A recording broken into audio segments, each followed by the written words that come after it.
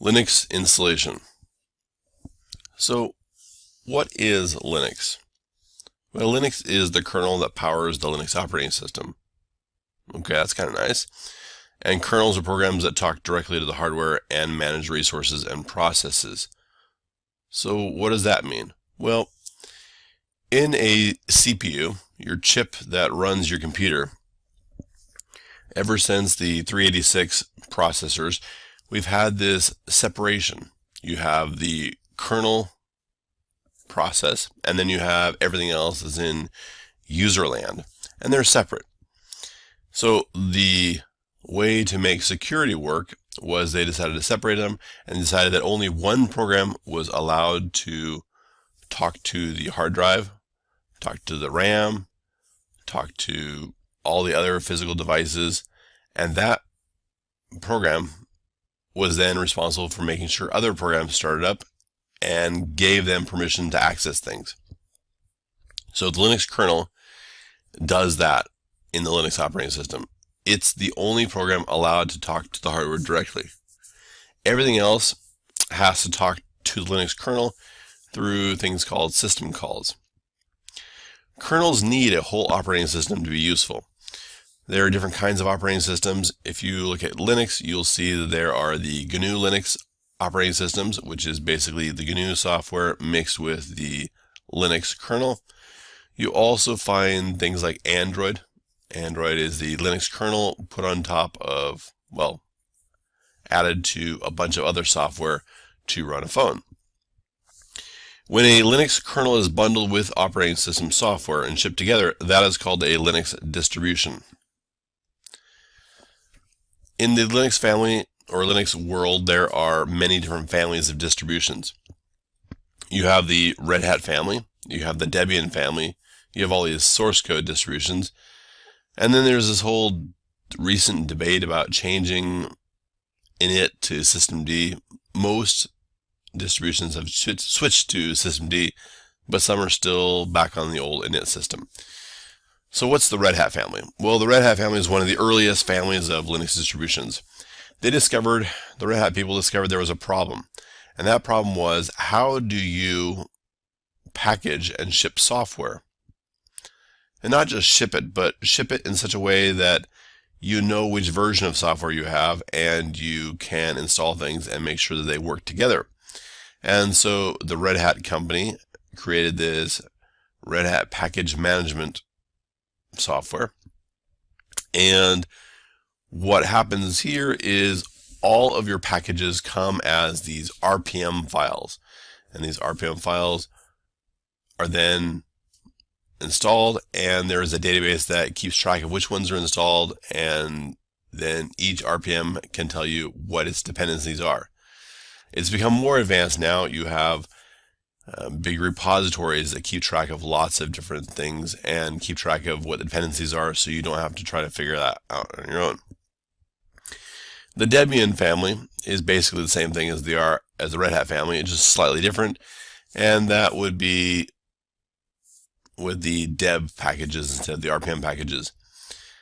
Slightly different focus. Red Hat tends to focus more on corporate company type things, and Debian's more the end user experience.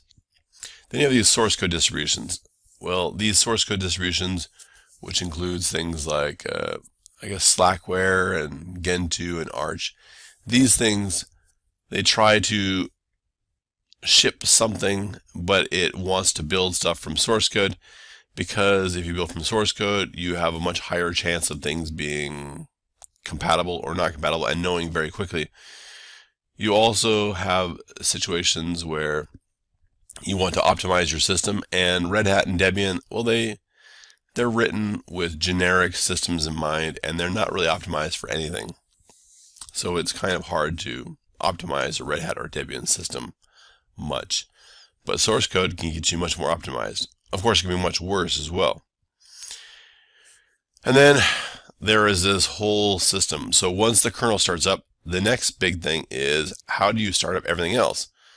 Well, you have this very first process after the kernel that runs, and init, the system5 init, was something that came out of the old Unix world, and it runs these systems. It starts up your services, and it eventually brings you to your GUI or your command line and starts everything up for you. Systemd was created because they realized there were a couple of issues with init. First of all, it did everything sequential, and you want to be able to do some things in a different order. Maybe you want to be able to start two things at the same time if they don't have any dependency relationship. And then they just changed the whole way of doing things so it's more closer together. Init is just very organized scripts that do things, and systemd is a more organized system of doing stuff. So some hardware considerations. When you are getting ready to install Linux, you need to know, can your machine boot the installation media? So that could be a CD-ROM, hard drive, it could be floppy, or it could be some kind of network-based thing. You have to decide, can you boot it? Because you have to be able to boot into something in order to do your installation. And you also need to know, how much hard drive space do you need? Normally, the earlier versions of Linux could get by with just a couple of, megs. Then it moved up to a couple of gigs. And now you're looking at right around 8 or so gigs, and it's going to probably grow and get bigger as you need more and more in order to run. How much RAM do you need? Well, in the early days, you only needed a couple of megabytes, but now, if you want a GUI, you have to have at least a gigabyte of RAM. And that's just kind of a minimum. You really want more than that. You want to know, will your video card work? One of the issues that originally plagued Linux was these video cards would come out, but they had this whole thing about secret drivers. If you make a mistake with the hardware, all you have to do is just fix it in the driver and no one will know. But now, people do find out, because most of the video cards have source code that is available to look at, and people can see, oh, you messed up. The same kind of thing happens with the wireless cards, because if you have wireless cards, you want to have drivers. Linux likes to run with everything compiled from source code rather than just binary drivers. You also need to look at your other hardware needs. Do you need to have scanners or cameras or other devices hooked up? And do you have software for it? So you can look and try to figure out if the software is available and working for Linux. There are a couple of different installation methods. You can do a DVD installation. So this is typical for physical devices when you want to physically install it on a computer. Also, if you're using something like VirtualBox or VMware, you might use an ISO installation. You're actually doing a DVD installation, but the ISO image is really the image of the DVD before it's burned onto a DVD, and the virtualization software can pretend that the DVD is actually burned and install off of that image. You can do USB installations. You can do hard drive installations if it's already installed in the hard drive, and you can install from there.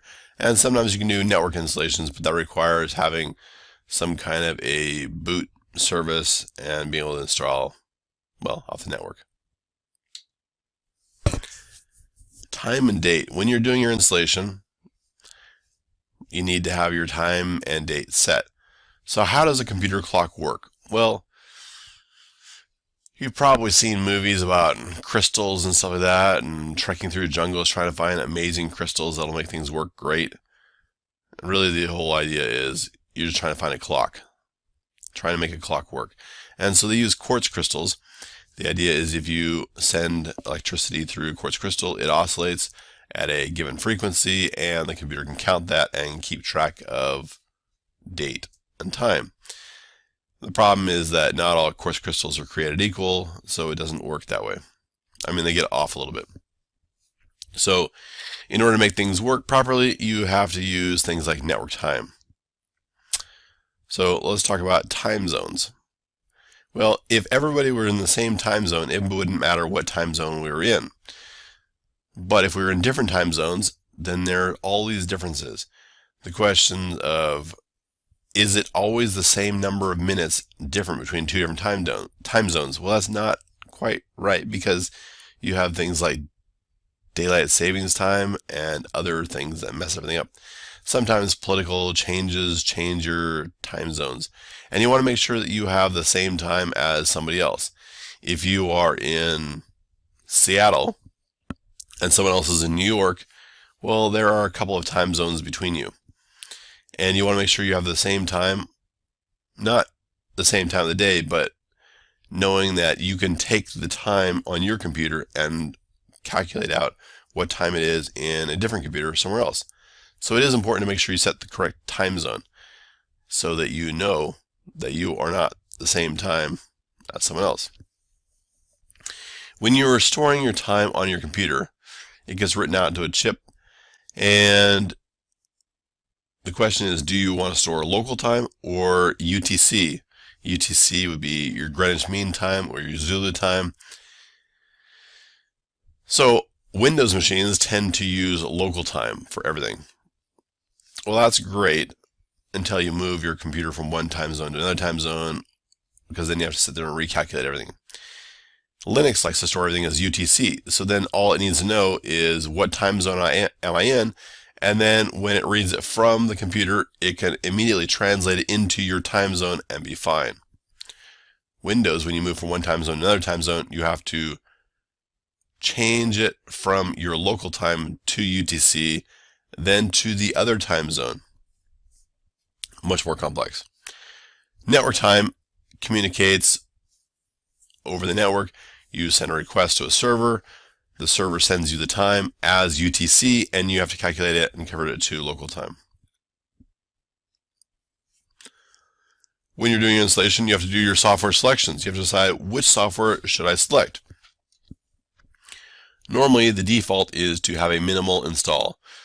A minimal install has really minimal software. There's very little there. If you want to have a secure server, you want to start with a minimal install. However, if you want a desktop, you don't want to start with a minimal install. You want to start with something like the GNOME desktop option. So make sure you have the right one selected. What type of machine do you have? Well, that's back to your hardware questions. What hardware do you have? And you also need to decide, how is this machine going to be used? Are you using it as a desktop machine or as a server? Are you running it as a web server? So you want to try to pick what you want. If you are running it as a server and you don't want to be hacked, it's best to start with a minimal install. If you want to run it as a desktop, well, just start with a desktop. Can you install packages later? Yes, you can. You can install lots of packages later. Everything that you can do during installation, you can pretty much do later. And where does the software come from? Well, you have these software repositories, and your software comes from the repositories, and you download it and install it. And Linux, when you have these Linux distributions, these distributions are, the main purpose of them is to provide these repositories so you can get your software later.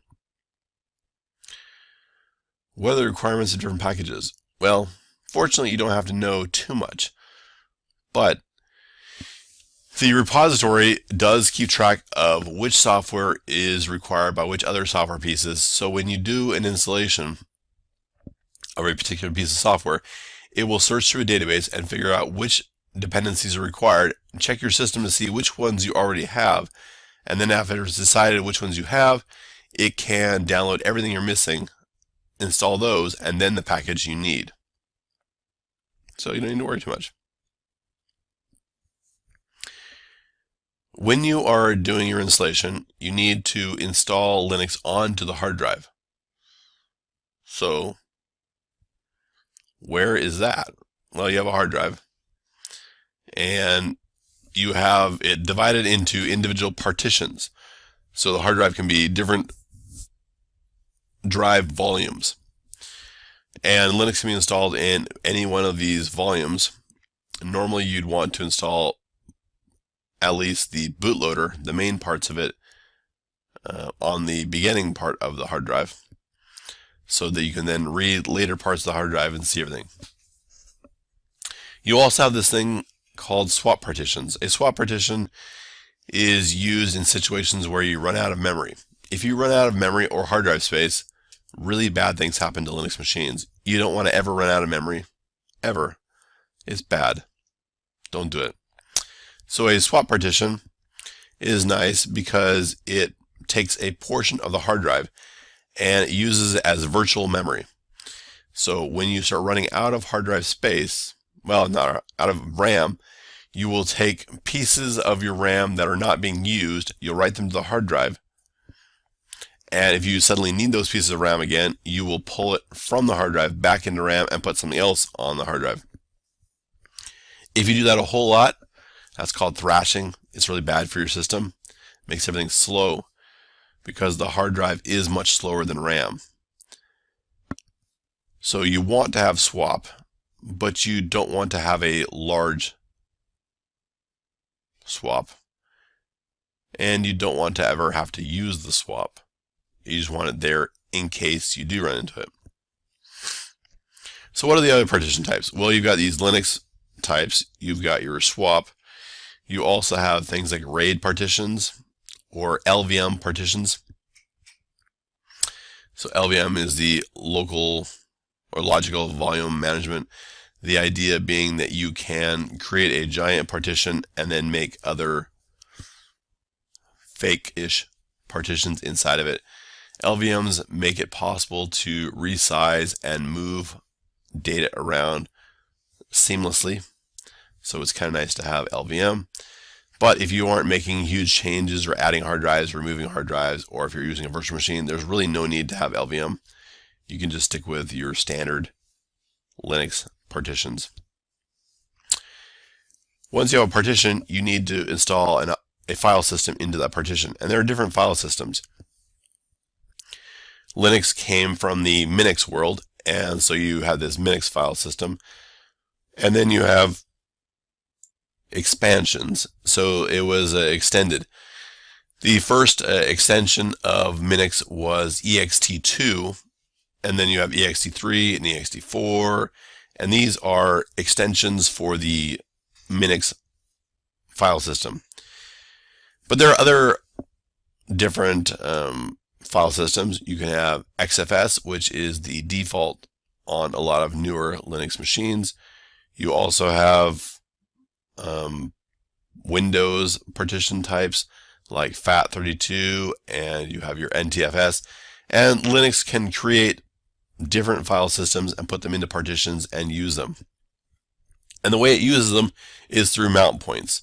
A mount point is a directory in your directory structure. So you first have your first main partition, which is your root partition for the entire system, and then you'll have directories inside of that. And then you can take any one of those directories in there and say, oh, this directory is going to be redirecting to a different partition. And those redirections into a different partition, where you merge two different partitions together into the same directory tree, are called mount points. On Windows machines, you have your mount points as drive letters normally. So you have the C drive and the D drive and the E drive and the F drive, and those would all be separate partitions. Networking. Why should I set a host name? Well, your machine does much better if it has a host name. Everything seems to work better. Usually, it even works much better if the host name maps up to an actual DNS entry in a DNS server somewhere. But that isn't required. And if you have a host name on your machine, that doesn't mean that anybody else can see that host name. Maybe they have no idea what you've set, and you're not telling them what your host name is. So it's mostly for internal functioning and making sure you don't have to use the host name of localhost. Why should I turn on my networking? Well, you can't do software updates if you don't have networking. It's hard to do any networking-based things if you don't have networking. So really, you should turn it on. But when you turn on, what should you use? Should you use DHCP or a manual configuration? Most computers out there on the internet use DHCP. Most servers actually use a manual configuration. So if you're using a client machine, you're going to use DHCP. in most cases, and you'll use a manual configuration for anytime you need a server. There are some servers that will not run with DHCP. DNS servers really want manual configurations. DHCP servers want manual configurations. Active Directory and things like that on Windows machines want manual configurations and don't really run well on DHCP. Can I change the networking after installation? Of course. Linux networking on these CentOS Linux-based machines tends to be managed by the NM or Network Management Tools, and you can usually click on applets in your GUI to change your networking settings, or you can use the NMTUI command from the command line to change your networking. Root. What is the root user? Well, the root user is the main user that runs the entire system. Root is the process or the user that runs all kinds of stuff and makes everything work. So, is it the same as administrative account? Well, not quite. Administrative users usually have a group that they're part of, and on most Linux machines it's the wheel group. So if you are a member of the wheel group, then you're considered a administrative user. And then the idea is that you can sometimes run administrative commands using different software things like the sudo command in order to run them as the root user. So what are the requirements for root password? Well, you really don't have a lot of requirements. During installation, it might throw a fit if you are having simple, easy passwords, but you want to have a password that's hard to guess and that you can remember. So you need to remember the password and don't forget it. But why is it set during installation? Well, it's a lot harder to set it after you've installed, after you've booted up, when you're trying to log in. So make sure you set it during installation. Additional users. Why should I create additional users? Well, it is not usually good practice to run as the root user all the time. When you're doing administrative tasks, you want to be able to have root access, but you don't want to accidentally click on some link and do something accidentally and have your entire system destroyed because you're running as the root user. So you want to run as a different user, and in order to run as a different user, you need to create an additional user that is not the root user. You can make it an administrative account, which basically puts it in the wheel group and allows you to run the sudo command, sudo. And that allows you to run stuff as root. So you want to make sure you have a good username, and a good username is a username that is not one of these standard easily guessed usernames. So standardly easy guess usernames would be your generic names, your Alice, Bob, and Eve, those kinds of things. You don't want to have bad passwords either. Make sure the password is good and does not match the username in any way. Make sure it's complex enough to be not guessed easily. Once you do your installation and you boot up, you have this initial setup thing. And the initial setup shows up during the GUI installation. They want you to accept the license agreement, and then if you don't accept the license, then they kind of really don't want you using it. So they try to force you to do the license agreement. And then there's this whole thing about kdump. Kdump basically is a feature that allows you to have all of your memory written out to the hard drive in cases of a kernel crash. Usually you're not going to look at that, so you don't really care. But if you are a kernel developer, you might care about it and might want it there. Login options. What are the login options? Well, you can log in from your GUI, or you can log in from a command line. Normally, you start up in the GUI, and you just pass in your username and password, and usually your user shows up. You can just click on your user and then type in the password, and that's how you get in. If you don't want to log in as one of the users that shows up, you can select additional users, type in the root user's name, which is root, all lowercase, and the root password to get into the GUI. Or you can press something like Control Alt and F2, or Control Alt F3, or Control Alt F4, or one of those numbers, and drop to a command line, and then log in as root with a password. When you log in, you want to make sure that you realize that when you're typing your password, it will not echo back any stars or letters or anything like that. So you just have to know that the password is being typed in. Just trust that something's going in there. It makes it so it's harder to do some kind of a screen observing and stealing. So that's what that's for. So what might cause a login to fail? Well, you'll obviously fail to log in if you don't have that user on the system. You will fail if your password doesn't match the user's password. You will fail in some cases if you cannot log in because the hard drive is full or because directories got deleted. You might also fail to log in if somehow permissions got set incorrectly, if the ownership of a directory got messed up, if you break things, if your SE Linux context got messed up. So if you break things, it might not work.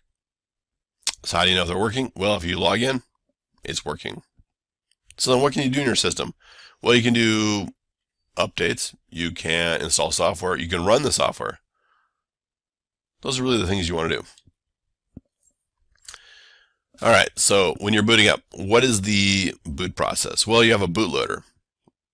A bootloader is a piece of software that is there to load your operating system.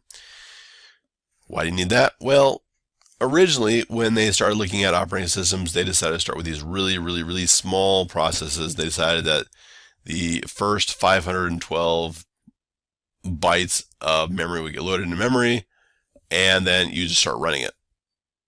Well, that's great, but 512 bytes is not very much for anything. You can't really run a huge operating system with that. But you can load a program that loads your bootloader that then loads your operating system. So it's a long process with multiple steps. You have your BIOS load your first bit of the hard drive. That first bit of the hard drive loads your bootloader. Your bootloader then loads your operating system, and then your operating system then starts up your initial process, which would be init or systemd. The systemd process would then load up your services and load up your GUI and create all of your terminal logins and all of that. So it's a long multiple step process. How do you set boot options? Well, it depends on which options you want to set. But normally, when you're talking about boot options, you're looking at what the kernel loads as. And those can be configured in the grub configuration. And that's normally found in the etc boot directory. And sometimes that gets written out there from other directories, and you can look around for grub configurations and just find things.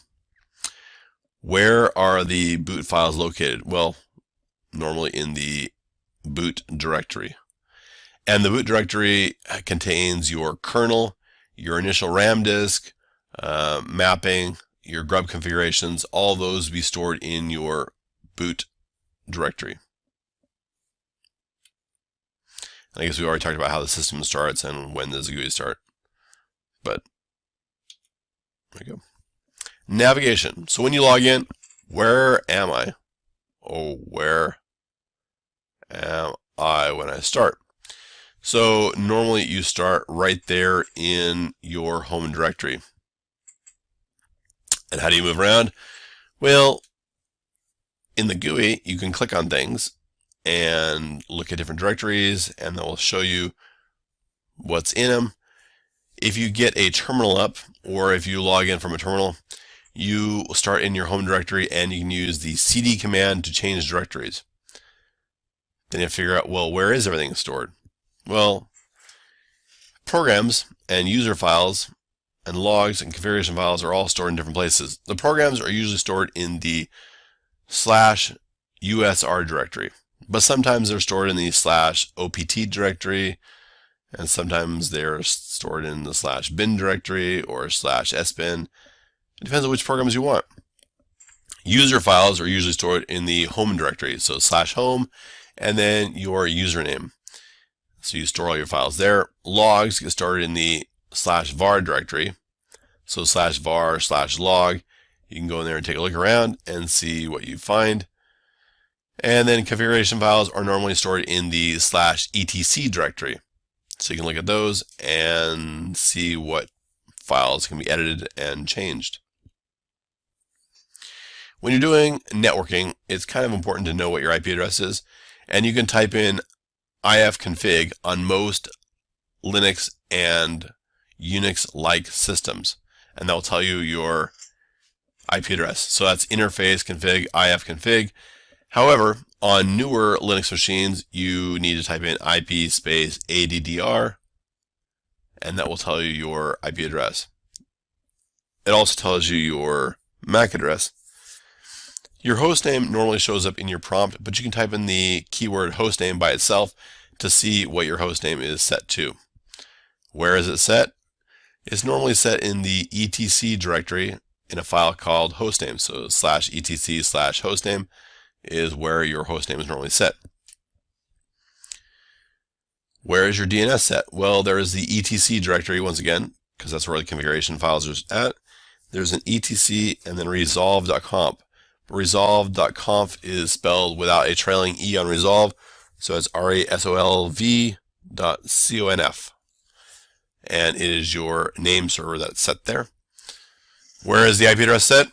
Well, it is normally, it depends on how it's loaded, but the configuration scripts for the IP address are in the etc etc directory, and it's in the sysconfig network scripts directory. And there is usually a file called ifcfg dash and then your interface name. So ifcfg dash ens32 or ifcfg lo for the local loopback. And so you just go in there and look at that. How do you test your networking? You can use ping, traceroute. You can try to do stuff. How do you edit files? Well, you can view files with the cat command. Cat's actually from concatenate, but you can type in cat space and the name of a file and it will list the contents. You can look at them with the less command if you want to scroll through it. Make sure you press Q if you want to get out of less. Just less in the file name and Q to get out. But what about editing it? If you want to edit it, you can use VI, Nano, Emacs, Gedit, any one of those editors. How do you get more editors? Well, you install them. You can use yum install in the name of the editor, assuming that's the name of the package that installs it. So which editors are best? Well, VI tends to be available on most systems. It's been around for a very long time, and many people who like archaic editors are familiar with VI. It is not the best editor. It is not a very good editor, and it's very cumbersome and complex, and people hate it. And because they hate it, they are starting to remove it. So it's starting to become less and less common on newer distributions, but it is pretty much installed on every Linux and Unix distribution out there right now. Nano is a much better one. Nano is based off of an original editor from the University of Washington called Pico. The University of Washington had bad licensing, so Nano was created as a drop-in replacement for Pico, and that's kind of nice. It's a much easier editor to use, not incredibly powerful, but it is easy to use. Emacs is one of the earlier editors as well, like VI. There was a long time a VI Emacs debate on which one was better. Emacs was written by the same people who wrote the GNU project, so comes from there. Emacs is very difficult to use, and I recommend against using it. Fortunately, it is not installed on Linux distributions by default, so you don't have to worry. gedit is your editor that shows up in your GUI, so much easier to use. You can click on buttons like a save button and open button, and you can see everything. And so gedit is kind of nice there. Software updates. How do I update the system? Well, use the yum command. So you can do a yum update yum, first of all, because you want to make sure your updater is updated all the way. If you don't have a fully updated updater, then weird things can happen sometimes. You want to make sure you update the software of the entire system. You can just do a yum update, and that will update everything. If new programs are available, it will update anything that's new. You can also update new stuff with by just doing yum install any individual package, and again update or install new packages. How do I know if it's already installed? Well, you can try yum install something, and if it says it's already installed, then it's installed. You can also type in the rpm command and look at the rpm database directly.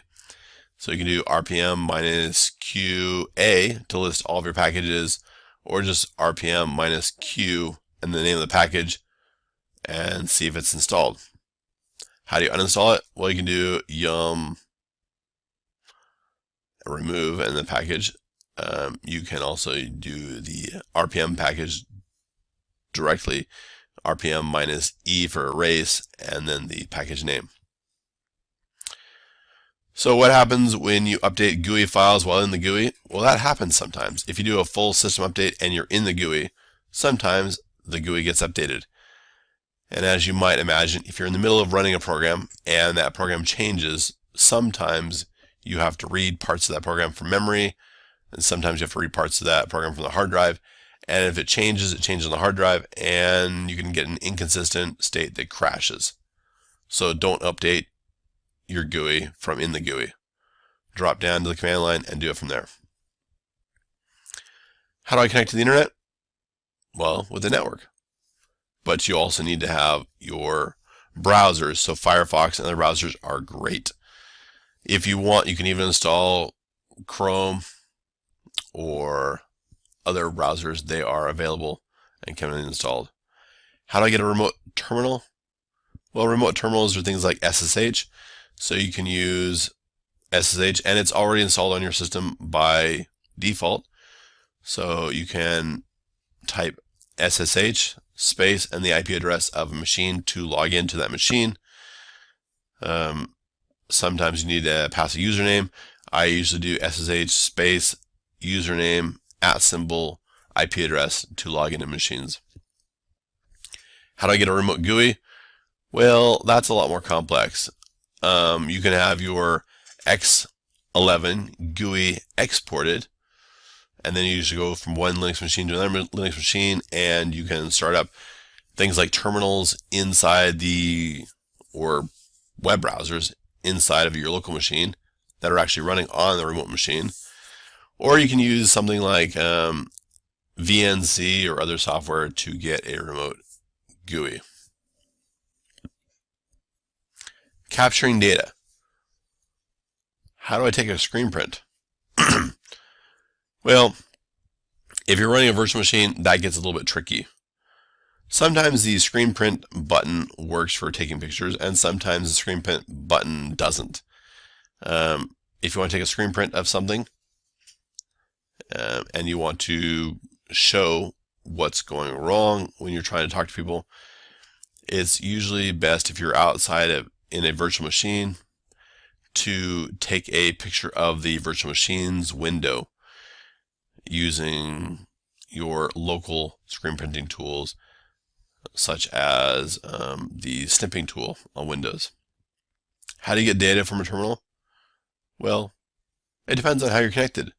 if you're connected to your virtual machine through your virtual machine's window, maybe you can't. Maybe you can, maybe you just select it and copy it. Sometimes it copies out, sometimes it doesn't. What's usually easiest is if you SSH into your virtual machine or SSH into your machine, it's easy to copy and paste into an SSH terminal emulator, and that makes it much easier. In addition to that, if you have a terminal emulator that allows you to do file copying, you can just usually drag and drop or copy it. Sometimes you use the SCP command to do a secure copy between machines as well. And then last, how do I get out of my GUI? Usually there is a button in the upper right hand corner, sometimes it's the lower right hand corner, sometimes it's the upper left hand corner, and sometimes it's the lower left hand corner. So you just have to figure out where it is, but click on the button and it will allow you to log out or shut down the machine. How do I log out of a text terminal? Just type the exit command until you are logged out. How do I shut down? Well, in the GUI, you just find the button to shut down. On the command line, you type in the shutdown command to shut down. Usually you have to tell it when you want to shut down, so type in shutdown and then the keyword now to shut down now. How do you reboot? Just type reboot on the command line, or from the GUI, find out where your button is. And this has been a quick little overview of your Linux installation and using a Linux machine. So good luck. Command line navigation. When you first log in, you're in your user environment, and there are things you can do and things you might want to do, but you need to know how to do them. One of the things you want to do is probably bring up a terminal window. Many things, many different commands are written specifically to run well in the terminal, and if you don't have access to the terminal, it's hard to run them. Not everything is created to run in the GUI. So how do you bring up a terminal window? Well, let's look at this right here. You can see if I click on my application, then I can scroll down to favorites, and off to the right side there is terminal. You can also go down to utilities or system tools, and you can find your terminal down here. Either way, you can launch the terminal, and once you have the terminal up, you can start typing in commands. And that's pretty useful.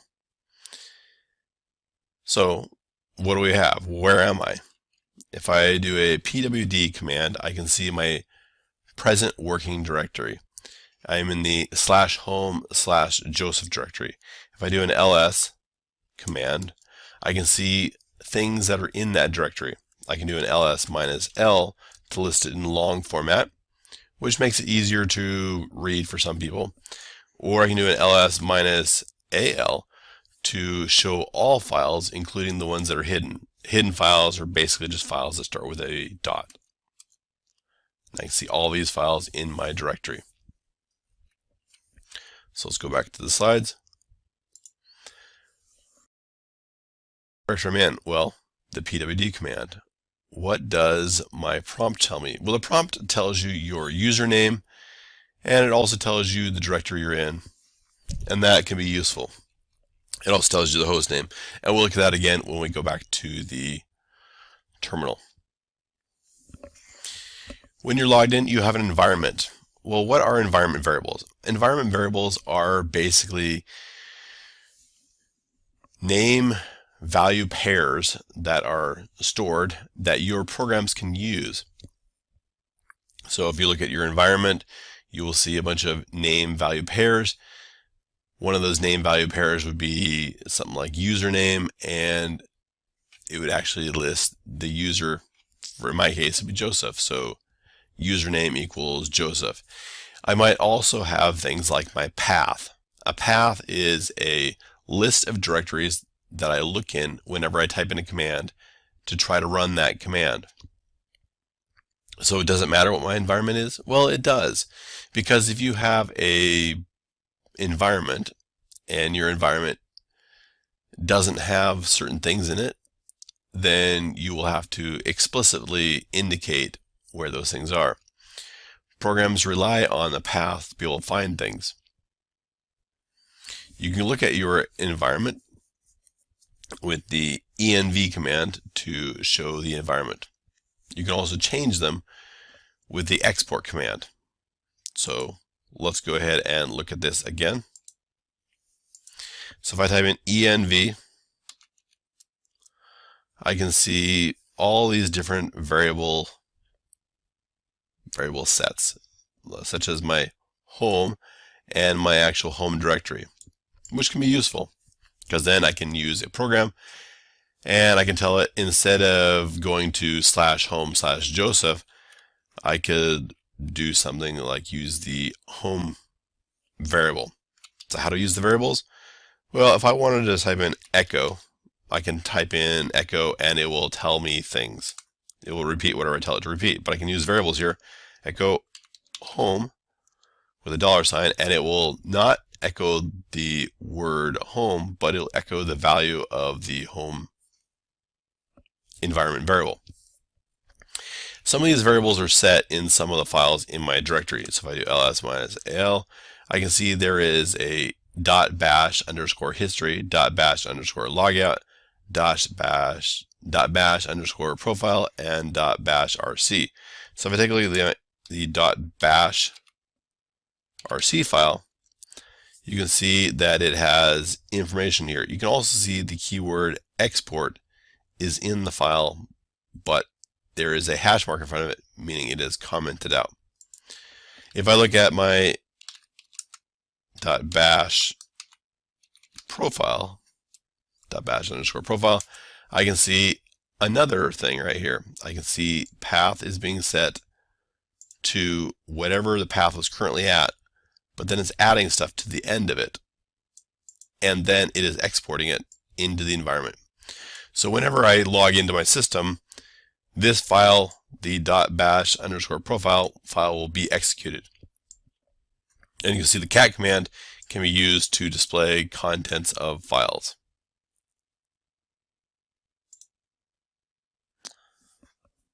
All right. Terminal redirection. When using the terminal, what do the greater than, less than, and double greater than mean? Well, greater than is used when I'm running a program to direct the output into a file. So whatever comes after that gradient, whatever is pointing to, is where it goes. The less than, I am directing a file's contents into the input of a program. And then the double greater than means that I'm taking the output and appending it to a file. I can also use variables in commands, and I can use backticks as well. So let's go back to this terminal and take a look at it. So if I type in something like time, it will display the time. If I type in date, it will display the date. What if I wanted to save the date? Well, I could type in date greater than saved date.txt, and it will save the date. If I go cat saved date, I can see the date's been saved. If I run it again, the same command, it will overwrite it and replace it. If I use the cat command, I can see the new contents of that saved date text file. If I use the double greater than, now it will append it to the end of there. I can append it multiple times, and then I can go look at the contents of the file, and I can see now we have multiple entries that are in this file. That can be useful. So what's the backtick? Well, the date command also has options you can use. So if I do date plus %d, it says 09. Well, that's because it is the 9th day of the month. I could also put in quotes right here, add some more things like a %Y, And now it adds the year. I do a %m, and it adds a month. And if I want, I can even add dashes in here. So now it displays that. So how can that be useful? Well, what if I want to save the date and I want to save it into a file? So I can do date, redirect that into a file that has whatever this thing produces, .txt. That's a little complex. So basically what I am doing is taking the date command, running that. It will produce a date in the format we saw above. And then this format above will be sent to the output. The output will then take this command and run it, and it will generate a date. It will then append a .txt to the end of that, and it will create a file with the contents there. So now I can do a cat and 2019-4-9.txt, and I can see the contents of that file. So that's what the backtick does. It takes whatever it runs, whatever the output is, and puts it right there on the command line for you.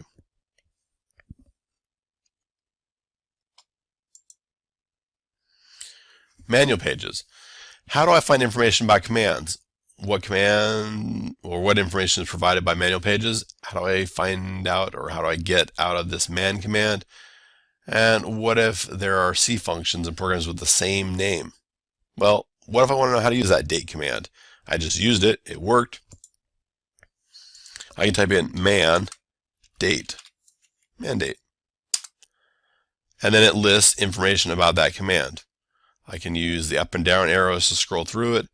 I can see, instead of using a %Y, I could use something else, like a %y, which would only give me 2 digits instead of 4 digits. If I want to get out of this, all I have to do is press the Q button. That's kind of nice. It's very useful in giving me information about commands. Also, if you want to, sometimes the command also shows up in programming languages. So if I type in man2 date, it looks to see if there is a section 2. Man3 date, is there a section 3? If I look at man time, you can see that there is a time 1, which means I'm looking at man page 1. Well, time happens to also be a C function, so I can do man2 time and see if it shows up there. And we can see, oh, this is a little bit different than the man1 time. This is man2 time, and now we're looking at C code. It tells me how the C code is used and what it does. Now, file management. How do I create files? How do I edit files? What information does the file system keep on each file? How do I move a file? How do I rename a file? How do I copy a file? How do I delete files? All of these things are kind of important things to do. So let's jump right back in there and see how we do them. Okay, you can create files, obviously, by redirecting output from something to another file. And you can see that I've created a few files. One of them is this date thing. If I do ls-l, I can list a bunch of directories and files, and maybe I want to get rid of that saved date, so I can do rm saved date, and that gets rid of the file. I can also rename files, so mv is either move or rename, so I can do mv 2019-04-09, and I can call it some file.txt, and that will either move it or rename it. Basically, moving and renaming are the same thing. The reason why we use the move command is because the way that we are moving something is by actually changing the entry in the file system that points to the data on the drive. So we're just changing that entry. And so that's the exact same process as moving something. So it made a little bit less sense to have two different commands. I can also create empty files. So look right here. There is, well, the sum file.txt. And if I want to create another file that's empty, I can do touch. What touch does is it touches the file, it changes the modify date times and things like that. So if I do touch new file.txt, it will change the date, the modification date of that file. Well, the file doesn't exist, so it creates it and then changes it. So if I do ls-l, you can see that a new file has been created, and there it is. You can also delete files. In addition to using the rm for remove, you can use the unlink command. So if I unlink new file, it takes away the symbolic link, or not symbolic, the hard link to the file, and then the file is gone. On the directory entries here, you can see this number 1, number 1 right here, and then the rest of them have 2s. That is the number of links pointing to that entry. And when the number of links goes to 0, the file is gone and the memory is released. Okay, so that's how you do some modifications and things like that. If I wanted to move the sum file into my desktop, I can move the sum file to my desktop. Now it is case sensitive, so lowercase desktop is not the same as uppercase desktop. So if I do it with a lowercase d, it says it's not a directory. If I do it with a capital D, it does say it's a directory, and suddenly it shows up on my desktop right here. And if I want to remove it, I can either remove it, well, by giving it the location of the file, or I can go into the directory, take a look around, see it's there, and remove it there. And then go back down to my directory I was just in. And that's how you can do some basic file manipulation. But what about editing files? Well, I can use nano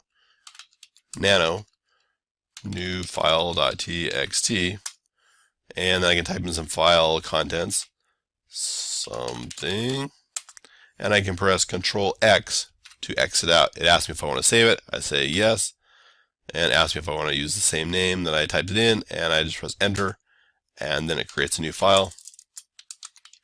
And I can see this new file.txt, and I can use the cat command to display the contents of the file.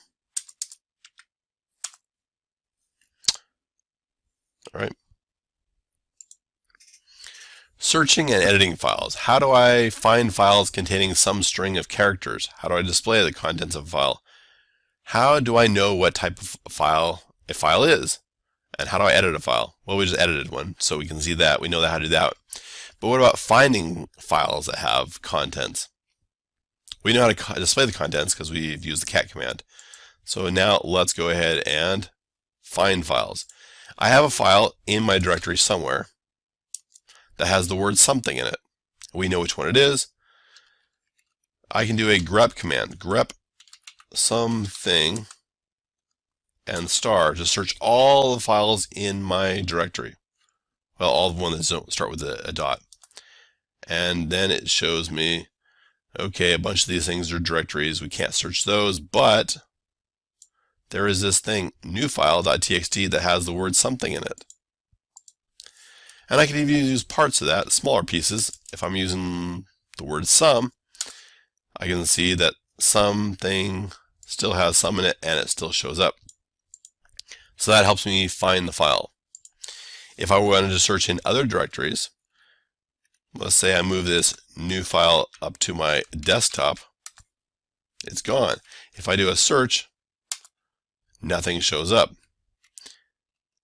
Now, if I want to search all of my directories for files inside of them, I can do a */*, and then it finds this something up there.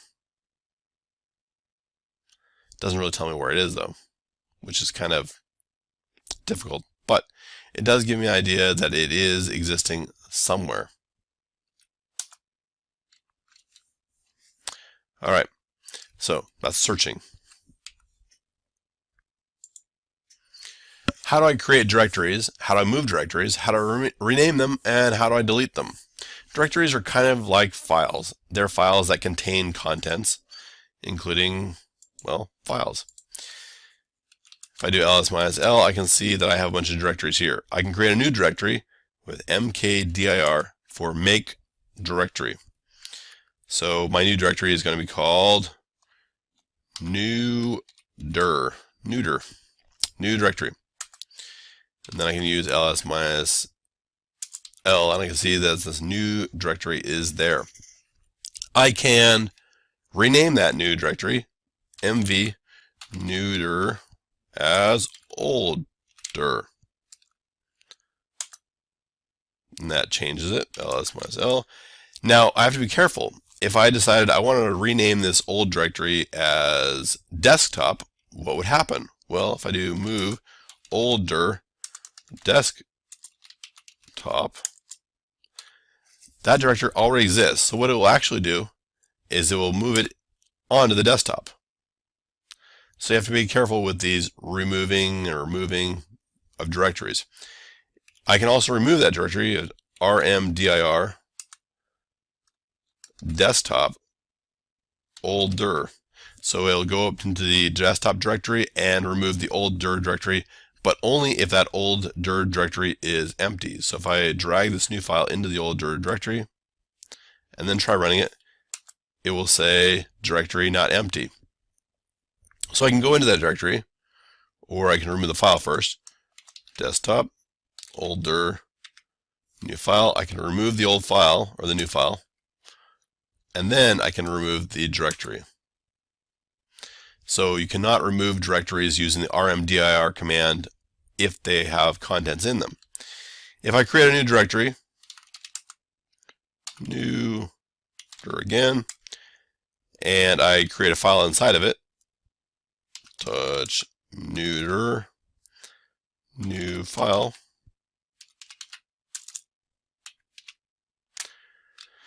I can't remove the directory with the rmdir command, neuter. However, I can remove it, neuter, with a recursive command, minus capital R, to recursively remove it. And that will remove the new directory and all the files inside of it. So it cleans it out and it's gone. So that is a little bit of directory management for you. Links. What are hard links? Well, hard links are entries in a file, usually a directory file, that tell you where the contents of a file are on the system. Symbolic links are like shortcuts. They tell you a location. And this is not a physical part of the drive where they're located. They tell you a directory and a path all the way to the file.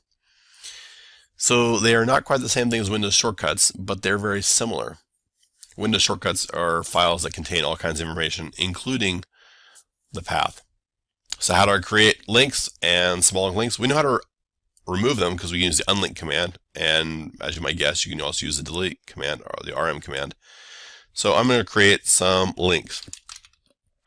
So if I look at my directory, I have no files. So I do touch new file.txt, and now I see that there is a new file. It also has one hard link to that new file. So I can do ln new file and then new file 2.txt, and this creates a symbolic link, well, not symbolic, a hard link from new file to, well, the new file to new file 2. So if I do ls-l, I can see now there is the number 2 right here, indicates there are 2 hard links to the new file and new file 2. I can do ln -s for symbolic, new file, and I can create a new file 3.txt, which is not the same thing as a hard link, so the number 2 will still stay a number 2, but you will see a new entry. And that is my symbolic link. The symbolic link has one link to it, and it points to new file. And so if I were to look at the contents of new file, which is empty, then, well, they'd all have the same thing. So let's go ahead and put something in it. So I echo hello, and I'm going to append that to new file.txt. Now if I do ls minus l, I can see that the content size of new file 2 and new file has both changed to 6, but new file 3 still has the same 11. Any one of them will display the same content. So new file.txt, new file 2, and new file 3 all display the same contents. But if I want to remove things, if I do an rm new file, well, what do I have here? Now we can see that new file 2 is still there. And new file 2, because it was pointing to the actual physical location on the hard drive, will still have contents. New file 3 was pointing to the name new file, so the contents will be gone. So if I cat new file 2, I can see the content still, and new file 3, well, it says, well, there is no new file, so I can't do that. So I'm going to remove that, new file 3, and remove new file 2. And they're gone now.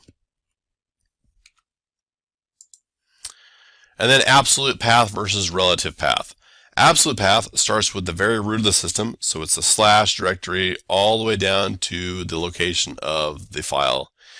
Relative is based on where you're at. So all of the symbolic links I was doing were relative paths. All of the directory entries I was doing were relative paths, all based on where I was currently at. So they can be used interchangeably in certain situations. So let's go ahead and look at this. If I wanted to look at my current directory, I can do ls minus l space dot. Dot is my current directory, and I can see what's in my directory. Also, because I know which directory I'm in, I can use /home/Joseph. So ls minus l /home/Joseph will also display my current directory. But I could look at the /home directory and see other users. Well, there's nobody else, just me. Or I can look at the slash directory and I can see all of the directories on the system and get an idea of where things are. This is useful because using these absolute paths, even if you are in a different location, the absolute path always works. If you're in a different location, if I do ls minus l dot dot, it'll show me the home directory. But if I go down into my home directory and use the same command, it will show me the slash directory. But no matter where I am, ls minus l /home will still show me the home directory. Even if I move to the slash directory, it'll still show me this directory. If I want to go back to my home directory, I can type in cd /home/Joseph, or I can type in cd, or I can do cd tilde to get back to my home directory. Anyway, these are some of the things you can use for going around looking at directories. And that is the end of our slides for this chapter. File systems. In understanding the basics of file systems, one of the first questions that come up is understanding what is the purpose of a file system. A file system helps you organize your space. A hard disk is really a large set of bits that are organized by, well, into bytes and organized by addresses. And you can use the addresses to address anything on the entire hard disk. So you have this huge space with lots of addressable bytes. And then you have to decide, well, okay, if I want to store data on this, how can I store it? If you have a large, gigantic file, maybe your file is a 1 terabyte file, you can start from the very beginning of the drive and start writing the file out, and then at the end of the file, you'd have it all written there, and you could just read that single file back and it'd be fine. But sometimes you want to put more than one thing in there. So if you put 2 files in there, the question is, well, where does one file begin and the next one, well, where does one end and the next one begin? And you have to decide how to keep it organized.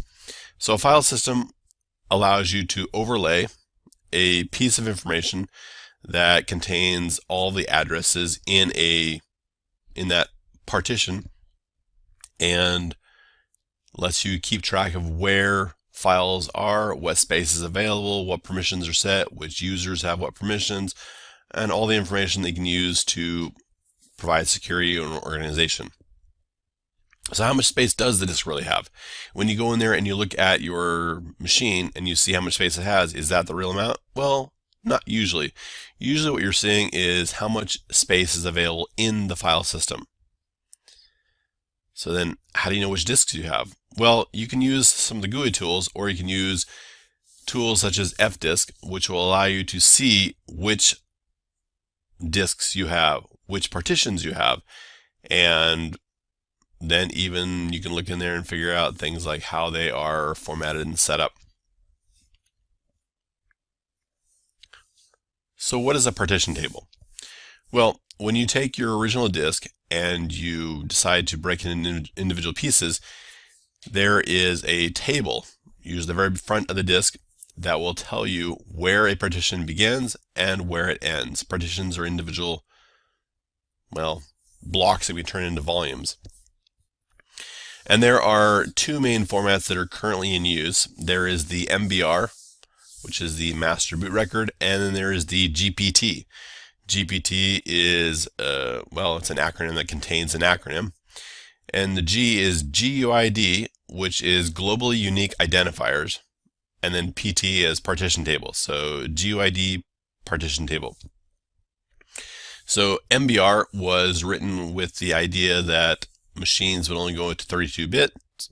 And because of that, the addresses are only 32 bits, which means that your largest, you basically only address beginning and ending of partitions in 32-bit numbers.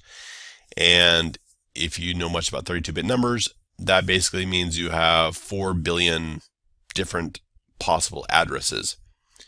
And so that's how you would have to have your partitions set up, to be based on the idea there are only 4 billion addresses.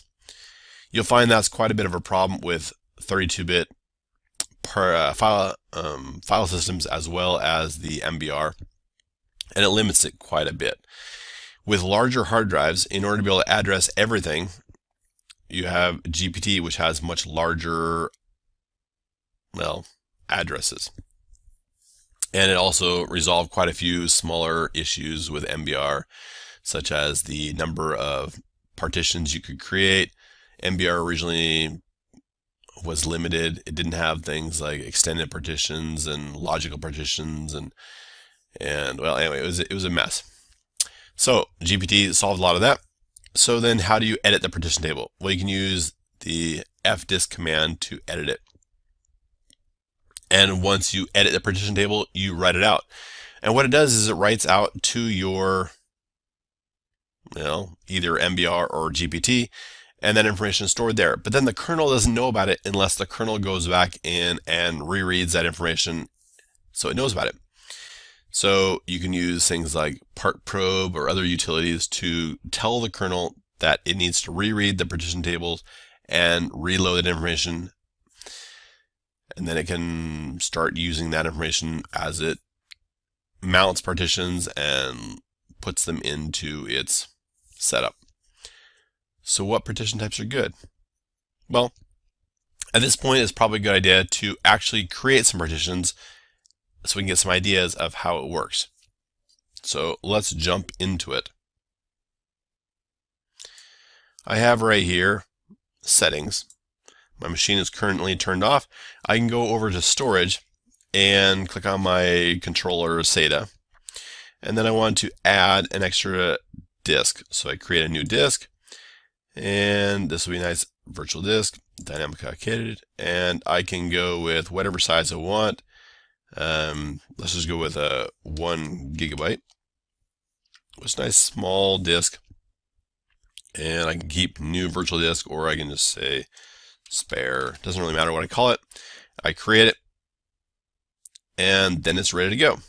Once my machine boots up, I will be able to use that partition or use that disk and make partitions out of it. So I'll go ahead and start that. All right, I kind of skipped through the booting process. Now I am ready to log in. So I log in as root with my password aloha123, and I go into my machine. Now at this point, I have the option of either using command line utilities or the GUI. You want to probably get used to using command line tools because the GUI isn't always there. But let's look at the GUI. So I click on applications and go down to utilities, and I can see there's this disks option here. I created my old disk, and that one is 32 gigabytes, and then the new one is 1.1 gigabytes, and it's all unknown space. Now you can also see the device name is dev/dev/SDB. The first one is /dev/SDA, and I guess it's got multiple partitions in it, SDA1 and SDA2. In the SDA2, I can see that the partition type is Linux Volume Management, LVM, which means I can then create individual, volumes inside of that. The original one is a standard partition, and that one is where I have my kernel and other information stored. So I want to work with this second disk, and I can click on icons here and create stuff, or I can drop down to the command line to show you how that works. So go to the terminal. All right, so in order to build partitions, I can do fdisk -L to list all my partitions. It shows me I have a couple of different partitions. You can see there is a /dev/SDA and a /dev/SDB. SDB is 1073 megabytes. So I will go edit that one. So I do fdisk /dev/SDB, and I can use my M key to show me my options. This will list all the commands I can use. P is to print my partition table, and I have no partitions. So I want to add a new partition. So I do N for new. I can decide what kind of partition it's going to be. And this one is going to be a primary partition. So P, partition number 1. And I can decide what my first sector is. I can just press enter here and decide how big this is. I have a full gigabyte to work with, so I will make this first one, let's make it 200 megabytes. So I can do plus 200 M. It creates a partition. I can then use P to print my partition table, and I can see the type is Linux. Linux works great if I want to make a file system. Other options I can also list with the L option. And you can see there are quite a few different partition types. And all of these partition types are listed in hexadecimal index values or type values. So Linux is 83. If I want to do swap, it's 82. I can also do things like LVM and other partitions as well. So LVM is 8E. I'm going to leave this as a standard Linux partition type. So I will do write W, and then I will be out. At this point, I can type in part probe, and it does not have the command. So I can install it, yum install part probe, and it has no package there. So we will just go ahead and assume it's there, and the kernel will just have to figure it out. So the kernel will try to read it. So to mount this, you first have to build a file system. So which file systems do I have? Well, there's the mkfs command. If I run it by itself, it tells me that here are my options. But the nice thing is this is just a front end to the other commands. So I do mkfs tab tab, and you can see these are other commands that start with mkfs. So mkfs dot, and then you have different file systems. So let's go ahead and go back to the slides. All right. So which partition types are good? Well, you want to have Linux probably for most things. All right, what file systems are available on Linux? Well, we just looked at that. The mkfs command will show you which file systems are available on your system and which ones are installed there. You usually have a couple of different things to install. There is the programs or utilities type packages to go with things. So if I wanted XFS, which is already on here, there might be an XFS progs package, which would give me the XFS information. Some of these things require a kernel module to be loaded. Sometimes you have to do other things, but that usually provides the utilities you need in order to format the file system. So what is the difference between different file systems?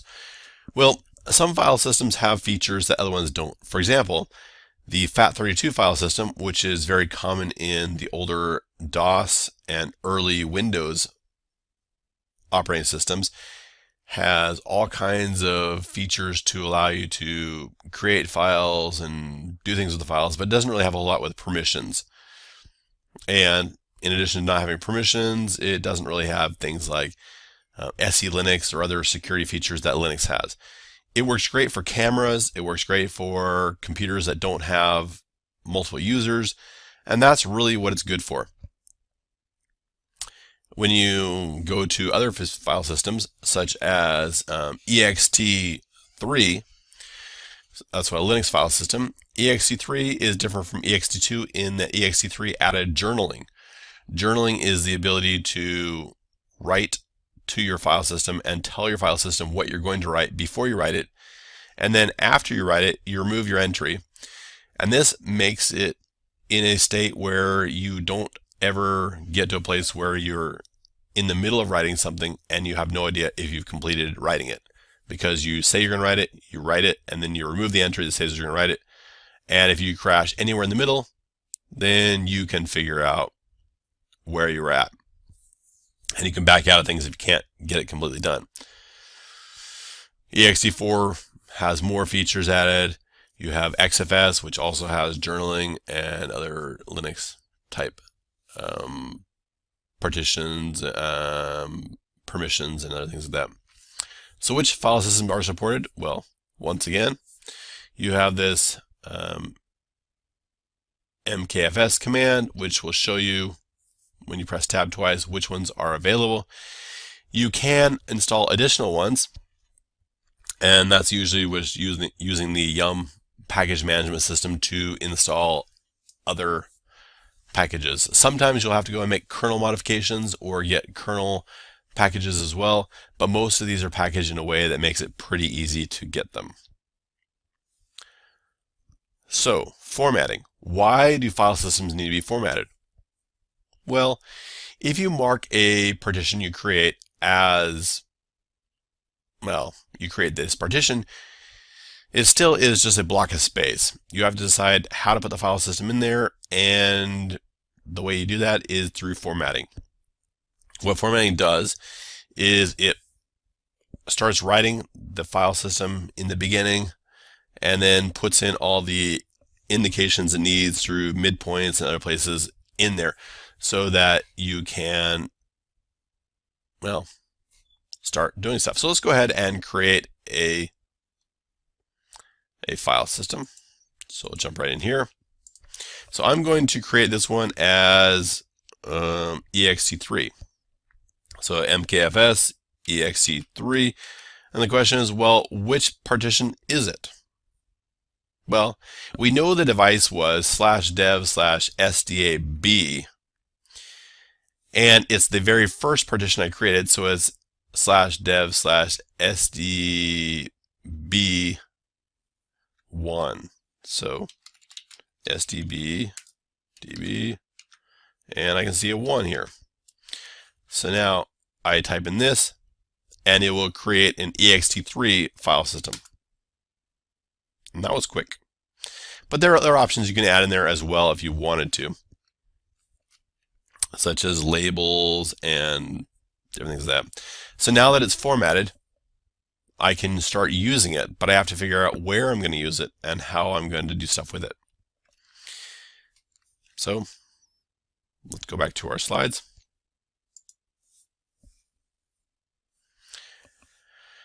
How can I change how a file system is formatted?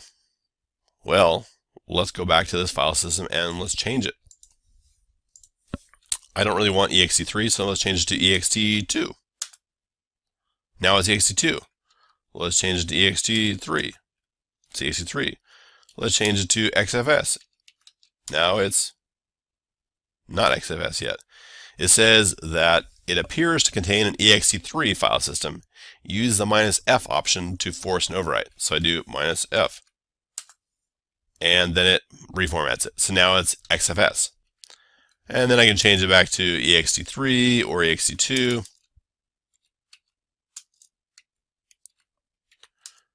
And convert it back. All right.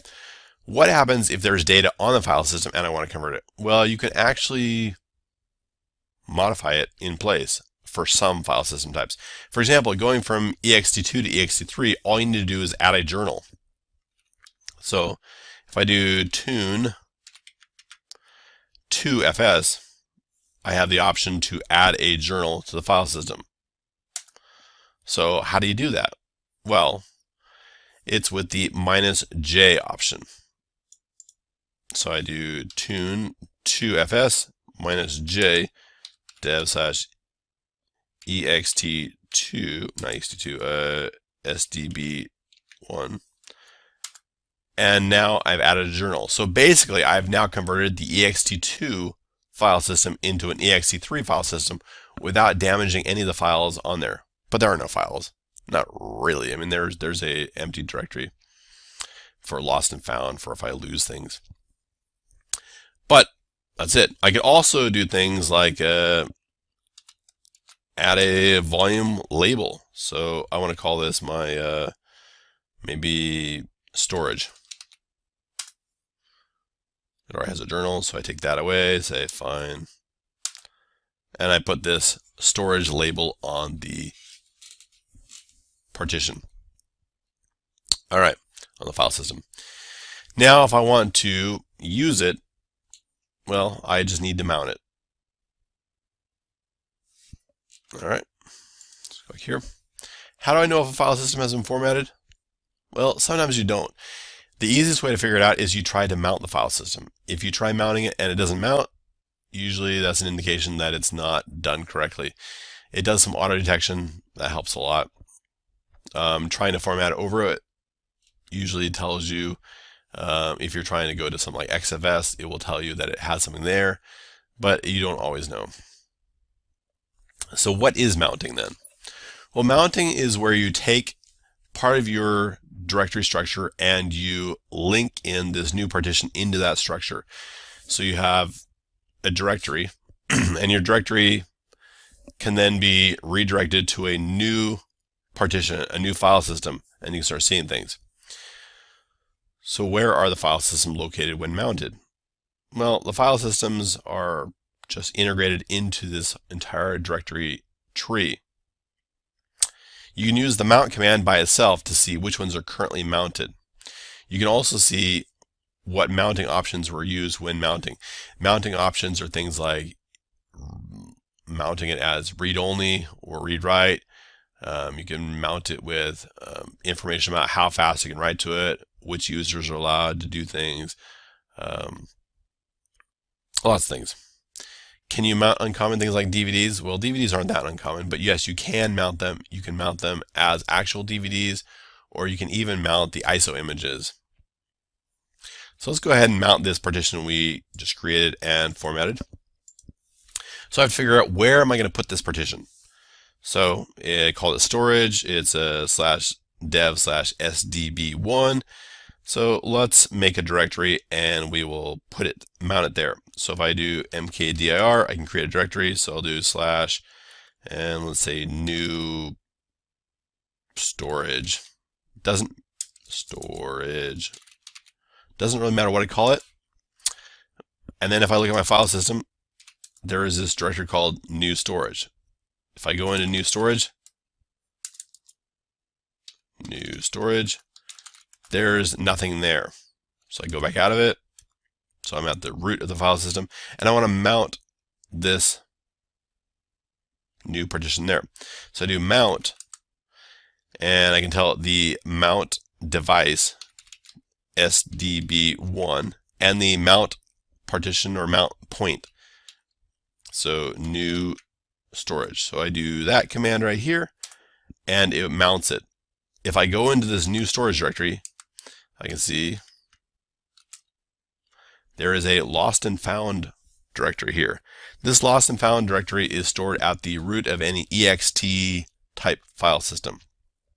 So now I can see it's mounted, which is kind of great. Of course, if I reboot the system, it will no longer be mounted because I manually mounted it and it's not being automatically mounted. So that could be kind of a problem. So what is the file system table? Well, the file system table is a file on the file system that tells you where everything is mounted and how they're mounted. So I could actually have this directory automatically have my new partition mounted to it at boot time. So how do I edit this file system table? Well, use a nano or some other editor, and you edit the /etc/fs tab file. Okay. Then we have to figure out if it's working and look at what happens if I mess up. So I was mounting the device SDB1 to new storage. So I'll do nano. I'll tell the etc fs tab. If I go in here, I can see these are the partitions that are mounted. So I'm going to add a new partition here. So you first start with the device. My device is /dev/sdb1. You have some space, it could be a space, a tab. I just put a tab. My mount point is new storage. Then I have to tell it what type it is. This is ext3. Give it the defaults. And then these numbers indicate things like backups and other stuff. Just put zeros here, you're fine. Exit out. Now there's this file. Because it's mounted, well, I should be able to use the mount command and see that it's mounted. And you can see at the very last line down here, there is an indication that this thing is mounted. I can see which options are in place. It's read write. I can see it's mounted to ext3, and I can unmount it with the umount command. Umount /dev/sdb1, or I can tell it the mount point. So I can unmount it that way, or I can remount it and unmount it with the mount point. Either way, we'll get it unmounted. Then I can run the mount command by itself, and I can see that it is no longer mounted.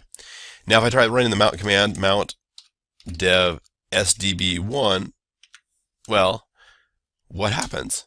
It mounts. And the reason it mounts is because it looks at this device and says, where is that device at?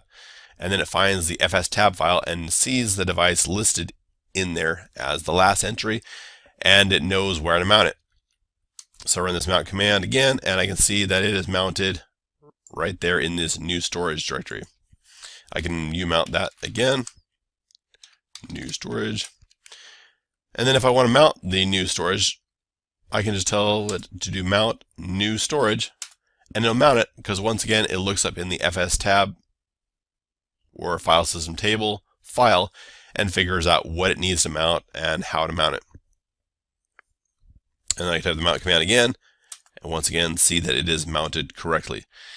Now if I mess up this file, let's go ahead and mount it first, and then nano etc fs tab, and let's say I tell it some directory that doesn't exist, like new storage without the E. If I try mounting mount dev sdb1, it says mount point new storage does not exist. So if I try mount new storage, it says it can't find it in the fs tab file. So you can see what it's going on here. That's how it's doing it. Now imagine what would happen if you booted up your system like this and you had a mistake in there. Well, that could be bad, especially if it's a critical file system for your system to run. It could cause the entire system to basically crash. You don't want that. That's bad. All right, back to the slides. What features are available with a file system? Well, you have all kinds of features. You have the ability to read and write to files, edit files, set permissions on files. You can use things like SE Linux, disk quotas, all kinds of things. So permissions, how do they work? Well, the way they work in Linux is each file has some kind of an associated number. And the associated number indicates, well, what the permissions are. You have users and you have groups, and you can see all this information with the stat command. So if I go into my file system, new, let's create a new file. So I use the touch command. Oh, actually, it's not mounted, is it? Mount new storage. Go to new storage. Do touch new file.txt. If I do a directory listing, I can see that the new file is owned by root and it's 0 bytes in size. It's kind of a small file. If I do stat new file, I can get some information about this new file. I can see the size, I can see the blocks it takes up, other information. I can see information about inodes and links, and then I see this access permissions. Well, it says it is 0644. 0 in the front is for things like your set user ID and set group ID and your sticky bit. The 6 and the 44 indicate the user, the group, and the world permissions. You can see the owner is UID 0. The group is UID 0. You can see the SE Linux context is listed right here. Basically, it's kind of unlabeled. And you can see all the information about its access, modification, and change times. So that's all there. And that's all stored, most of that's stored right there in the inode, not the actual file name. It's stored in the inode that the file is linked to. So when you create a directory, your directory has a list of file names, and those file names are pointed to inodes on the system that allow you to then edit and modify the contents on the system. So how does SE Linux work on a file system? Well, you set your SE Linux context, and then the SE Linux piece is tied to the kernel, so that whenever you have access or try to access a file, it looks at the kernel, asks the kernel what it says. The kernel looks at SE Linux and says, yeah, you're allowed, or no, you're not allowed, and it blocks it. It doesn't matter what your permissions say. If SE Linux blocks you, then you don't get to the permission level and you can't see it. So that can be a bit of a problem. It also makes things a lot more secure if you have services that have to run as root and you really don't want them to be able to touch certain files. You can use SE Linux to block them from touching them, even if they have full root access, because they don't really have it with SE Linux. And the file system helps to support that. How do disk quotas work?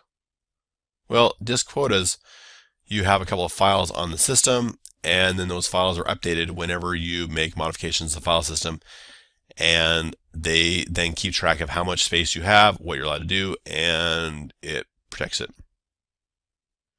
If a file system is read-only, then you read things, but you never modify things, including the access times. Access times for files don't change if you're reading it from a read-only file system. Read-only file systems are great when you don't want someone to mess with something. So, anyway, that is your lecture on file systems.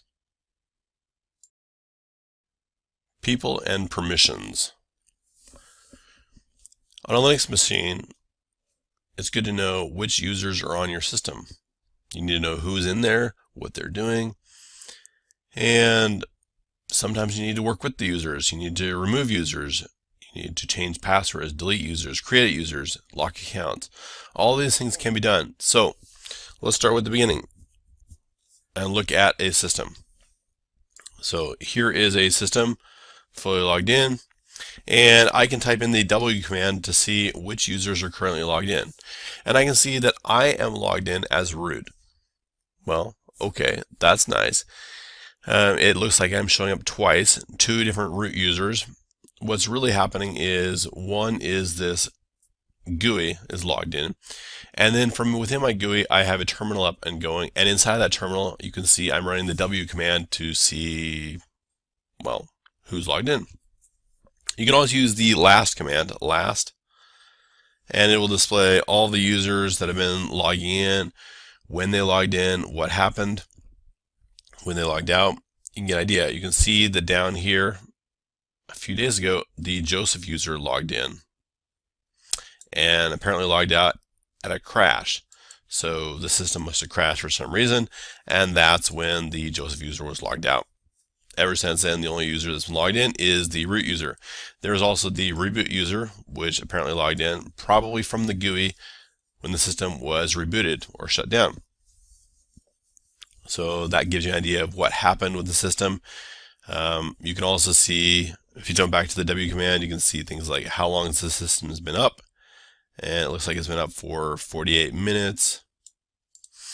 So gives you an idea of what's going on. All right.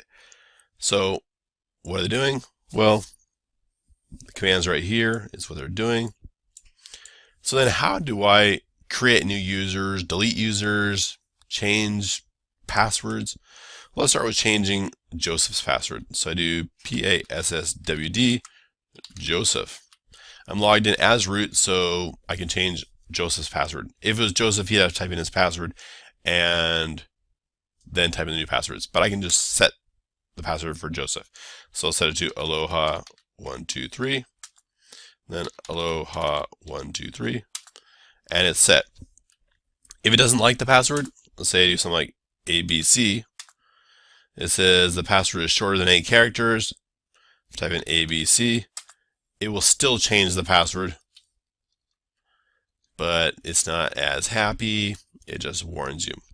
I can still change it back to whatever I want though. All right, so now the password is set.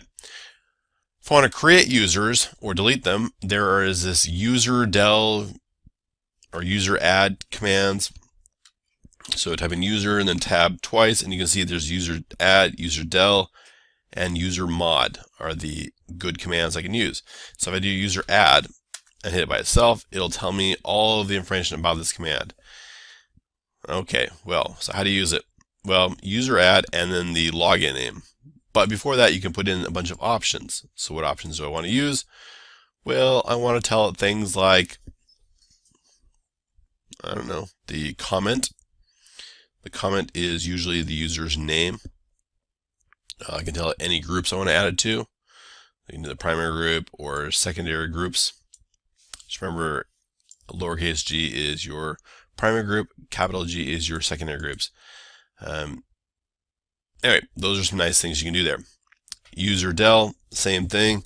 User del, the big difference is that you can decide what you want to do with the directory. So usually I do a -R option to remove the directory when I delete the user. Now, if there are important files in that directory and you don't want them to be deleted, you could remove the user without the -R option, but remember that the user's files are tied to the user ID, and you would have to go in there and change the user ID or change the user ID of the files in order to make sure that the new user, if you create a new user afterwards, doesn't get those same files. All right.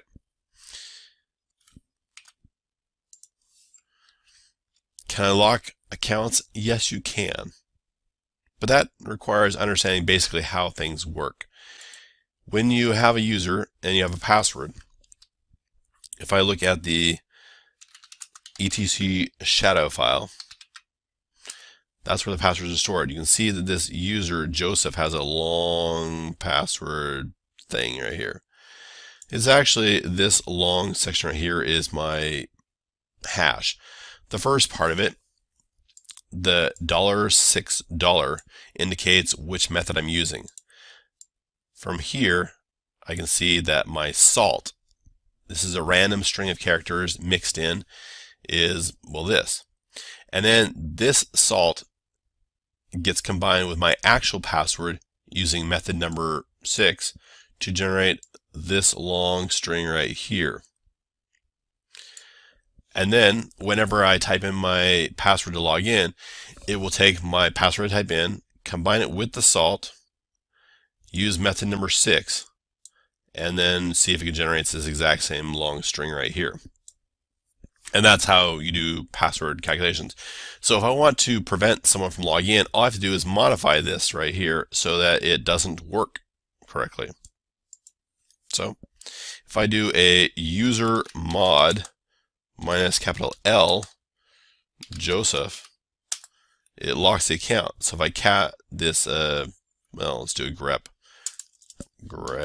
Joseph, you can see that something happened. What changed? Well, if you look at it, it's almost exactly the same, except there is now an exclamation point at the very beginning. And that exclamation point makes it so that my account is locked. I believe I can unlock it with a minus capital U. And then I can see that it has removed that exclamation point and it's no longer locked. So that's how you lock accounts.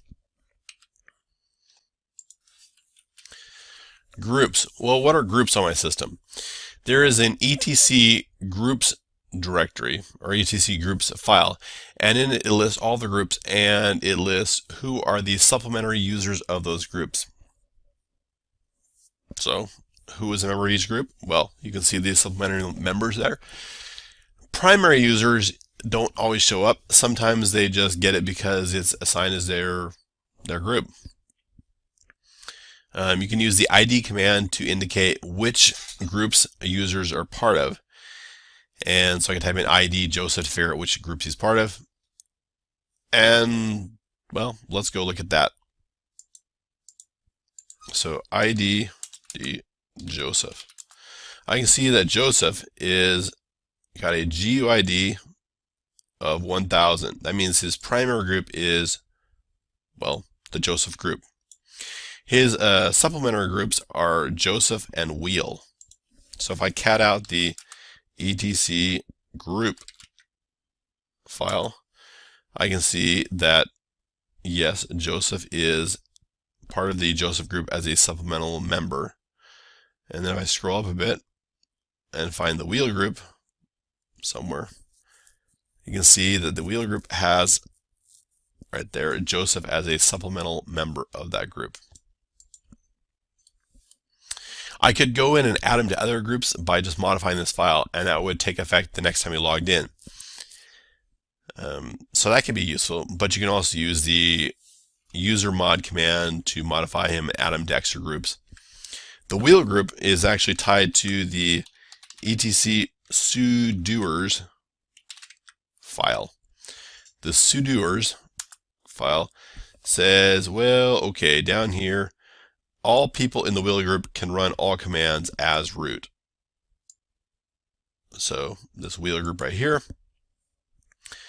basically means that my user Joseph has the ability to use the sudo command, sudo, and then run something that only root could run. So like ls/root.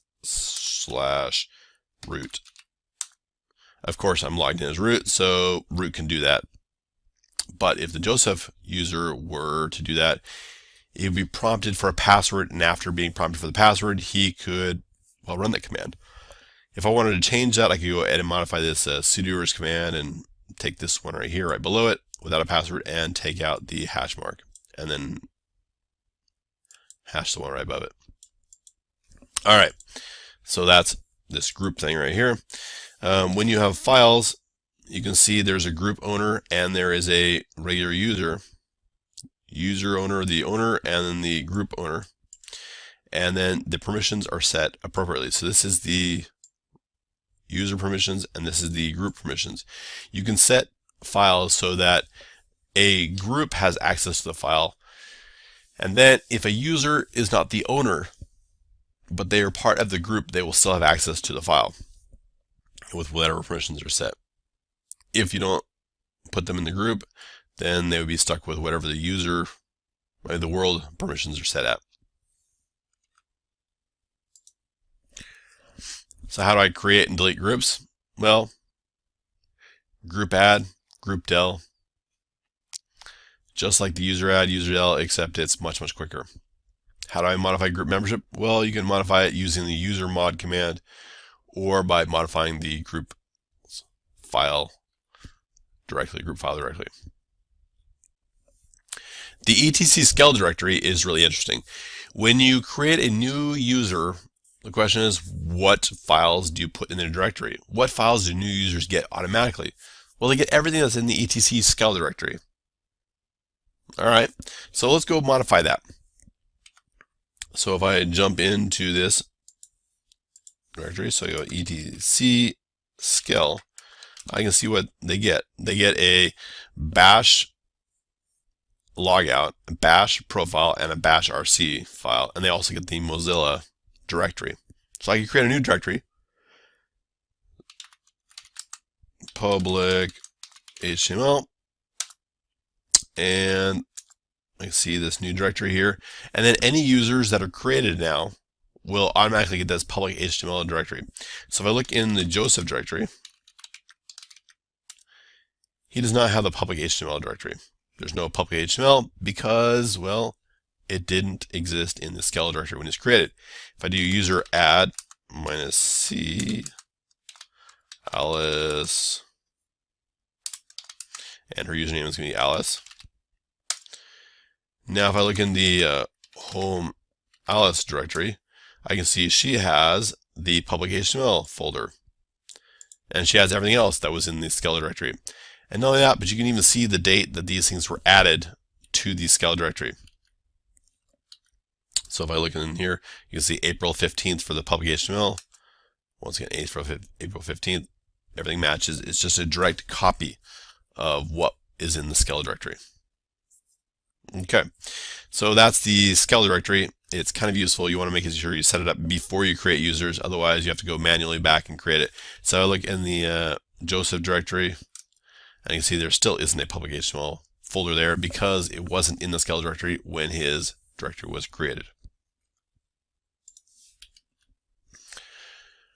How are regular users and root users different? Well, root has access to all kinds of amazing things. They can edit all kinds of files. They can edit anything with that they don't even have permissions for. They can change permissions. They can change ownership of any file. So how do regular users get the right of root? Well, we looked at that just a moment ago. There's that wheel group thing. With the wheel group, sudoers, you are able to run command with run the sudo command and access things that root could access, because you can run these commands as root. So what can regular users do if they do not have root rights?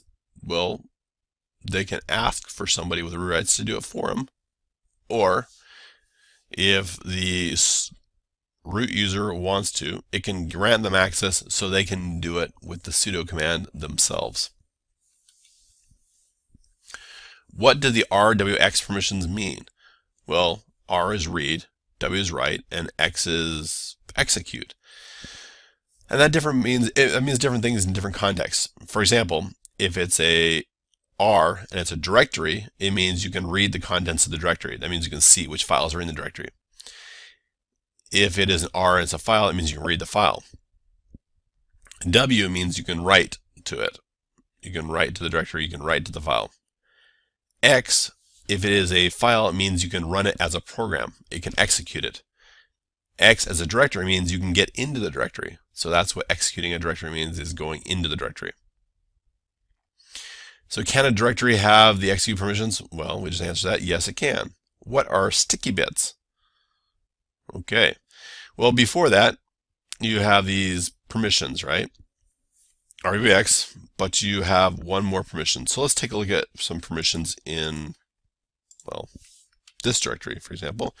If I do stat and I look at my desktop, I'm in the wrong directory, aren't I? Let's cd back to my root directory, stat desktop. I can see it has these permissions. A 0, 7, 5, 5. Okay, 7 means that it has read, write, and execute. 5 means it has read and execute, read and execute. So that's good. If I create well, let's take a look at the command. If I want to change my password, I use which user bin password. Now, the password command itself edits files that only root has access to. So the question is, how does a regular user run or change their password? Well, they can't. A regular user cannot change their password. The only way they can do it is if root does it for them. So if I do a stat on the user bin PSSWD command, I can see it has a 4755. The 4 gives it puts this little lowercase s there. And it means that it will run as a root user. So the 4 means it runs as the root.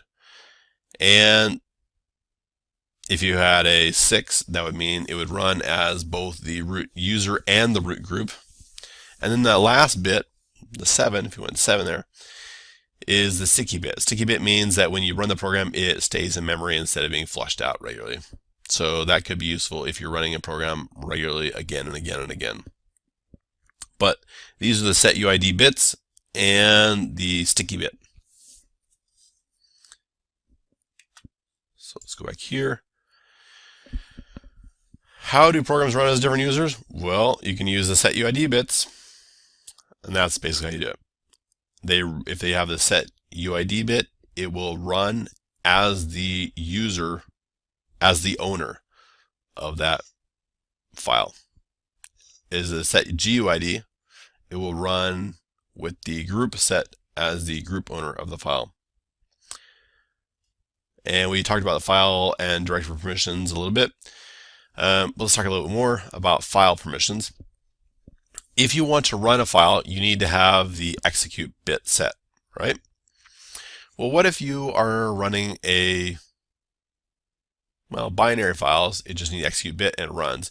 If it is a shell script of some sort, the way it actually works is it starts running, it looks at the very first line, and that very first line gets executed, and it passes in the contents of the file to that first line's program, which then runs it. So the very first line of a script is the interpreter. So if you're writing a Python script, it would be a hash mark, exclamation point, and then the directory and path all the way to the Python binary. So hash, exclamation point, slash user, slash bin, slash Python, or something like that. And then what happens is that program is run, and it's passed the URL or the location of this file, and then it tries to read the file. So if it is a script, it needs to have the read bit set, otherwise it will not be able to actually run the program. So binary programs just need the execute bit set, and scripts need to have both the execute and the read bit set. All right, so what are default permissions? Well, so if you are creating new things with root usually creates new files, and it has read, write access to all of its own files. But if a user sets it, it also has read, write set, but the user sets both the owner and the group permissions, and root sets basically just the owner permissions to be something that's open. And the reason for that is to prevent root from accidentally giving too much rights to things it doesn't want to give rights to. And that is all set with the umask. So let's go ahead and take a look at that. We jump in here and type in umask. You can see my umask for the root user is 0022. What does that mean? Well, if you take whatever it is, so if it's a directory, it normally starts with 777, or you assume 0777, and you subtract that. So a 0777, you're looking at taking 077 off of that, and you end up with a 755.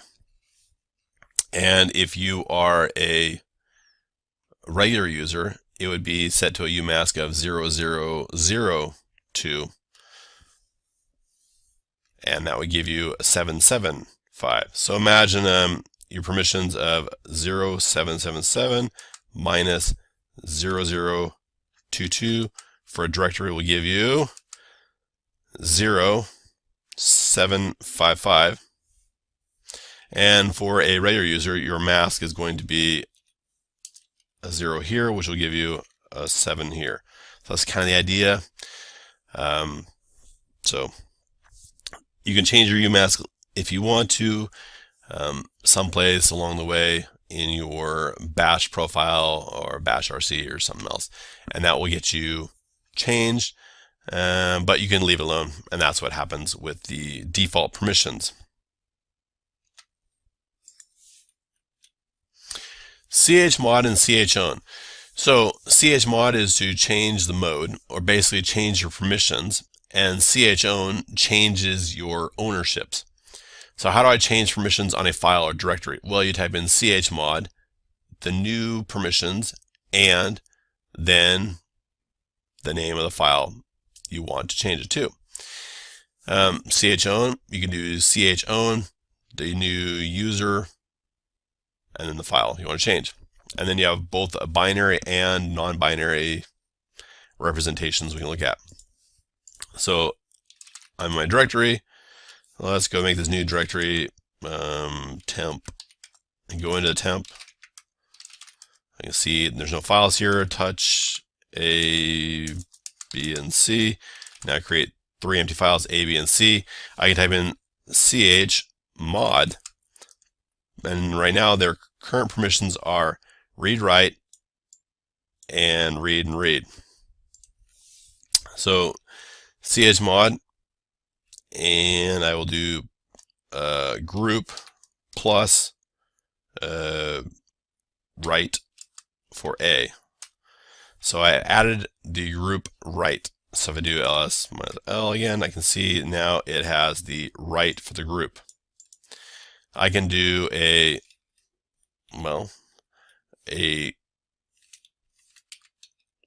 say B, I'm going to do a group plus write, and I'm going to do other minus read. So I'm going to add write to the group, and I'm going to subtract read from other.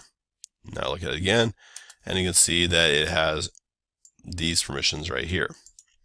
So if you look at these things, they're all kind of like binary numbers. Well, they don't look like numbers, they look like letters, but if you think of it, the first one has a value of 4, the second one has a value of 2, and the last one has a value of 1. So this first one right here, A, well, it's got 6, 6, and 4. 6 because of 4 plus 2, 4 plus 2, and then 4. If I do a stat on A, I can see that it is, in fact, 664 right there. What if I want to change it to something else? Maybe I want it to be executable. Well, the execute bit is the one, the very last one. So if I do chmod 775 on A, and then I look at it again, 775 makes it read, write, execute, and then read and execute. If I want it to be just executable and no read, no write, then I can do, well, 111. Look at that again, and you can see that it's just execute bits. If I want to make it just writable, then I can make it 222. And you can see that now it's just writable. And if I want to make it just readable, I can do 444. So you can see you can mess with the permissions with chmod and set them that way, both binary and with other things. And you can learn about that more. Using the man chmod command, you get information about all the different modes and options you have here. And Q for quit. All right, what if I want to change the ownership? Well, I created this new user Alice, so I do own Alice. I set the user, and I want to maybe I set her to the group Alice A. So now look, and it is now owned by Alice. The Alice is both the owner and the group owner.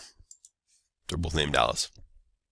And that's how you change the ownership of files, is with own.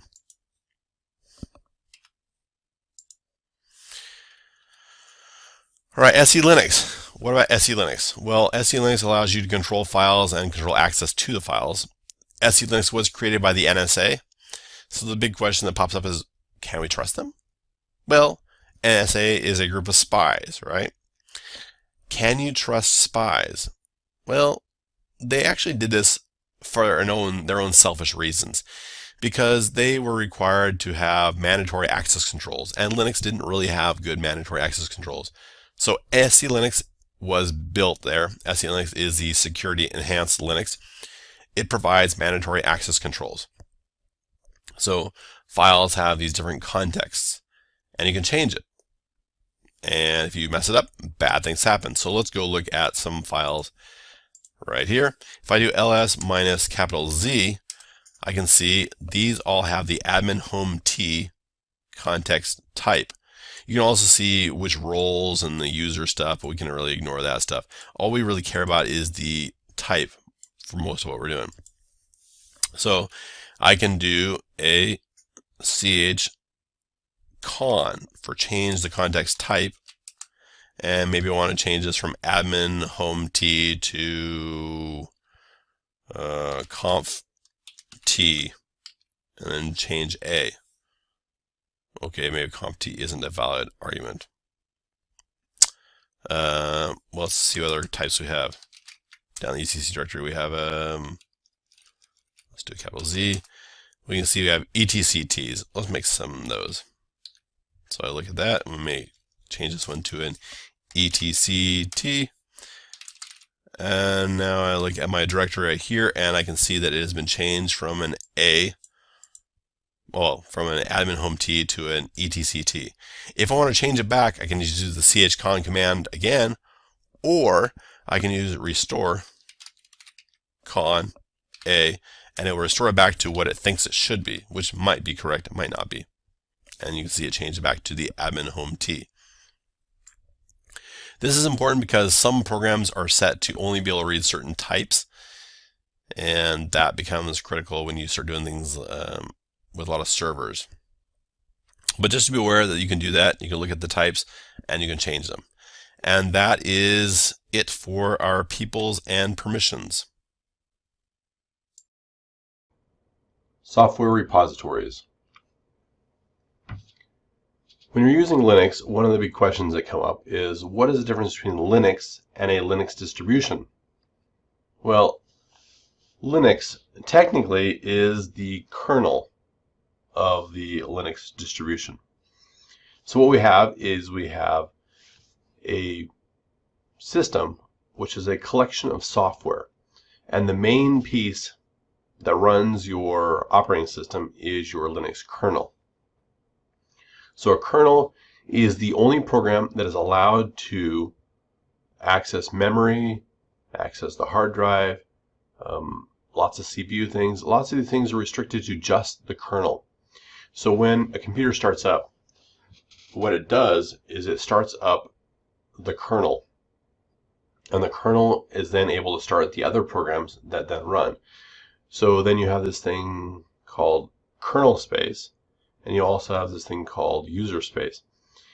And things that run in the kernel have access to the physical hardware, and things that run outside the kernel have access to asking the kernel for things. Well, the kernel only manages the hardware and other programs and doesn't do a whole lot of user-specific tasks that users see. If you want to run a GUI, that's not run in the kernel. If you want to have a command prompt, that's not in the kernel.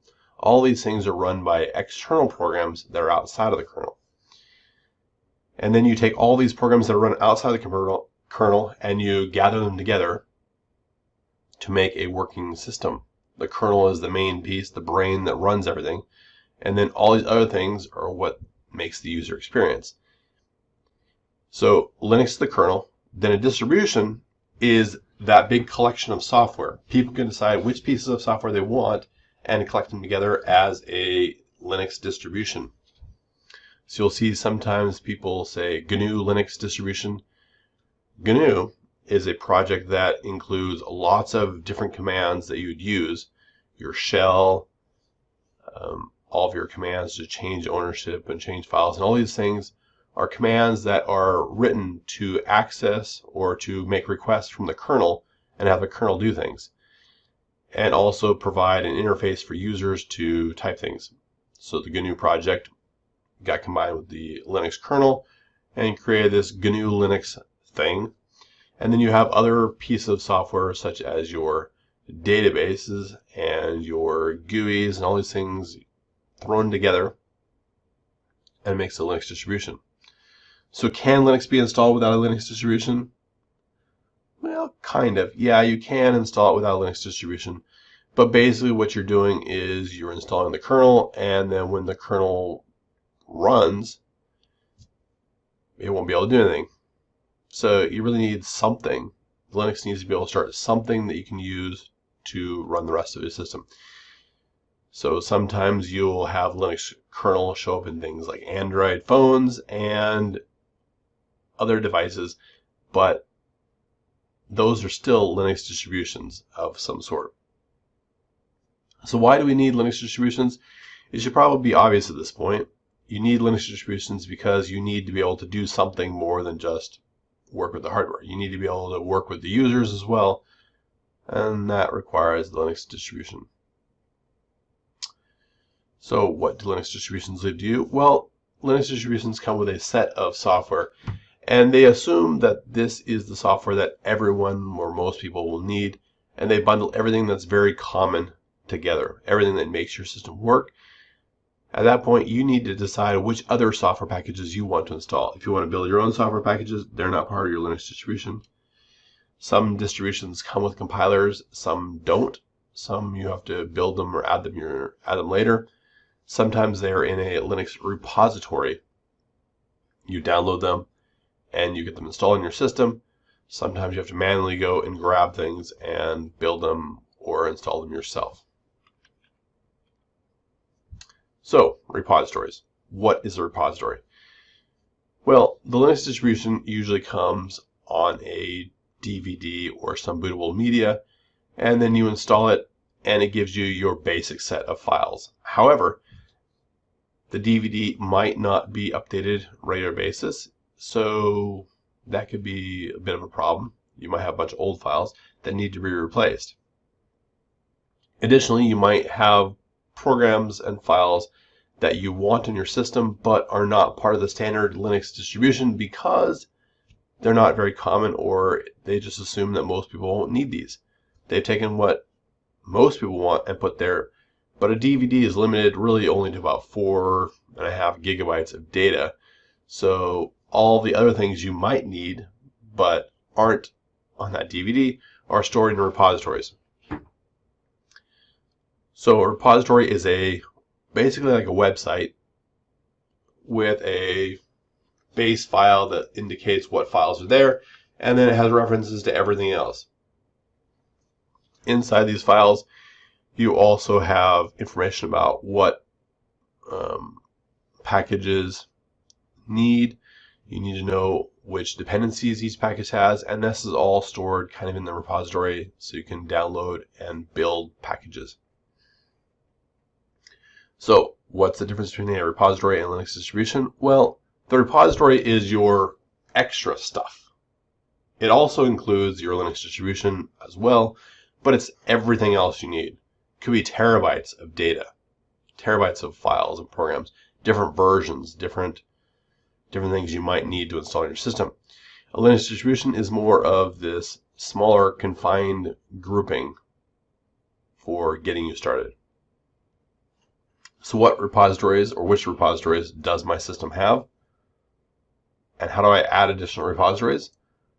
And why would I want to add more repositories? And then are there disadvantages? So let's go ahead and take a look at a Linux system. So right here we have a Linux system.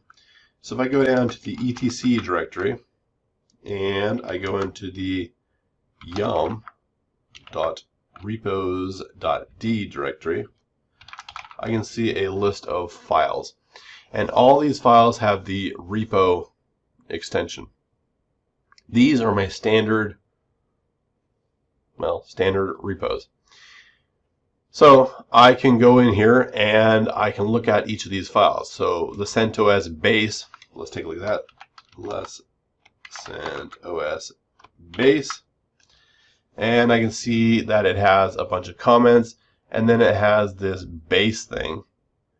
And it looks like a name, and then it has this mirror list, base URLs, GPU check, things like that. So what do we have here? Well, the name is the name of the repo. The mirror list is where you're going to find your files to download. You have this base URL as well, which gets you started there. The GPG check basically says, well, these packages could be signed. Do we want to check the key to make sure they're signed by the person who's supposed to sign them? There's this whole public key, private key thing.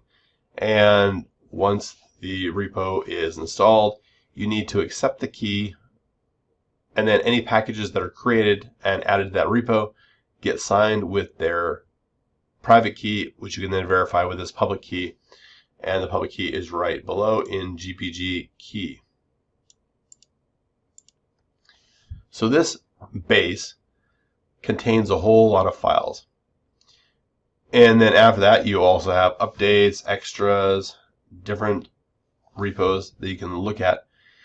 There's also one thing you want to look at, the very bottom one, CentOS Plus. There is enabled equals 0, which means this one is not part of your lookups. So how does this work? Well, when you want to install something, it has to go look in the repos, you have to download files.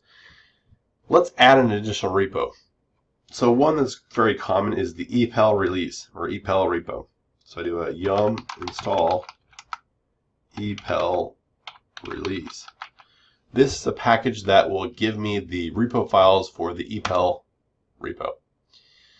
And you can see right here at the very beginning, it did loading mirror speeds. You can see it's looking at your base, your extras, your updates.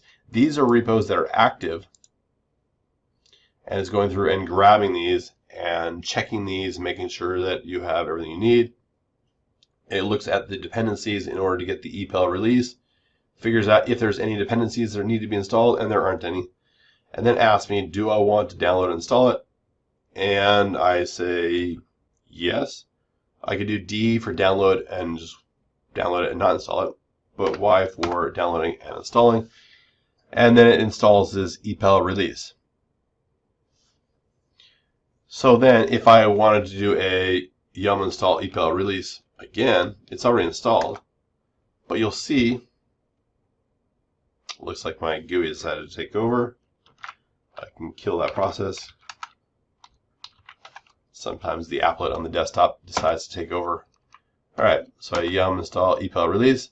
And now you see, in addition to checking base, extras, and updates, it also checks epel to see if there are packages here.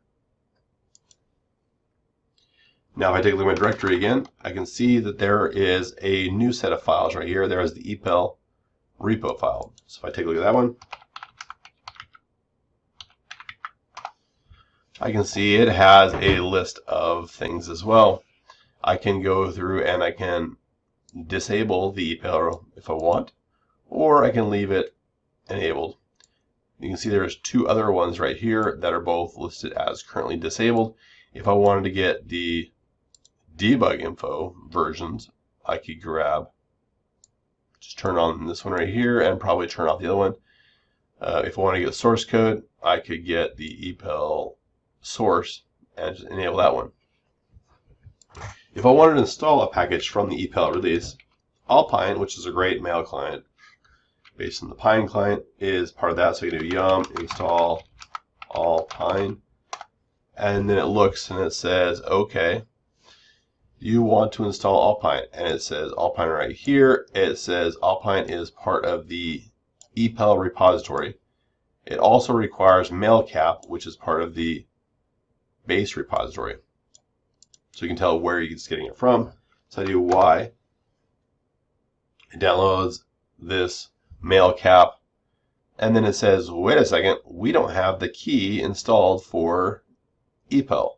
So I look at it and say, do I want to install it? Yes, I want to install the key. And I install the key, and then it installs both of the packages.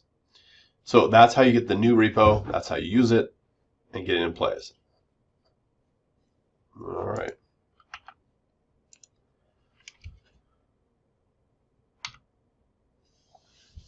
Where are the repository files stored? Well, that's in the etc directory, etc yum.repos.d directory. So you can see those. Can they be edited from the command line? Yes, they can. You can go in there and change them. You can disable and re-enable them. You can also remove these on the command line. So you can delete the repo files. Once you delete a repo file, it will remove the repo from use, and you will not have to worry about it taking up memory every time you do a yum update. Also, it doesn't then give you the option of downloading the packages from that repo, so they are removed. How do I update packages on my system? We have a system, and I probably have updates. So how would I update packages? Well, let's go take a look. If I go back over here, let's clear the screen, and if I do a yum update, it will then check all my repos, and it will see I have lots of packages that need to be updated. So I can say, okay, let's update them all. So I do a wide update them, and then they start updating. The first thing they do is they start downloading, and after they've downloaded all the packages, then they will start installing the packages. Now, if you have not accepted your key before, it will then require you to accept your GPG key before it will install the packages. How do I search for new packages or for new programs provided by the repository? Well, you can use the yum command once again. You do a yum install to install things. You do a yum update to update. If you want to search, it is a yum search. So if I wanted to find something such as Alpine, which I've already installed, I could do a yum search Alpine. Now that could be quick, could be slow, but much faster than just going to the web maybe. Sometimes the search will not tell you which package to install because you use the wrong search terms, so keep that in mind. It doesn't find everything always. How do I install new programs from a repository? Well, you use the yum install and the name of the package you want to install. And then how do I know which packages are installed? Well, there are a couple of different ways you can look at that. When you use Yum, Yum keeps track of all the packages that are installed in your system. However, there is the possibility to go around that because Yum is actually a front end for the RPM package. So RPM is what's used to actually install and remove packages, and Yum is a front end that downloads repository dependencies and everything and installs everything and keeps track, but you can look at things with RPM by itself. So let's jump back over here, and we have everything installed. If I do a RPM minus QA, I will query all packages, and this will list all the packages that are installed on my system. You can see that there are things like, well, there's a name, the name of the package, you have a version number, you have a release basically for which repo, or not repo, which distribution it is, and then which architecture this is specific to. Most of these you can see is x86-64, which means it's the 64-bit version for the x86. So it runs on the newer processors. No arch means that it's really configuration files or something that doesn't depend on a specific architecture. If I wanted to do a update of something, I just update everything, but I could do a yum update and list a specific package like nmap. It will check to see if there's any new updates, and there are, well, none. If you want to install a package that isn't installed, let's see if we can find something that's not installed. So maybe bind yum install bind utils. Well, it's already installed. So you can install packages that way. If I want to search for something, I can do that. Let's say I really want to run a web server. So I can do a yum search web and see what shows up. It shows everything that has web in either the name of the package or in the name of the, or in the description. You see lots of things here. It's usually best to figure out what package you want to install, and that helps you narrow it down. So if you did a yum search for web server, you might find a shorter list which might include what you want. Now typically people use Apache. And Apache is not listed in this list of packages. So how would you look for it? Well, you wouldn't search for web server because that didn't work. You might have searched for Apache. And then you come up with this list that includes other things. You got like Apache Commons and all kinds of things. And you start saying, well, which one is it? Which one has Apache? Well, it turns out it's the HTTPD package. And you can see httpd.x86_64 is the name of the package. It's actually, the package is called HTTPD. This is the architecture, and this is the description. So if I want to install the Apache web server, I do a yum install HTTPD. And then you can get it installed.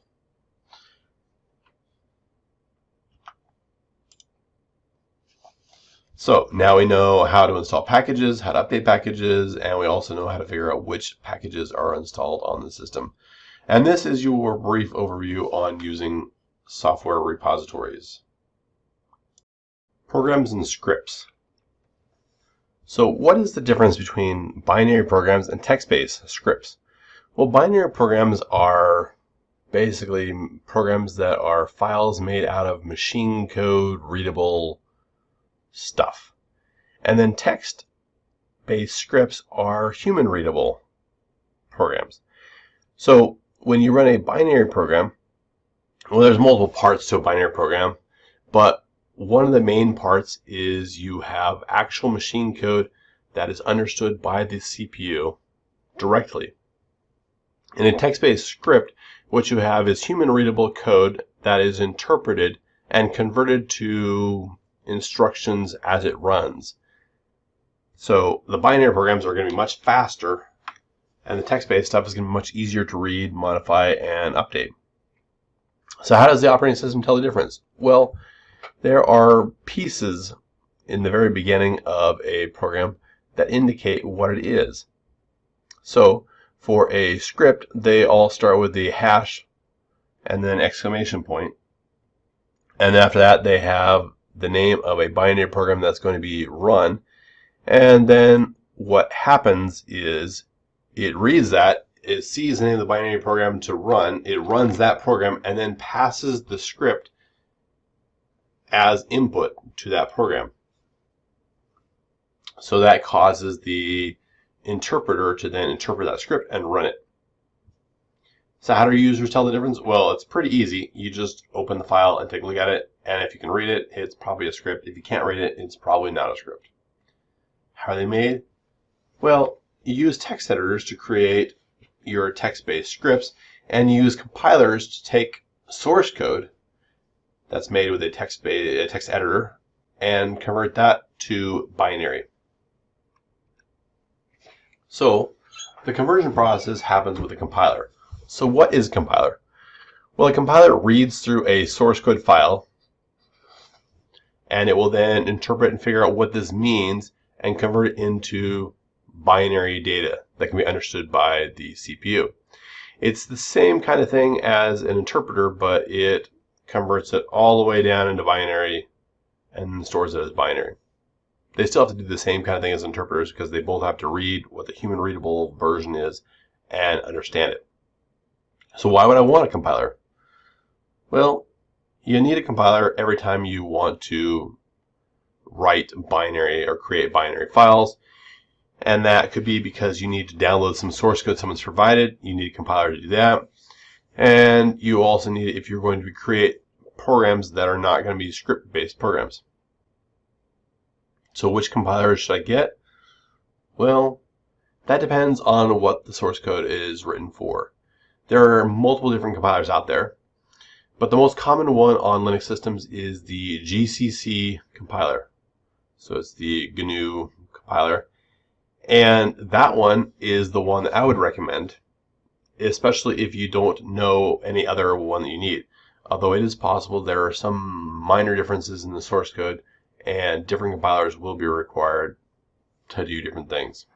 So you need to make sure if you download some source code from somewhere, you figure out if it requires a specific compiler or if it'll work just fine with the GCC compiler. So building source code. Where can I go to get programs that are distributed as source? Well, a lot of people go to GitHub.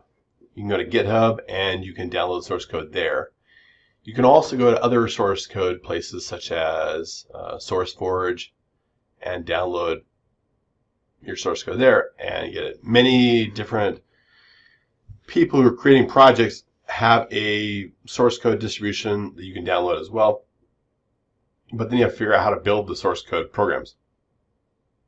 So how do you do that? Well, that can be tricky because sometimes you have all kinds of libraries that need to be compiled and built into it. So you need to make sure you have all the libraries, all the dependencies, everything. You need to make sure you have the compiler, one that'll work. Then you need to sometimes run scripts on it to then prep it up. Sometimes there are configure scripts that will check your system and see what hardware, what packages you have, and then customize your build to use that. Then they have makefiles. Makefiles, you run the make command, and that will install all of the, well, it'll build everything according to the makefile instructions. So that seems kind of complicated and difficult. So why would I want to build my own programs or build them myself? Well, you want to build them yourself because it gets more efficiency, or because they are not built, or maybe you want to make changes and you can't make changes to someone else's binary very easily. So you need to build them yourself. So how then are source code projects installed? Well, what happens is if you use a package management system such as an RPM package, it installs and it puts files all across the system in different places, but it keeps track of where they're at. If you do a source code project, you can do the same thing. You can put them all across the system wherever you need to put them, and then you need to keep track of where they're at, or you need to make sure there's some way, some script in there to remove them, because otherwise removing them can be very difficult. So, what does a Hello World program in C look like? And how to use the GCC compiler to convert source code to binary. And then we'll just look at the makefile and then how to run the binary program. So let's jump right in here.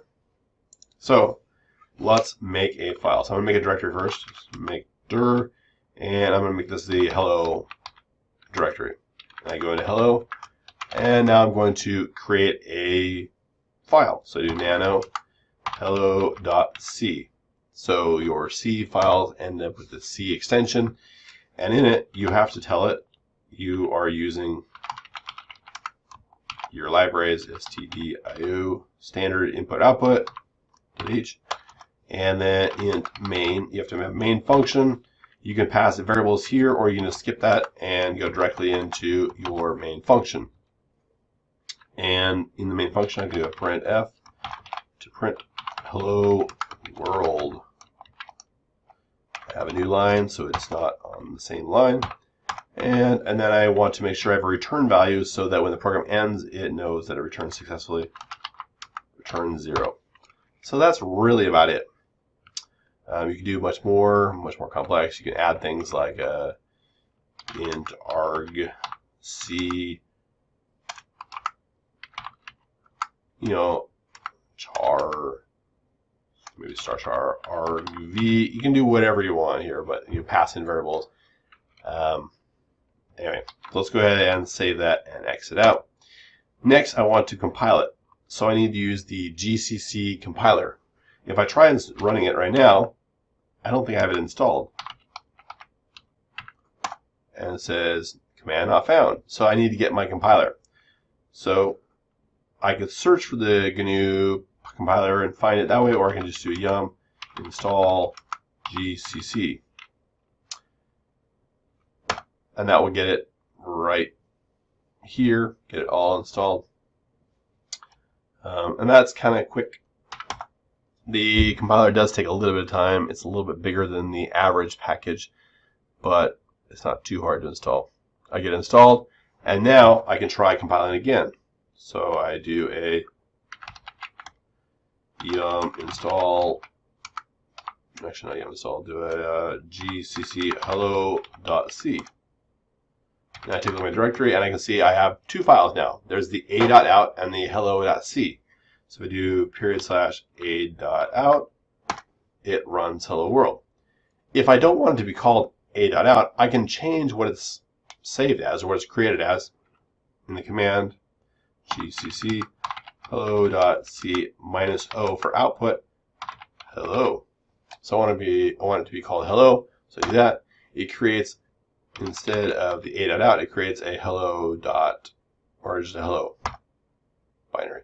You can see it's the same size as the a.out. If I run hello, it runs. And the way to run it is, because the current directory is not my path, I have to tell it a relative location, which is the period directory's current directory /hello. So then what's this whole thing about makefiles? Well, if I do a nano makefile, I can go down here and I have my hello.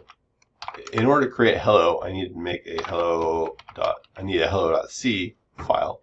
And every time hello.c changes, I want to run this command right here, which is gcc hello.c -o hello.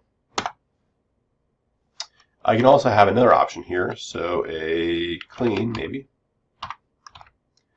And I want to remove hello. So it removes the hello binary. Exit out of that. So I do a make, and it says hello's up to date. I do make clean, and it removes the hello. So do a ls -l. I can see that hello dot C is there, but hello is not there.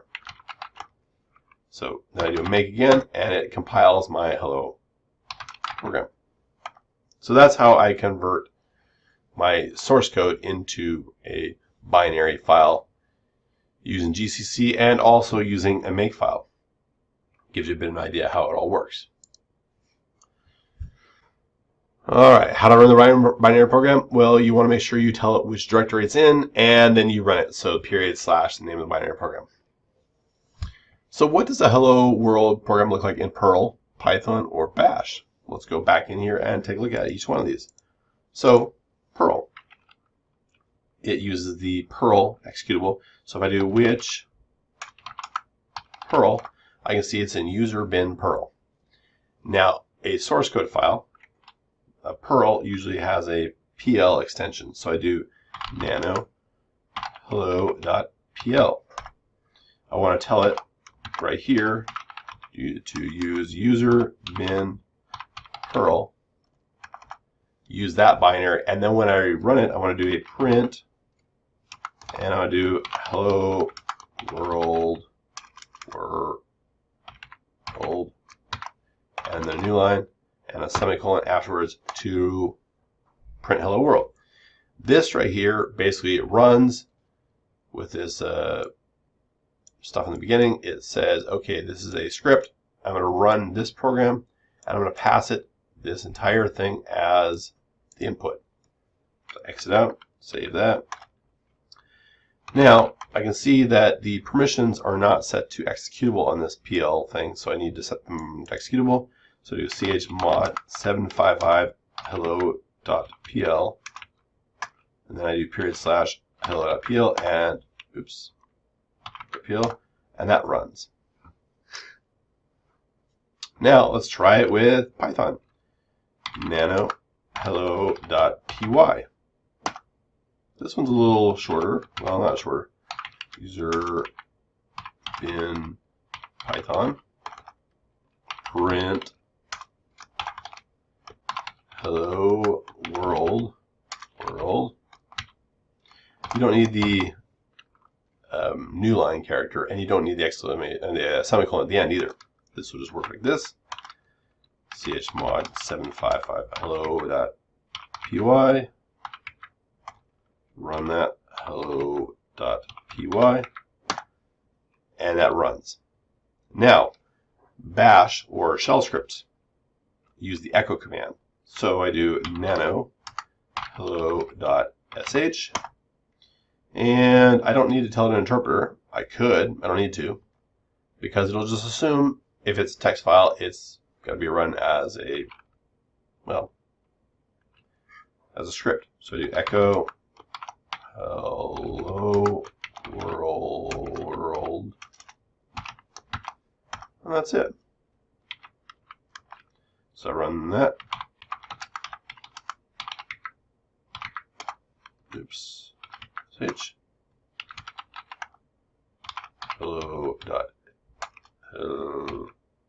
hello.sh, and that runs. So those are your shell scripts. You can see how they look. The shell script could be done as a, I could actually pass it the bash if I wanted to. So do which bash, which is user bin bash, and then do nano on my hello.sh, and I can put that line at the top. User bin bash, and it will run the same.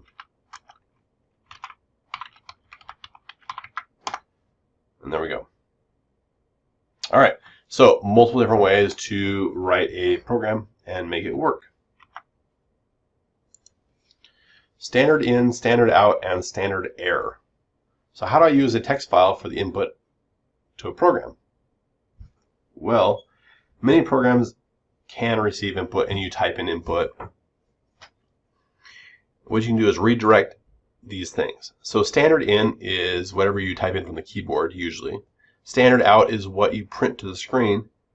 And standard error is what you print to the screen if you can't see things, if you wanted to put out error messages. So how do I redirect from standard in, or from a file to standard in, or out from standard out into some other file? Let's go ahead and take a look at some of those things right now. If I do a command like cat, it's now taking input from my command prompt. So I can type things in here, and then Control Z to end. Well, that doesn't end. Control C maybe to quit. Or I could do Control D to end. That's what it is. What I can do is do cat, then redirect from output, or redirect the output into this new file.txt, and then I can type in things right here like hello new file. Press Control D to end that. Now if I take a look around here, I can see there's a new file.txt. I cat out this new file and see it has contents. I could do something like ls-al, and that lists the directory. Then I can redirect that into new file, and it will replace the contents. So then if I cat out the new file, it will list what was in the new file. I can also redirect standard in, or redirect it so standard in comes from something else. So the cat command, we just saw cat. I can, instead of typing something in, I can say, well, I want to give my hello.c file as the input to cat. And then I want to redirect the output into my new hello.c. So what does that do?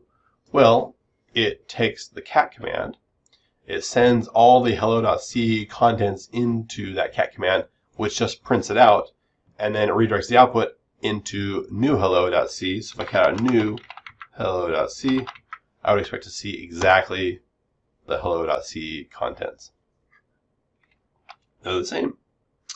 So you can redirect the standard in or redirect that. Then there's standard error. So if I do some commands, such as, I don't know, find, if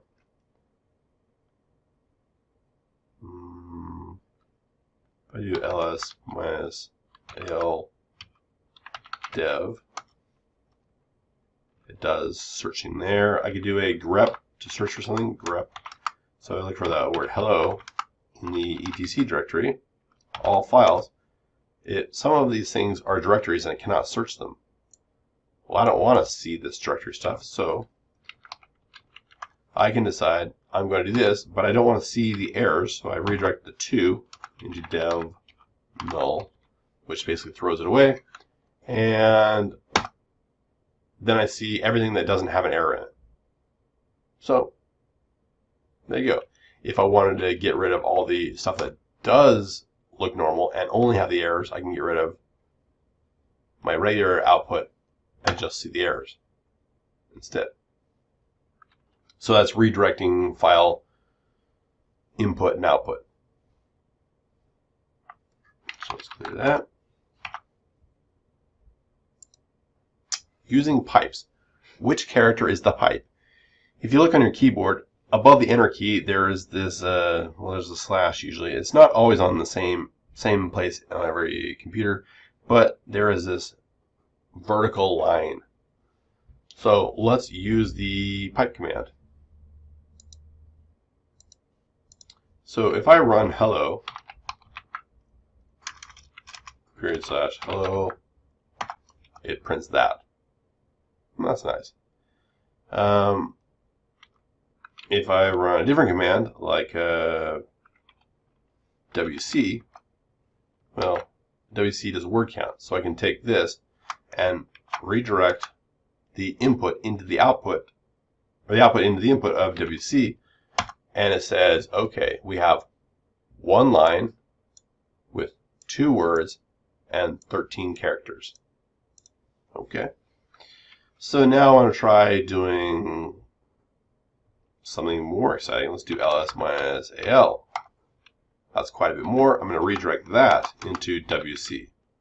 It says, well, 12 lines, 101 words, and 566 characters. And that's nice. What if I want to do something like sort this? I could sort it. Sort. Well, now these contents have been sorted alphabetically. Not quite the same thing, but I do that, and then I can run through word count. Same thing, obviously, but you know, it does sort it first and then runs it through. So you can run multiple different things and run multiple programs at once. Just have it pass the output into the input of the next thing until you're done. So that's pipes. File types. What types of files exist on Linux machines? Well, we have these different letters when I do ls minus l. D is for directory, L is for link, B is for block device, and C is for character device. So you can look around and see things. Do file extensions mean anything? Well, they're used by some programs, but they don't necessarily mean anything critical. What does the file command tell me? Well, it tells me something interesting. It tells me what the file is. So let's jump back in here and take a look. So if I do file star, it tells all these files what's in them. So a.out is an ELF binary. Hello is an ELF binary. C is a C source code, ASCII text. You can see each one of these things, it lists what they are. So ELF is the the Linux file format for binary files, because it has not just binary code. It also has things like memory and other things all set up in there. And so it uses that. So you got to make sure you know how these things are. If it says ELF, it's binary. If it says text, it's not binary. It's text, right? So you can keep track of those things, and that can be useful for figuring out what type of file you're working with. So the last thing right here is symbolic links and hard links. So let's take a look at them. So we have over here, we can do a symbolic link. So if I do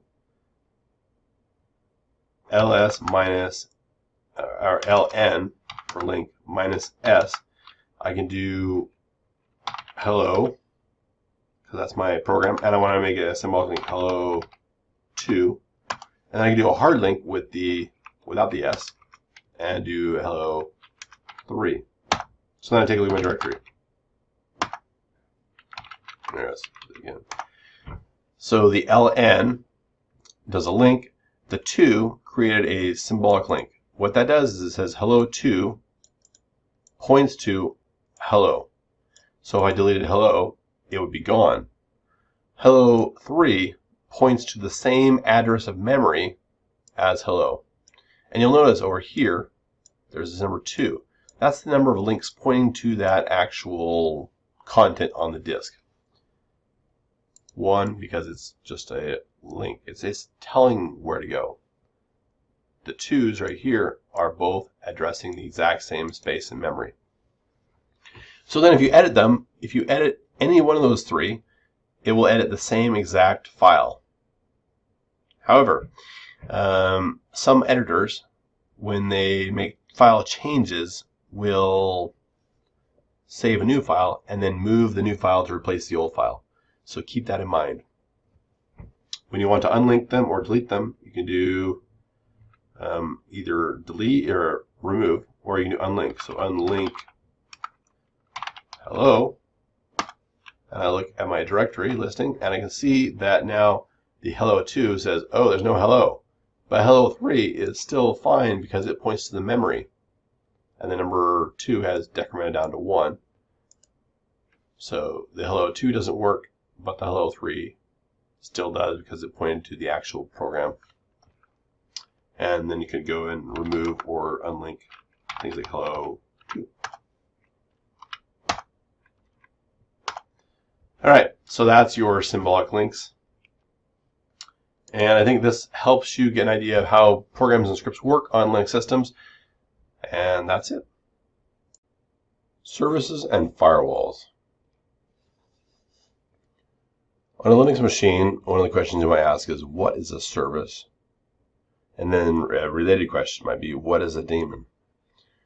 So a service is basically some program or something that runs in the background, something that serves requests and answers things and helps you work. So a web server is a background program that runs, and when requests come in from the outside, it receives these requests, processes them, and then sends out pages and information. So that's a service. There's also other services, such as a time service, which will sit there and periodically go and check to see what the time is, compare the time to its clock, and update the clock depending on the differences. So that would also be a service. So then what's a daemon? Well, a daemon is basically, or a daemon, is something that operates in the background. So basically the same thing as a service. So where did the name daemon or daemon come from? Well, there's this Maxwell's daemon thing where it just serves its master. So which services do I want running? Well, that can be a tricky question. It depends on what you're doing with your server or with your machine, what you're running, what you need to run, and how your machine needs to react. But there are some services that are kind of essential, not really essential, but kind of essential, such as the mail server. So all Linux machines, all CentOS 7 machines, have a mail server running. And the reason for that is not so they can receive mail, it's so that the other services have a way to communicate back to the administrator that something happened. So things like your cron jobs, your tasks, will send a message to the administrator when something produces output that's being run as a job, so the administrator knows something happened. So that can be useful. There are other services that keep track of things like if you're doing DHCP-based addressing, your DHCP service needs to run in order to maintain and update your lease so you don't run out of IP addresses. So then the question is, which services pose security risks? Well, any services that can be accessed from the outside or the inside pose a slight security risk. The more rights a service has, the more of a security risk that service becomes. Managing services. How do I know if a service is running?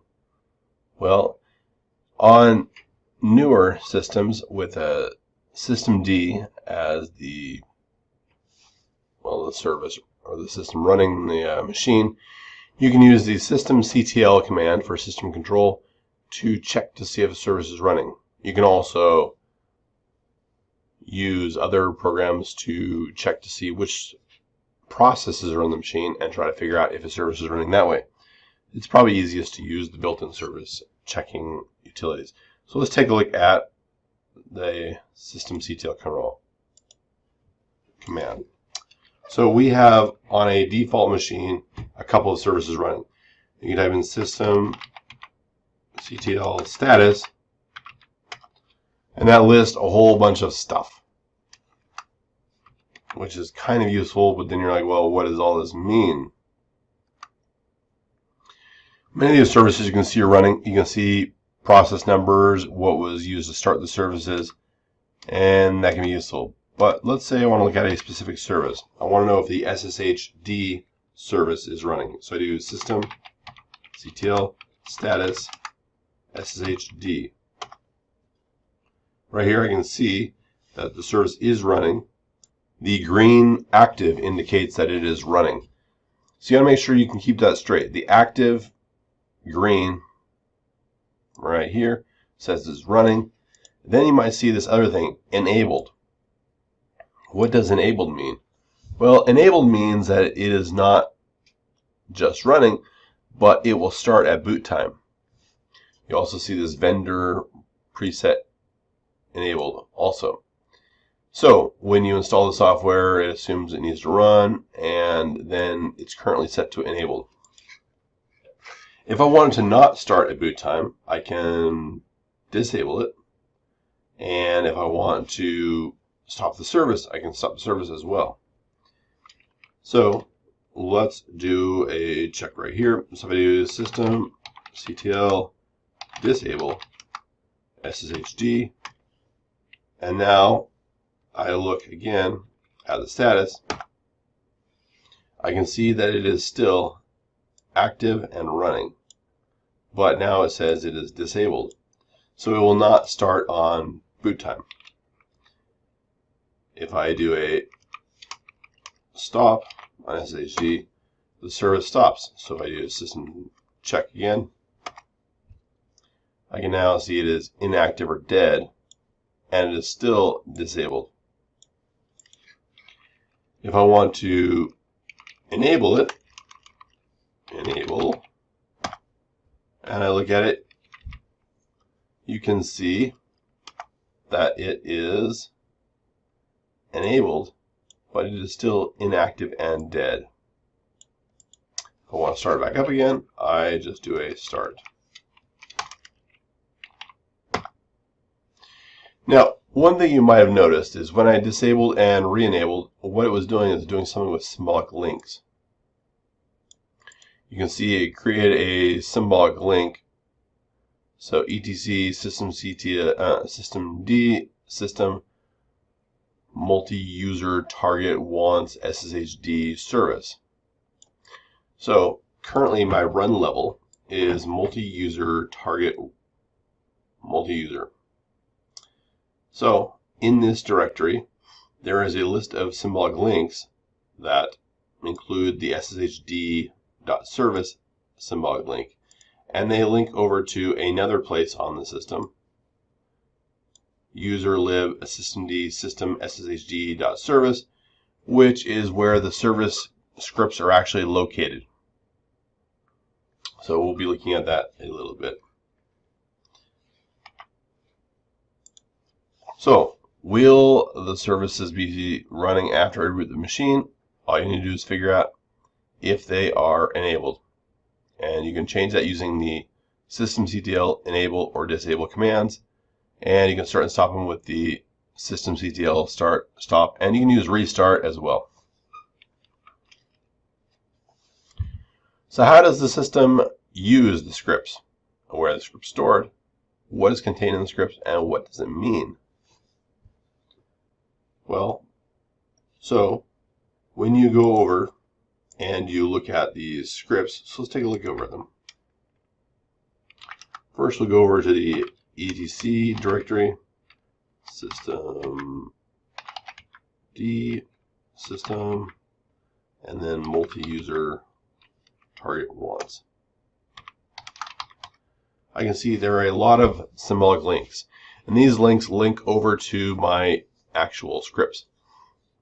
And these are the services that start. In older startup processes, so we have a system D right now, but before that we had init. And init had this thing where each service had a number, and that number indicated the order in which it was started. And so that was great. You just need to make sure you know which number your service needed, and it would start before things that required it, and it would start after things that it required. So you just figure out what number they had, and you put it in the right place. This is different. With systemd, now it can look at the dependencies in there. So if you think about the SSHD service, what does it need? Well, it's a secure shell that you use to log in over the network. So what does it need? It needs to have networking working, right? So we cat out the sshd.service. It shows us this is our OpenSSH server daemon. It's got some documentation information. It has to be started after network.target and the SSHD keygen service. So it needs to actually have a key in place. It wants the SSHD keygen service, And then it's got all these other pieces of information. Tells you things like how to start it, how to stop it. And that's all used by the system CTL command when it starts and stops things to make sure that things are ready. Also, when you're doing, when you're enabling it and you're booting it from the beginning, it will take a look at these things and figure out which services need to be started in which order and calculate out that little tree and then start things in the order to make them work. All right.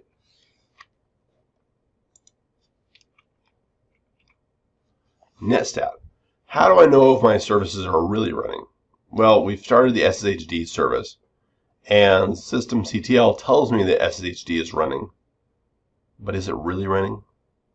We know that the SSH service listens on port 22. So we want to figure out if it's listening on port 22. So let's go and take a look. So if I type in netstat, it lists all this stuff. And you can use different letters. So I want to make sure I use my TCP and UDP, and I want numbers instead of names, and all of them. So I do tuna. Netstat minus tuna. And then I can see this right here. My SSH service is running on this right here, which is useful information because I can tell, oh, SSH is listening on all IPv4 interfaces, and it is port 22, and it's in listening state. I can also look at this thing right here, and it says it's also listening on IPv6 interfaces, so all of those, and it's in a listening state. If I want to see a little bit more information, I can add the P option, which will show me which processes are running these things. So I can see that the SSH service right here is using the SSHD process, and you can see the same exact process ID number and program name is running on the IPv4 version right there. So IPv6 and IPv4 are both running. They're both TCP. I don't see anything with UDP, but I can see other processes here that are running and what's going on.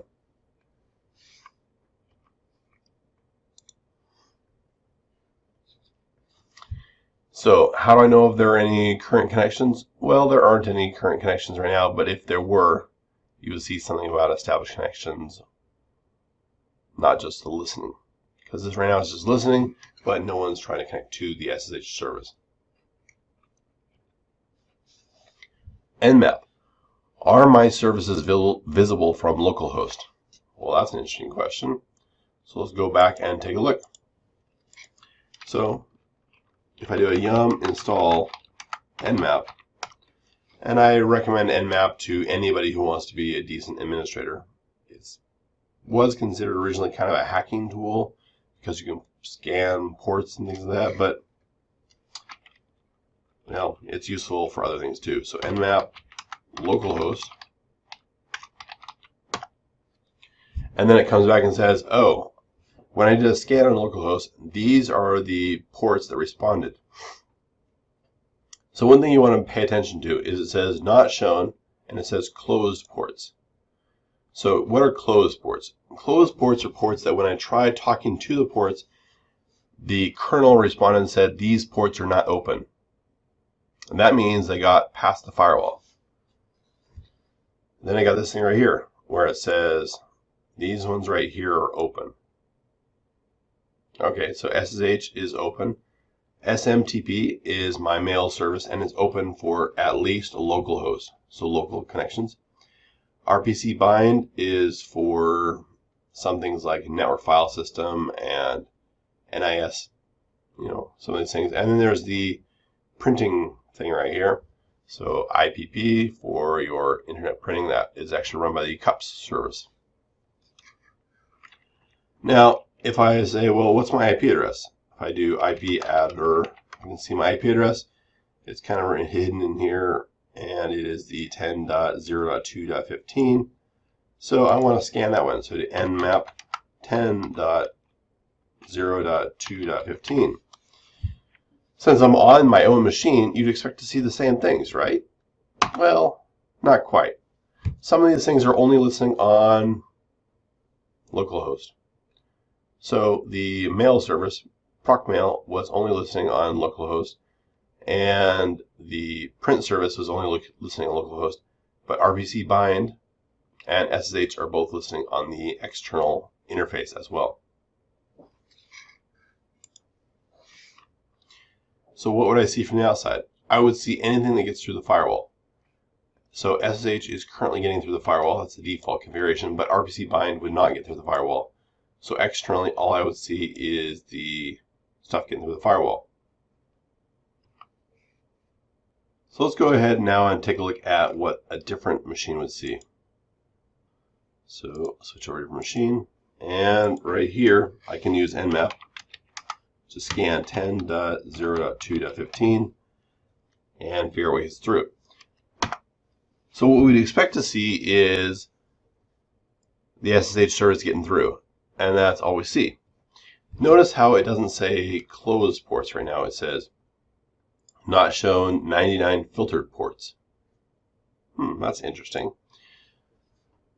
So what does that mean? It means that the rest of them didn't actually send a response back. So that means there's a firewall.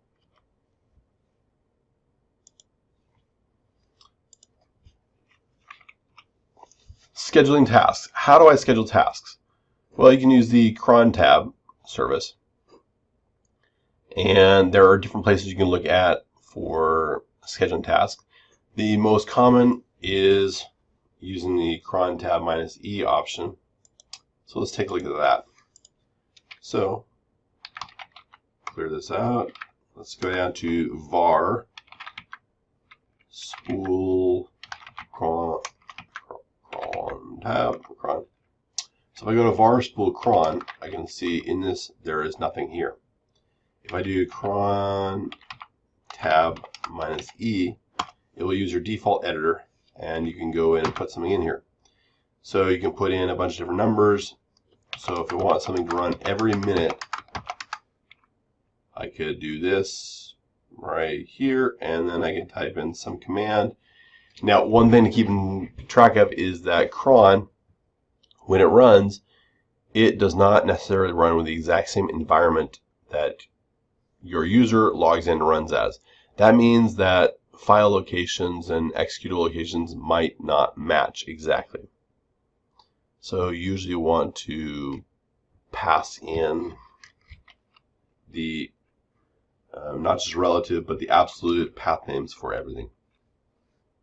So what do I want to do? Let's find a Control-Z switch. No, can't do that. Let's go ahead and leave a comment here. And let's figure out what command we want to run. So we write and quit. And if I type in a command right now, like ls, it tells me what's in my directory. And if I do which, actually that's the part of bash, which ls will say it's really an alias. But let's try this user bin ls. So if I type in user bin ls and go back in my cron tab -e for edit, and then I for insert mode, type user bin ls, then I can write this and it will install a new cron tab.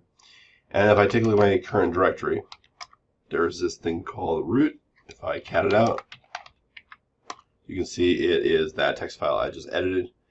And now, I put it here in my var spool cron directory. Didn't have to put it here, but it does because that's where it puts all the cron tab files. It's not just because I'm in this directory, it's because that's where it puts them. So now it's supposed to be running every minute. So you can see that in about 30 seconds it'll run again. So then, what were all those stars? I put 5 stars there. So we look at my cron tab, information. You can see all this stuff here. It says, here you go. There's a bunch of stuff about using cron tab to get in here. If we want to see more information and actually see what these things are, we look at not the cron tab file, not the cron tab executable, but the information page. So I can do man 5 cron tab, and now it'll tell me the information about how to set up cron.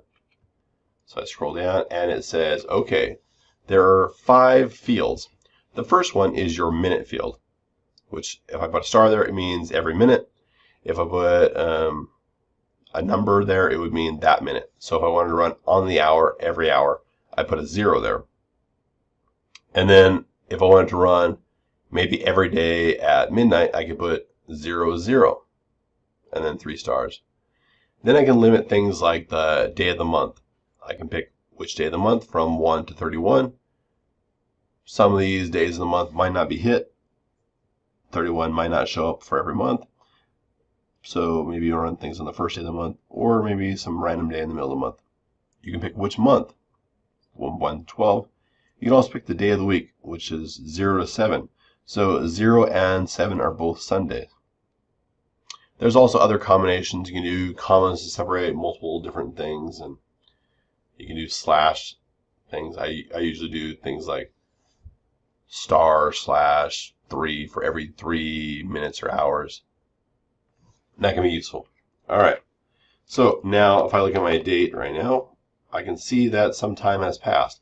So the ls command should have run multiple times.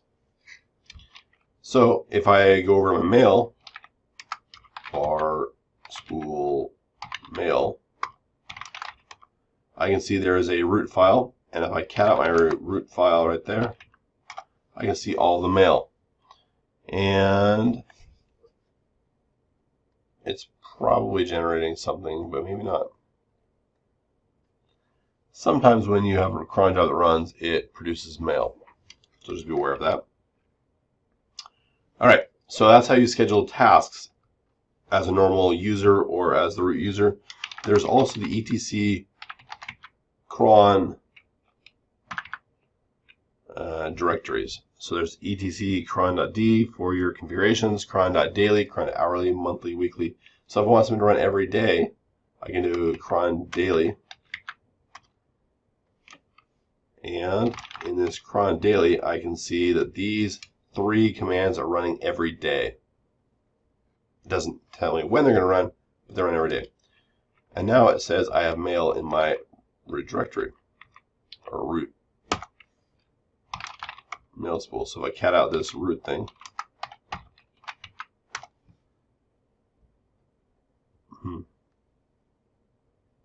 it looks like it is running again. And you can actually see this is actually output from the ls command. It's running in the root directory, and these are files in the root directory. Doesn't matter where I'm at right now. If I look at the root directory, I will see the same files, but it's running it slightly different. It's not running it the same exact way, but you can see how it's slightly different when it runs versus when I run it by hand. All right, so that's scheduled tasks. How do you know if a cron job runs? Well, you don't necessarily know if it runs if it produces no output, but if it does produce output, then you can see it right there in the mail. So firewalls. What firewall is used in my system? Well, it depends on which system you have, but it's changed quite a bit. When I first started using Linux, the Red Hat distribution I was using had IP chains, which was later replaced by IP tables, and now we are in CentOS 7, which is a little bit different. It uses IP tables kind of in the background, but it really has Firewall D as a front end to it. So it uses kind of both things there. Firewall D is kind of a front end to manage it. But in CentOS 8, they are switching out firewall D and go into something different. So just keep that in mind. They keep changing back and firewall. So firewall D is what's used on my system, but you can use IP tables as well. How do I see the current firewall configuration? Well, you can use the firewall CMD command to look at it. So we can look at that, how to open ports and services, and figure out which services are supported and how I do a permanent service and what that means. Okay, so let's go back to my home directory. If I do firewall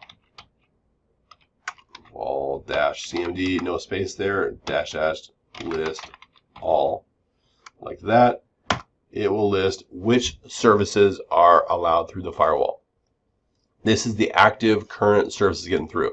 You'll also notice this is the public firewall rule, and we can see the SSH services getting through, and we know that was getting through because we already did an nmap. And we can see this DHCP v6 client service is allowed through, which means that if I'm running as a DHCP client, then I'm allowing responses from the DHCP server to come back into me and tell me what my IP address is.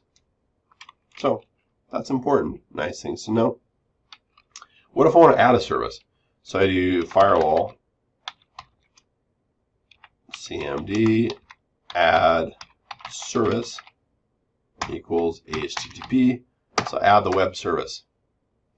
It says it's successful, and I think, well, okay, that's great. But if I reboot my system, it will no longer be in my firewall because this is an active only change. If I wanted to be permanent, I would use a dash dash permanent. But let's take a look at what this does. Since I'm not running a web server, what if I jump over to a different machine and scan myself again?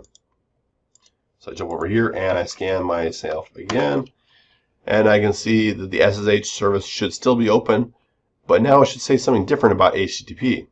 It says HTTP is closed, which means that the firewall is open, but the service is not running. So keep that in mind. That's what that means. I should probably stop my cron job. So I do cron tab -E, and I can just do D a couple times and quit. There we go. All right. So where are these rules stored? And how does that all work? Well, if I added the HTTP firewall service. If I wanted to get something else, what do I have? Well, I can do a firewall all CMD get services, and that will list a complete list of all of the known services. So that's quite a few of them. So how do I make it all work? Well, I have to figure out which service I want, and then I have to turn on that service. What do these services do? Well, we can probably assume that when I turn on the HTTP service, it turns on the port for HTTP, which is port 80. And we probably saw that when we were looking at nmap, we just didn't pay attention to it. So now what do we do? Well, we can now take a look at some more information here and see where does this actually get stored. So I take a look and we look at the user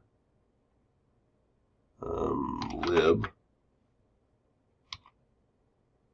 firewall D, and you can see there's a bunch of stuff here. And one of these things is the services directory. So if I look in there, I can see the exact same list of services. But what does SSH do? So I can cat out one of these services, cat SSH, and I can see it says that I'm going to allow HTTP, for when I'm going to start up SSH, it will do TCP port 22. If I wanted to look at something different like DNS, what does it do? Well, it does two different things. It does TCP port 53 and UDP port 53. So most queries when you're doing DNS lookups are UDP, but if you're doing a zone transfer, it does TCP. So you could modify this or change it if you wanted to. I wouldn't recommend it. Or you can also add new services here. Just put in the information right here. So we can see what services are there. Now, what else do we have? If we look at the etc directory, there is a firewall D thing, and in here there is zones and public. So there's a zones public file. If I look at this thing right here, I can see some information. It says that SSH and DHCP version 6 client are both listed in this file. What happens if I add something permanently? So I added the HTTP service. Now I do a permanent.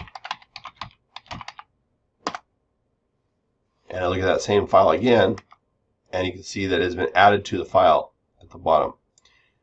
This does not make it active. It means that the next time the firewall service will start up, it will add that to the firewall.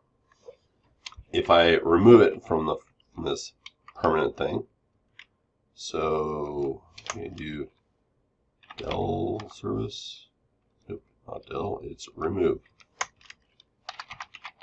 Remove service. It removes it from the permanent, but it is still in the active. So we do firewall cmd list all. I can see what is currently active. And if I want to see what is in the configuration file, I can look at the file, or I can add the -- permanent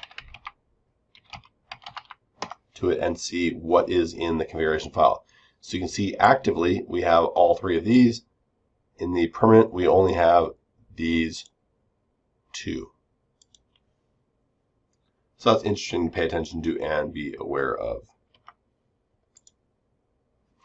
So where are the firewall files stored? Well, we just saw that. Can the firewall be updated using the files? Yes, you can update it using the files. You might need to restart the service, but that's you. And can you add additional services? Yes, you can. So you can go in there and just create new services, just use the same file format and create them too. And that is services. Well, let's look at ports and then we'll be done. So I'll add over here. Let's say I want to add port 123. What is it? I don't know, but we'll add it anyway. So we did firewall. We did add service equals something to add a service. And if you want to do a specific port, you can do add port. Then you got to figure out what's the format. Well, you got to remember if it's TCP/123 or if it's 123/TCP. And one of them will probably work. So you can try both and figure out which one works. In this case, I did the 123/TCP and I added it. It's not permanent, so if I restart my firewall, it will be gone. So let's take a look at that. So if I list all, I can see there is a port section and ports are listed. If I restart my firewall, actually let's do systemctl restart firewall D. And if I look at the same thing again, I can see the port is now gone. You can also do the remove port as well. Just remove it the same way you add the ports. And that is the end of this lecture. Processes and resources. What is a process? What is a thread? How are processes and threads different? Well, a process is basically a program. What happens in the CPU is there is a program counter and there's some memory, and so what happens is the program gets loaded into memory, and then the program counter tells the CPU which part of that memory is looking at, which process or which operation is going to do next. And so that process counter continuously moves through, and then the CPU executes these commands. So each one of these programs that gets loaded into memory is a process. Within those processes, you might have different pieces of execution. And those different pieces of execution within the same process can be called threads. So if you have a process that has threads, what really happens is your process is running and your process switches between the different portions of the process to do different things. It's very common to have some larger applications have multiple threads, and even some of them are starting to have multiple processes. Games were pretty common to have multiple threads back in the day. They still have multiple threads. The idea is that maybe you want to have your audio be one thread, your GUI be a different thread, and some of your game logic be a different thread. So your audio can continuously run and not have to wait for it to make other decisions about game logic while you're playing your game. And one of the big changes with the Chrome web browser was they decided that there were too many problems with one tab would crash and take down the entire browser. So Chrome decided to break it out and have each tab be a separate process. They've changed it a bit since then, but originally that was the idea, so that if one crashed, that tab could crash and the rest of the tabs could stay live. So processes, when they crash, they can take down a lot. Threads, when they crash, well, sometimes things continue to run, sometimes they don't. It depends on how they crash, what happened. If it crashes, the whole process goes down. If it somehow gets in an infinite loop, then that portion of the thread can just loop forever, and the rest of it might stay live, keep going. So that's basically processes and threads and how they're different. So then what is a multi-core CPU? Well, there's this whole thing about Moore's law where the speed of CPUs doubles every certain number of months or years. And things kept getting faster and faster and faster, and then they ran into this problem. The problem was that when you get things small enough, it doesn't really work out so well. So they were making all these CPU pieces smaller and smaller and smaller. And when you have electricity going through a CPU, at some point the electricity jumps across and breaks things. So you have two wires right next to each other, and there's a really high charge, then they'll create some kind of a lightning bolt thing, little electricity charge between the two of them. And that can destroy stuff. So what do? Well, your electricity is basically watts. But your watts are either going to be amps or volts. So amps create heat and resistance and fun things like that. And volts, they create your arcing jump.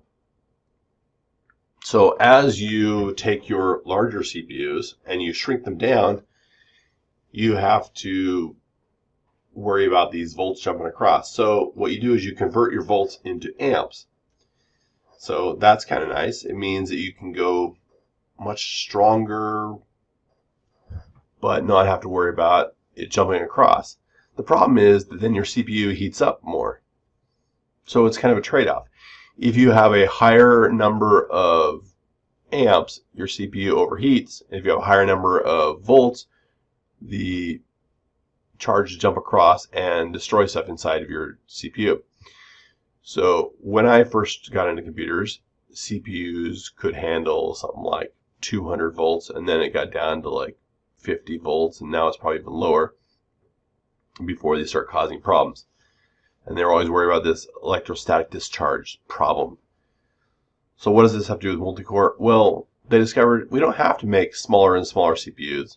At some point, they're kind of small enough. And so what we need to do is now have more CPUs on the same CPU. So they created these multi-core CPUs, dual core, then quad core, and some people even threw like 3-core CPUs, and then 6 and 8, and well, 3 and 6 are basically because they failed on a couple, but that's okay.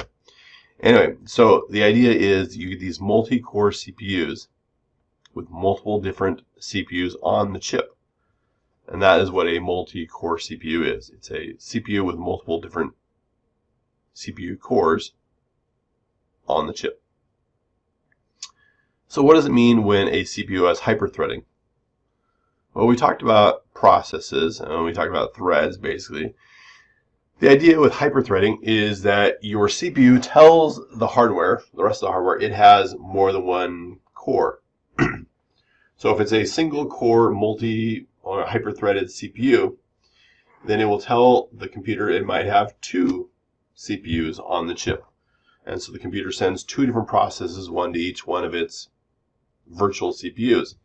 And then these virtual CPUs both have a little bit of memory and a little bit of other information there. And it only has one actual CPU, but the chip can then switch between them very quickly. And so it simulates 2 just switching back and forth very quickly without having to worry about the operating system keeping track of which processes are where. It just sends them both there, and they're both handled without the operating system needing to copy things out of memory and move new things into memory, what it does with other multi-process type operating system tasks. So you can have both a multi-core and a hyper-threaded CPU.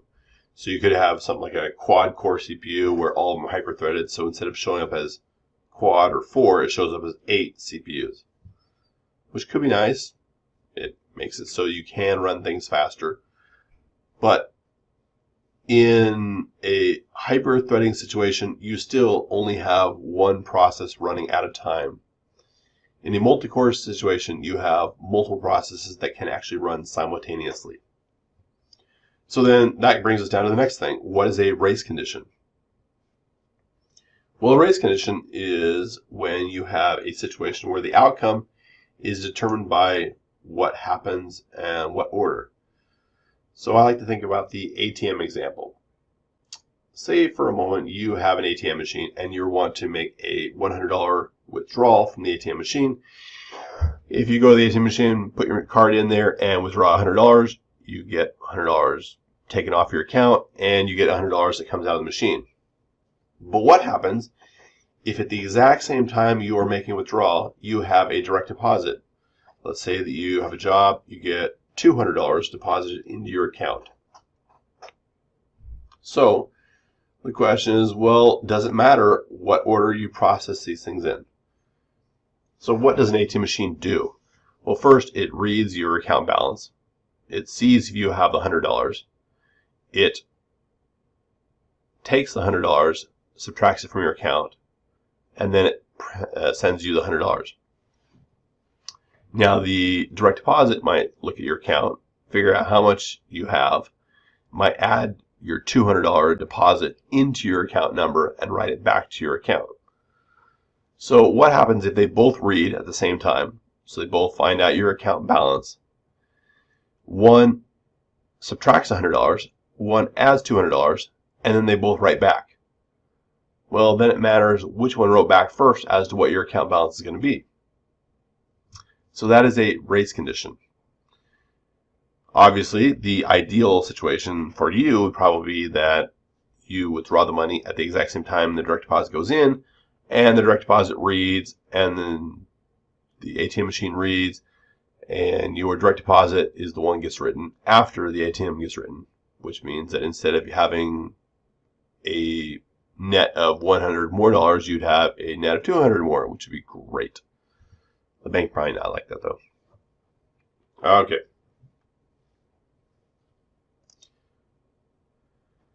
How do I know which processes are running? Well, on a Linux machine, you can look at which processes are running. You can actually do it on other machines too. Pretty much all of them have a way to look at the processes running. And the easiest way to do that is with the PS command. It'll show you the processes that are running. You can have processes that are running in the background and processes that are running in the foreground. So a background process is one that runs and doesn't send out input to you or output to you and things like that. It's just running in the background. A foreground type process is if you have a terminal or something open and you're running a program, you will see text printed to your screen. You'll be typing things. Those are in the foreground. Background, you don't see anything, or you rarely see anything. So how do you get into background processes? Well, you can actually pull them to the foreground, and you can disconnect, output, and things like that, and these will all be taken care of. So let's take a look at a machine. So here we have a client machine, and I'm going to run the PS command. So if I type PS, I can see these are two commands that are running. The bash command, which is my shell. So my terminal opens up. It's a terminal window. Inside the terminal window, we have this program running that allows me to type in commands, and then it runs them.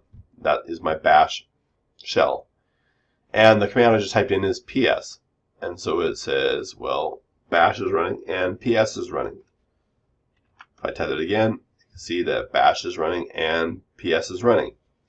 Now, what you might notice is that the process ID number for bash stays the same because it's the same shell.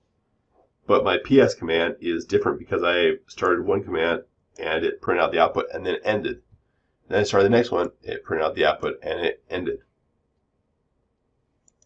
So how do I start a background process? Well, let's try the sleep command. Sleep. If I type in sleep 5, it will wait 5 seconds and then the command will end and it will return back to my terminal. I can do sleep 5 ampersand and start as a background process, and it immediately gives me control of my shell again, but it's still running. If I press enter again, it says, oh, it's done, by the way. Alright, so what if I want to sleep for much longer than that? Let's say I want to sleep for 5 minutes. I can do sleep 300, and it starts in the background. And you can see there's something here. It also says that there's a process number, 5047. If I type in PS, I can see that 5047 is the sleep command, and it is running. I can also see that my bash is running and my PS is running. If I want to, I can type in jobs. Jobs says that number 1 is running. I can bring this to the foreground if I want by typing in FG. And that will take the default one, but I can also do FG1 to pull in the number. So now it's running in the foreground. If I want to put it back in the background, I can type in Control-Z, which will stop it. So now it's not doing anything. And then I can do a jobs command again to see what it is, and it says, oh, it's stopped, by the way. So I can do a BG1 and start it back up again in the background. If I want to end the process, well, I can do that too. But I need to figure out what process I have. So I like PS and I say, oh, okay, my sleep command is 5047. So there are a couple ways to stop the process. One is I can bring it to the foreground and press Control-C to kill the process, or I can use the kill command. So if I look at the kill command, and kill, it says terminate a process, and it says I have to type the word kill, and then I give it some signal number if I want, and then there's a PID number, and all these things here. You say, well, that's great. So I can also look at other things like, well, there's a kill 2. Oh, that's interesting. Kill 2 means it's probably tied to the programming language kill. Then I've got things like signal 7, which is probably more informational. So do man 7 signal. And it says, okay, here's some information about how these signals work. And it says, okay, here are some signals. And you get some information. Oh, okay, so what does it do? Well, if I do a kill, then it's going to send one of these signals. It's going to send this sig term signal over. So the program receives the sig term and it says, oh, it's time for me to terminate. And that works. However, some programs don't like to terminate there. because maybe they're crashed or something else and they won't terminate. So maybe you need to do it not from telling the program to terminate, but you want to have the operating system itself kill it, which case you will do a sig kill, which is number 9. So let's try that. We can see, once again, my sleep command is still running. So I can do kill and 5047, and it says terminated. So I do PS, and you can see it is gone. I think, oh, I want it back. So now I'm going to start it back up again. And I do a PS command. You can see it's there running. It's going to be running for another 5 minutes. I can also do kill -9 or -S9, and then the number 5246, and it says killed, which is different from what it said previously, which was terminated. It's terminated, and this one is killed. So if you're having trouble getting something to stop, use the kill command. So once again, I'm going to start this back up again. Now I'm going to do a FG to bring it to the foreground. And I will press Control-C to kill it. Now if I do a PS to see if it's still there, I can see it is not there because I killed the process. So that gives you an idea about starting things in the background and what happens there. So the next big question is, well, what happens if I close the terminal? Well, if you close the terminal, it dies. And it's gone. So that can be a problem. Especially if you log into a server, you start a process in the background, and then you log out, and suddenly your terminal is gone, and the process dies. How do you get that to work? There's a no-hup command. So if you do man no-hup, what it does is it runs a command immune to hangups with output to a non-TTY. So you type in no-hup space, the command name, and it runs it in the background without your intervention, and you don't really, well, it kind of keeps running. Kind of. You can still kill it. So let's start the sleep command again with a no-hup. No-hup. Now it says ignoring output or input and appending output to no-hup.out. Alright, so now it's running. If I close my window here, it will continue running. If I do a PS, you can still see that it is running. So I can still kill it just like I could before. And I can do a jobs, and suddenly you see it there. So if I do FG, I can bring it to the foreground, and then I can press Control-C to kill it. Or I could have killed it with the kill command. So I can still kill the process. However, it doesn't die when I close my terminal. Alright. So back to these questions. How do I start a background process? Just with the ampersand at the end of it. How do I get into a background process? You can go to FG to bring it to the foreground. You can do jobs to get an idea of which processes are running in the background. And then what happens when a process, well, what happens to a process when a terminal closes? Well, it dies unless you use something like no-hup to keep it alive. How do I know which processes others are running? Well, other users, who are they and what are they using? How do I know how much resources each process are using? So how much are they using? And can I end running processes? Well, we know we can end the processes because we saw the kill command. What do I do if the process refuses to die? Just give it a stronger signal. The -9 is much stronger than the -15. So let's figure out what processes are running. So I jump back into my machine here, and let's take a look at my processes. So I can do PS, and it only shows me my processes. But there's got to be other stuff running. So I do PS AUX. AUX is a bunch of special keywords, key letters. Anyway, it displays this long list of processes running.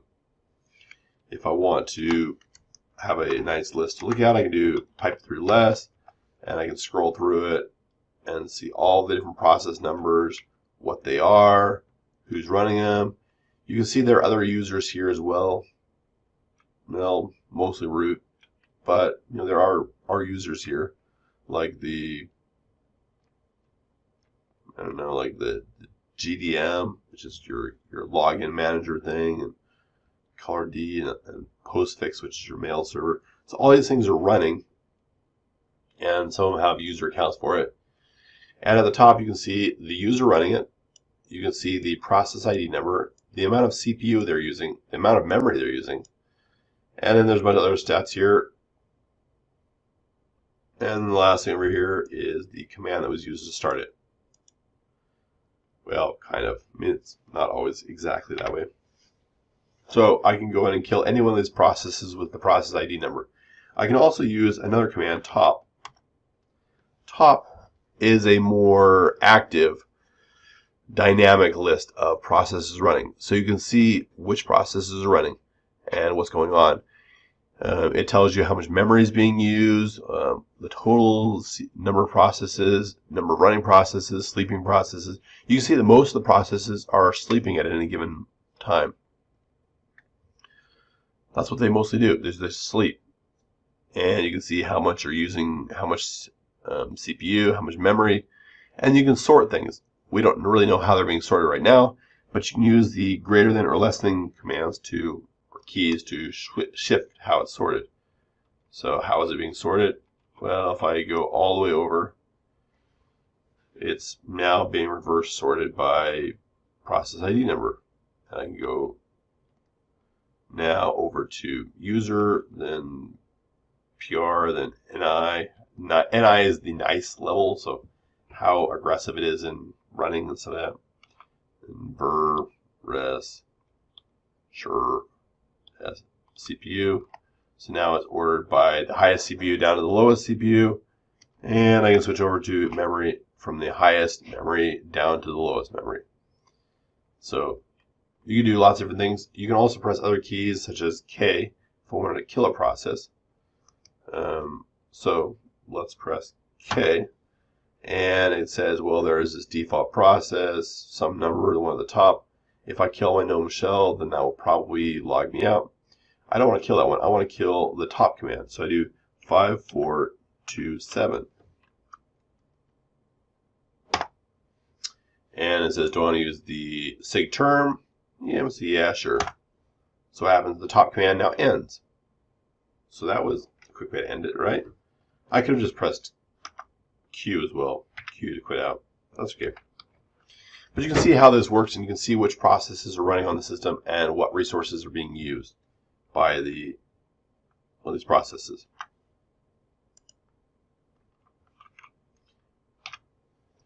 What is the proc directory? Well, the proc directory is an interface to the kernel.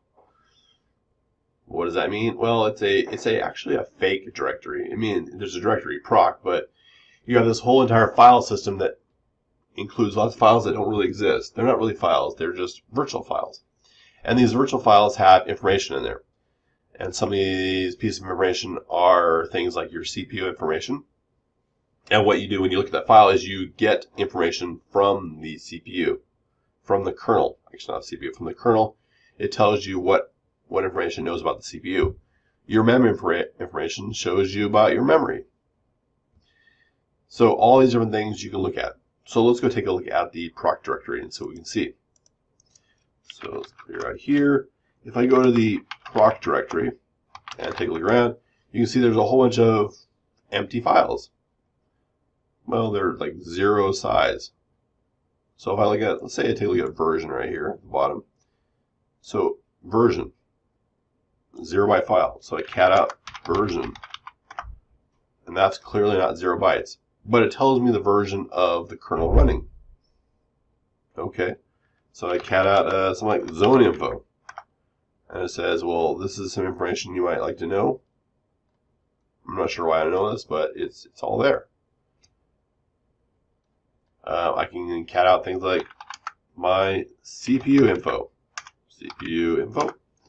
and it tells me, oh, I've got a couple processors. This one right here is processor 0. It says it is genuine Intel. It tells me about the CPU family. It tells me how fast the CPU runs. and all that information. I can also do things like cat out my mem info, which tells me how much memory I have, tells me my total memory, it tells me how much is available, and it also tells me things like how much swap is being used. It talks about dirty memory, which is basically memory that is, well, it's been loaded into memory, but it has not been written out, so there's no copy of it, and so it cannot be flushed out to swap cleanly. So you got my swap total here, my swap free. All right, so these are all these different memory information pieces. If I look back at the directory, ls again, you can see that there are a whole bunch of numbers here, and then there's a bunch of words. Numbers and words.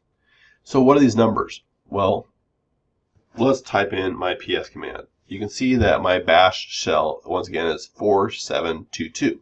So if I go into the 4722 directory and take a look around, you can see there's a bunch of stuff here.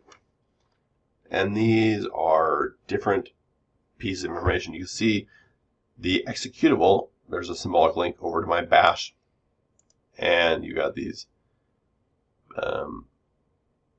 well, information about your process, your CPU things. Here, right here, is the command line that was used to start my process. All kinds of pieces of information you can use, such as your environment. So different things here you can look at, you can mess with. Well, you can't mess with a whole lot of it, but some of it you can mess with. So this information can be useful, and this information is kind of what you get when you run the ps command. You get all of these processes here and information about them. But then there's other directories in here, things like sys and fs and stuff like that, and they are really kind of what they sound like. Well, let's go into sys and take a look at sys. So you have in here sys. Let's go into net. Now you got IPv4, so let's go to that IPv4. A bunch of things in here. All right, so what do we have? Well, one of these things is a value. So the IP forward thing right here, let's take a look at that. If I cat out IP forward, it says it has a value of 1. Well, it could be a value of 1, it could be a value of 0. So let's do echo 0 into that IP forward. Now if I cat it out again, it's 0. So you can change the values.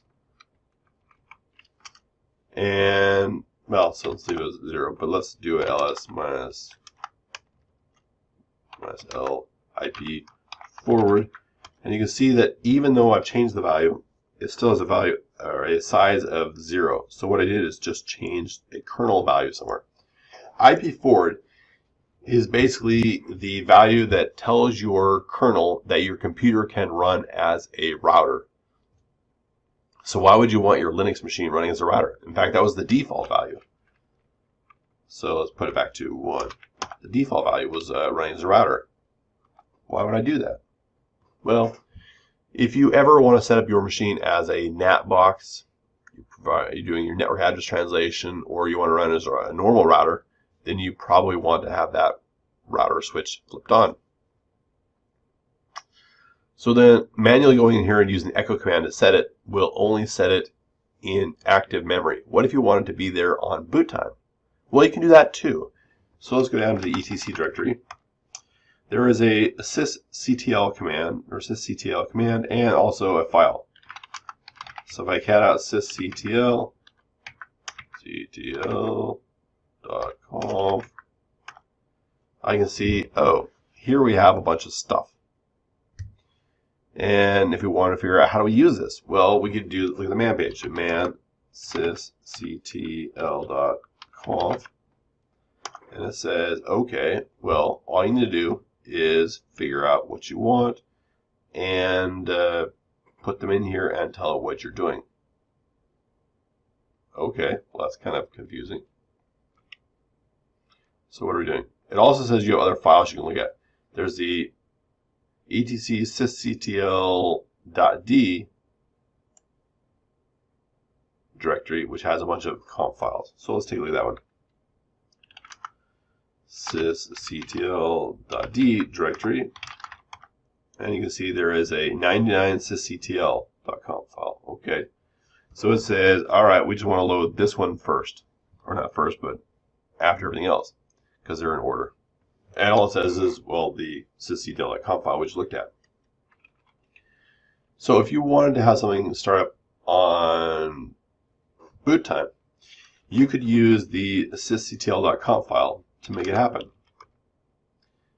So how does that work? Well, the IP forward command had this long path. So if I do ls minus l, u is proc sys net IPv4 before IP forward. That was the file.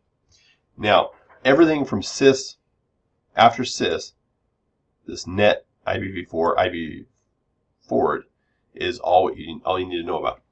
So I can go into my sysctl.conf file, and I just need that part right there. Net IPv4 IP forward. So go down here and do a net dot IPv4 dot IP forward equals 1. And that right there will set it up so that when it boots up, it will set the IP forward to 1. Well, it's already being set to 1. So I could change it to 0 if I wanted, but that's how you do it. You set values in there. You can also use the sysctl command. Sysctl, how does that work? Well, it says you type in your options and your variables and values and stuff like that.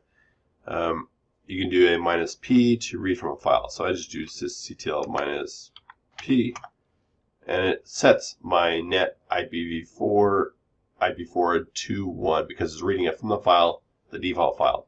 I can also have other files I read from as well. But that's how you set those. Alright. So, what other variables are stored in the kernel proc directory? Well, we saw the IP forward. Can I change things?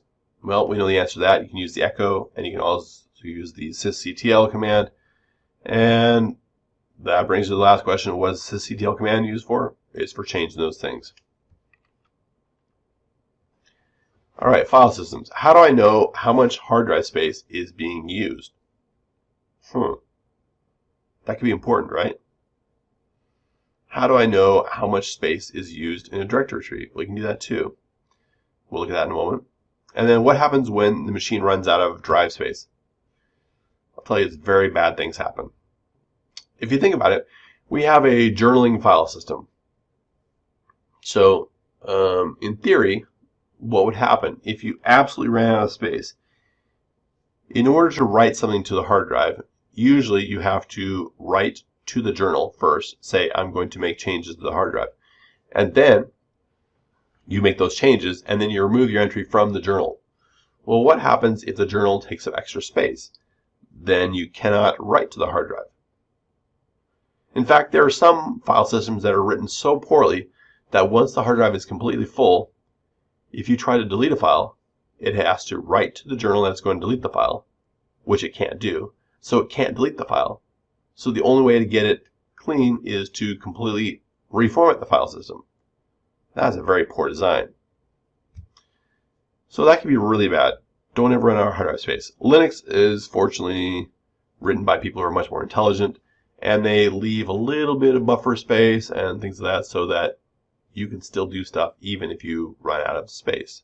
Kind of. They kind of run out without actually running out. So how do I get more space? Well, you can delete things. You can add more hard drives. And if you have something like an LVM in there, you can add more hard drives and expand your current drive size and then use your file system tools to expand your file system in your drive space. So let's go look at the file system, see how much space is being used, and how we can look at directory trees. So let's jump right in, clear that. If I type in DF, it tells me information about my space being used. Now these 1K blocks are great. We love seeing 1K blocks, but what does that really mean? Well, let's do a DF minus H into human readable form. It tells me, okay, this is how much space you have. And it rounds these things a little bit, so they're not quite exactly accurate, but you know, it's accurate. All right, you can see which devices I have and then how much space is available on each device. You can see that there really are only two devices that have real space. You have your first one right here, your CentOS root, which is your main file system. And I also have this boot directory. The rest of these are all kind of virtual-ish things. They're not really real. They're kind of more memory things that are kind of fake-ish. So they don't really count. But those two are real hard drive space. All right. So I know how much space is there. I know how much is left. But what about directories? How much is being used by my home users? If I look at my home directory, I can see there's a Joseph person there. So if I go down, take a look, I can go into my home directory, I can go into Joseph, and I can look around and see how much space is he using. Well, it looks like he's not using very much. How do I find out how much it is? We can sit there and add everything up, or you can have the du command do it. So du, and let's do the home directory. It says, oh, 12 is being used. What's 12? Well, let's once again use the minus H, which happens to be the human readable form, and it says, oh, it's 12K. Like, oh, okay, thank you. What about the user directory?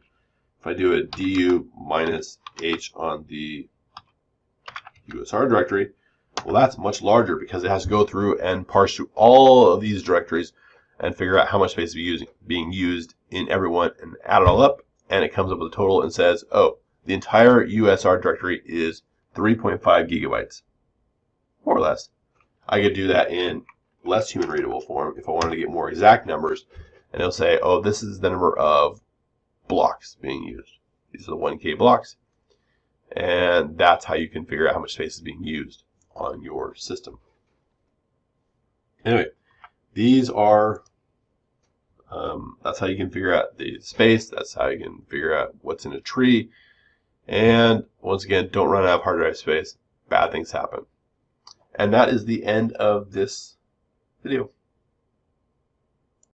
Kernels and hardware. When you're running a Linux system, you might have questions about a kernel. Well, first of all, what is a kernel? Well, the kernel is the main program that runs your operating system. It's the main thing. So Linux is the kernel. So which kernel version am I running? Well, there's lots of different kernels. Which am I running? And where is the kernel file stored? Where is the source code for the kernel? And what options were used when building the kernel? So let's take a look at these questions and see if we can figure them out. So here we have a system. I'm running my Linux system, and I want to know which kernel I'm running. Well, if you look in your etc directory, there's a bunch of files in there. So if we cat out our etc, there's a Red Hat release file. And that tells me which version of CentOS I'm running. But it doesn't tell me which kernel I'm using. So that's kind of tough. So you start saying, well, where else could it be stored? It actually turns out there's an easy way to do it. We just type in the uname command, uname -r. And that tells me my kernel. So my kernel is 310.957.12.1.el7.x86_64. So these EL7 maps up to this CentOS release thing, which is 7. Same 7 right there. Now the 7.6, well, that is kind of tied to the Red Hat release, and this 18.10 basically tells you which CentOS release this is. All right. So we've got that. How was the kernel built? Well, most things on a Linux system are built with the GCC compiler. But do we know if it was built with that? Well, we can actually take a look at the kernel, and the kernel can tell you something as well. So cat proc version, and we see, once again, that same exact number. So this number right here, the kernel number, is showing up right here. So that's the kernel. You can see where it was built and the GCC version that was used to build it. Alright, so that's good information. So where is the kernel file? I mean, it's built, it's loaded in memory, I get that. Where is it at? Well, fortunately, you can find it in the boot directory. And some systems have boot mounted by default, some don't. You can always cat out the etc fs tab file and see what it says about your boot directory. It's got my device here, so UUID, and then this boot, and it says XFS defaults. So it's not being not booted. Sometimes it doesn't actually load for some older Linux versions because they don't plan on changing the kernel often, and so they just don't load it. And it also protects it a little bit. But it is mounted, and it should be there. So I go over to the boot directory and take a look. There are a bunch of files here. And if I go back to my uname command, once again, I can see this is the number I'm looking for. So if I do ls minus, let's do L, and then pipe that through a grep, and we want to do a backtick, uname minus R. And what we're going to do is we're going to look at all of the files, and we're going to filter out just the ones that happen to have that string in them. Grep, uname minus R, minus R in there. All right, so you can see there's a bunch of stuff here. Okay, what is it? Well, this first one on the top is your config. That is the configuration options that were used when creating this kernel. So, as you might expect, you less out that config with 12, and you'll see a bunch of options, tons of options with yeses and modules and not set and things like that. And you go through, you say, okay, so that's how the kernel was built. All of these options are set, and there's lots of options. You just kind of keep scrolling through them. Lots of options to set. All right. Then you have this RAM disk thing. RAM init RAM FS. Well, it's the initial RAM disk file system thing, and that's kind of important. What does it have? Well, when your kernel gets loaded in memory, the way it happens is you have your, your BIOS loads the first part of your hard drive, and the first part of your hard drive loads your bootloader, and your bootloader looks at your configuration files, figures out what to load, and then it loads your kernel. And when it loads your kernel, there's always that risk. There's a slight risk that your kernel will load up and it will not have the drivers in order to read the file system. So that could be because you have some kind of a RAID set up. Hardware RAID, you need to have the hardware RAID drivers in there, otherwise you can't read the RAID, and if you can't read the RAID, you can't get anything from the hard drive. Could be all kinds of problems. But the BIOS, when it's reading, it reads things differently than the kernel reads them. So it has the ability to read things that the kernel cannot read. So that could be a little interesting.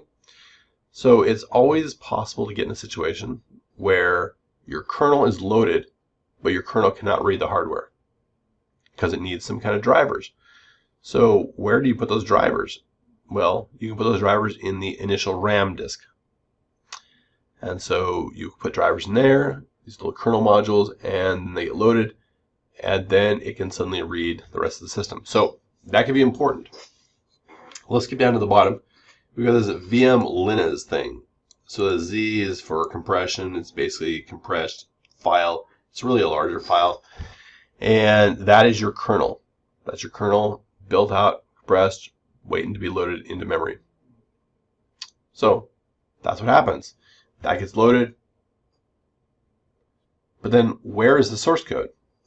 Well, Source code for the kernel is usually stored in the USR src directory. So let's take a look over here. We've got this directory called kernels. So let's go in here and take a look at our kernels. Kernels, take a look, and it's empty. Why is it empty? Well, if you think about it, most people don't need their source code for their kernel, right? You just want the kernel to run. You don't need the plans. You just want it there. So some versions of Linux ship without the kernel. Well, that can be a bit of a problem, because what happens if you need the kernel? Well, that's okay. We can get pieces of the kernel. So when do you need the kernel? If you are changing some of your libraries and your libraries need to be able to access the kernel, so you need to make system calls to grab stuff from the kernel, you might need to have your kernel headers. And the kernel headers can be loaded with a special package. So let's look. If I do a yum install kernel devel, it will install the kernel headers. So I do yes. Now, contrary to common belief, if you install this kernel devel, it doesn't give you everything you need to develop the kernel. No, not quite. Not that at all. In fact, all you're really getting is the kernel headers. Quite a small little piece of information. You need more in order to actually build the kernel. But we can go in there and take a look. So now we suddenly see there is a directory here. So I go to that directory, and I can see all kinds of files here. One of the files is that config thing. So cat.my.config, and I can see this looks like, well, a bunch of the same thing that we had in that boot directory. If I do a diff to compare my .config in this directory, config, to the one in boot.config, right here, you'll find those two files are exactly the same. So there's no differences. So that's great. That's kind of nice. But what if I don't want this kernel? What if I want to get a new kernel? Well, you can download it. Or what if I want to actually build a kernel? Well, you can do that too. In fact, you can look at your options even. There is a menu config thing. You can do a make menu config and look at your options, but it doesn't quite work without some development tools and a little bit more. So let's do a yum group install. And we're going to get our development tools. That's the entire development tools package set, which includes your GCC compiler and all kinds of other libraries. So this will get you most of what you need in order to be able to see what the kernel needs in order to be developed and some of them. So after a couple of seconds, it's all downloaded and you're ready to go. And I want to do a yum install ncurses. Ncurses allows me to have menus. So I can do up, down, navigation through menus with the keypad. All right, so I do a make menu config. So I want to make sure I'm in this directory, which I'm in. You can see I'm in the correct directory. You can see there is this make file here, which allows me to run the make command. So I do a make menu config, and that will do this right here, print a few things, and suddenly it'll pop into a nice GUI right here. And I can go look at the options that were set at the time that this kernel was built. You can go into individual things, say, okay, do I have the second extended file system that's ext2? Do I have it? No, I don't have it. Do I have ext3? No, I don't really have it. But I do have ext4. That's great. And ext4 can read ext2 and ext3. We just want to make sure we use that. And so you can say, well, what if I want something like RazorFS or JFS or XFS? I can put those in there. I can even build it into the kernel if I want to not use modules. But you probably want to just use it as a module because maybe you're not using XFS. But if you know you are, maybe you build it in. All right. So exit out. And if you make changes, you can save those changes, and that's good for building your kernel. Usually what you do to make your kernel is you use the make command and you do a, well, make all. But that doesn't really work here because we don't have the source code. So where do we get the source code?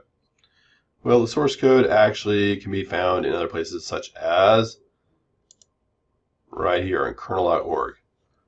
You can see kernel.org, you can see the Linux kernel archives, has a bunch of files here. You just download one of these tarballs and decompress it in the USR src kernels directory. And then from in there, you can just go inside of it and build it. You make sure you have your development tools, make sure you have ncurses, make sure if anything else is missing, and yeah, then you're good to go. All right, but that doesn't really get it all taken care of.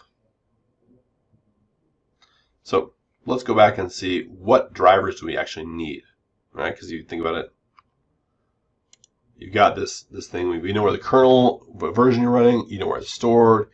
You know the source code's not there, but you can get the development headers if you want, which can be used for building other stuff. And you know what options were built or used when building it.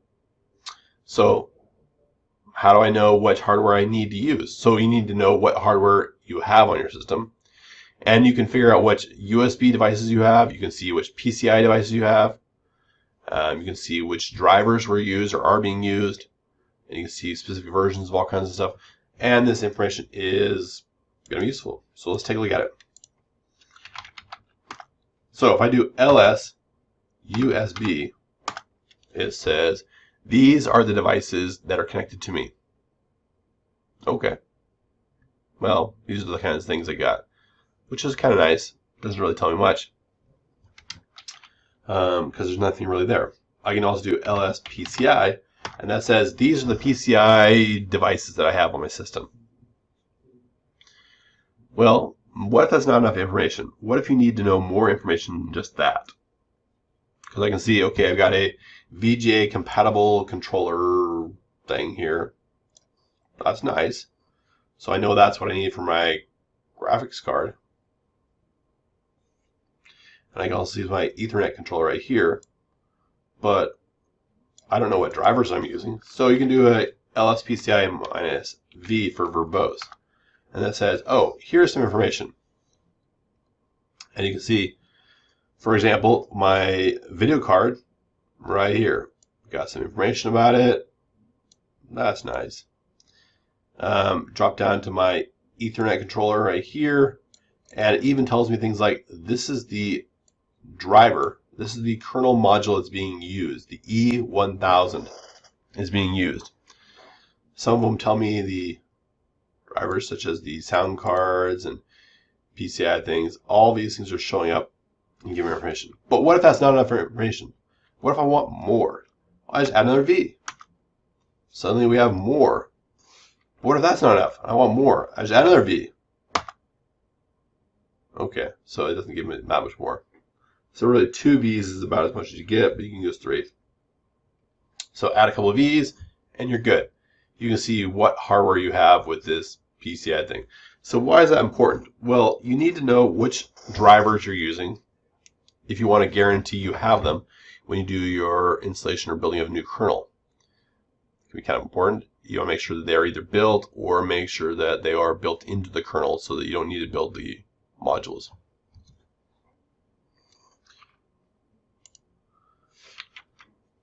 Kernel modules. So what are kernel modules? Well, kernel modules are your drivers. They're the little pieces of kernel code that gets loaded in and used. So you might say, well, why would I build kernel modules for hardware I never need or don't use? Well, I don't know. Why would you? Well, you might use it. But if you know you will never use something, you don't need that module. It's not necessary. So then, why were the kernel modules built outside of the kernel instead of in the kernel? Well, the reason they're built outside of it is because you don't necessarily need everything. And there are even problems where multiple different kernel modules can conflict with each other. And you can't have two of the similar modules because maybe one will work and the other one won't. there might be two different modules built for the same hardware, and you only want one of them. Maybe one's open source and one's a proprietary closed source, and that could be, well, a good reason to have them outside the kernel, because you can only have one in the kernel. And if it's in the kernel, it's guaranteed to be in the memory. And what if you don't ever use XFS or ext2 or 3? If you don't use ext2 or 3, why would you want that kernel module built into your kernel? Just don't build it. So which kernel modules are loaded? Well, you can use the ls-mod command to see which ones are being loaded and things like that. So let's go take a look at that right now. So clear this up. I do ls-mod, and suddenly it shoots us a big list. So we knew we were using the E1000 driver for our network card, and we can see right there it's being used. It's the E1000 is loaded up, and it's in there. But you can see lots of other drivers in there as well. So which drivers do we have? Well, you can do mod probe, and that kind of tells me something. It says, well, here's some things you can do. And it's just saying, well, what do I have? And you've got this -a option. So let's figure out what that does. So do mod probe -a. And nothing there. We want to, usually you can use mod probe to load drivers, and sometimes you can use it to list the drivers as well.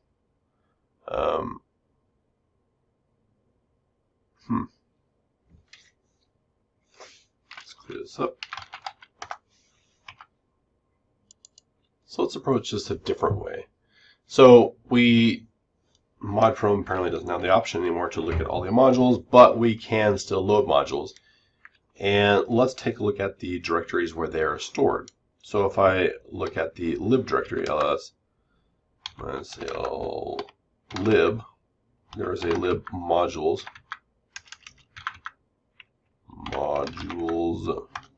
Alright, so that's interesting. There's a lib modules, and then we want to get our kernel, which is 3, right there with the 12, and we can see this stuff right here. Well, that's a lot of modules, right? Maybe. So we'll use the find command, find, and we can list out a bunch of things in here. Well, we know that we want to look for let's find their network driver. So we know it's E1000, so we do grep E1000, and we can see suddenly this is where you can find the drivers for the E1000. There's the E1000 and there's the E1000 E, whatever that is. But you can see the directory where it's stored, and you can also see the actual module stored there. And most of them end in a KO, but these ones are apparently compressed, so they have an XZ at the end. And so these all get loaded at boot time. And well, when it gets loaded. And sometimes they get loaded at other times. So once again, if you look at ls mod, you can see the list of modules. If I wanted to remove a module, I can do that as well with an rm mod or ins mod for insert mod. And mod probe, once again, can add or remove modules. So those are a couple things with kernel modules. So we can see, first of all, which kernel modules are loaded with the ls-mod command. We can see which kernel modules there are by just doing a look at the lib modules directory. And then how do I load kernel modules? You can do mod probe to load them, or ins mod. So why would I want to build my own kernel? Well, sometimes you want to build a kernel for a specific purpose. Maybe you don't want to have any extra modules built in. Maybe you want to just build a kernel that specifically meets a set of hardware and you're done. If you do an embedded system, you want to make sure your hardware meets exactly or matches exactly what the kernel has. Are there any performance advantages to building a kernel? Yes, there are. You can build a kernel specifically for your hardware, and then you can optimize everything. Is that a lot of work? Yes, it's a lot of work. How do I build a kernel? Well, first you need to get the source code. And we saw where to get that because you get it from kernel.org. You download that. You put it into your user src kernels directory. Decompress the file. You go into that file and you then can make sure you have your libraries installed, and you can do a make menu config and set your settings. If you want to copy over a config, you can copy over a config from a previous or different version of the kernel that you know works, and then change the settings up a bit. Then you do a make all, and it will build it. Why do I need a compiler? Well, you need a compiler because you need something to convert your source code into machine code. How long does it take to build a kernel and the modules? Well, that's an interesting question. It depends on what your CPU is. If your CPU is a nice, slow virtual machine CPU, it could take you, I don't know, 2 to 3 hours to build your kernel. If you were building on much harder, faster, multi-core CPUs, you can do it much faster. You can do it in 10 to 20 minutes. So why does it take so long? Well, there are a lot of files. There's millions of lines of code in that kernel. So you are looking at a lot of stuff, parsing a lot of stuff. And it depends on how many options you build. The more options you put in there, the longer it takes. Once a kernel has been built, how do I change which kernel I'm using? Well, remember the bootloader loads the kernel, right? So all you need to do is tell the bootloader how to load your kernel. Alright, that sounds pretty easy. So how do I change the default kernel the system is using? Well, with the bootloader. And let's go take a look at that. So clear this out, the bootloader. So let's drop back to that boot directory again. In here, there is a grub and a grub2. So let's take a look at the two directories. So if I do ls-l grub, I can see a splash.xpm.gz. That is the splash screen you see when you boot up your system if you're using grub. So it's being loaded. Great. That's not where you make changes. If you go into grub2, this is also not where you make your changes, but you can see what changes have been made. There's a grub.cfg file here. So let's take a look at that one. grub.cfg. And it's got all this information here. But what's useful is it tells you basically where the files come from. So it's a collection of files from the etc grub.d directory. So it goes through and it reads in these files. So it takes this first one, 00_header, and then it puts the header in there. And then you can see it's adding each piece one at a time. All right. Well, if you go down here, you see there's this 10 Linux, and you can see there's an option here, menu entry. Menu entry. So whatever here is in this menu entry quote is what you will see when you're booting up. That will be the option you can choose to boot. And then it tells you things like which modules have to get loaded, and it then has this line right here, Linux 16, where it tells you this is where you load the Linux kernel. Then right after you load the Linux kernel, you load the initial RAM disk. So it loads that image right there. So those two get loaded, and then you're good to go. So how do I know what it's using? Well, it says a couple of things that are interesting here. There's a timeout that says you got 5 seconds to actually choose which kernel you want to load. And yeah, you can also figure out which kernel is being loaded because you got this default value, things like that. Okay, so what do? We just need to go in there and change what the default is, right? or you can add another line in there. So you go to the etc grub.d directory, and in here you can see all these files that are then thrown together to generate your kernel. If you look at the README file, let's README,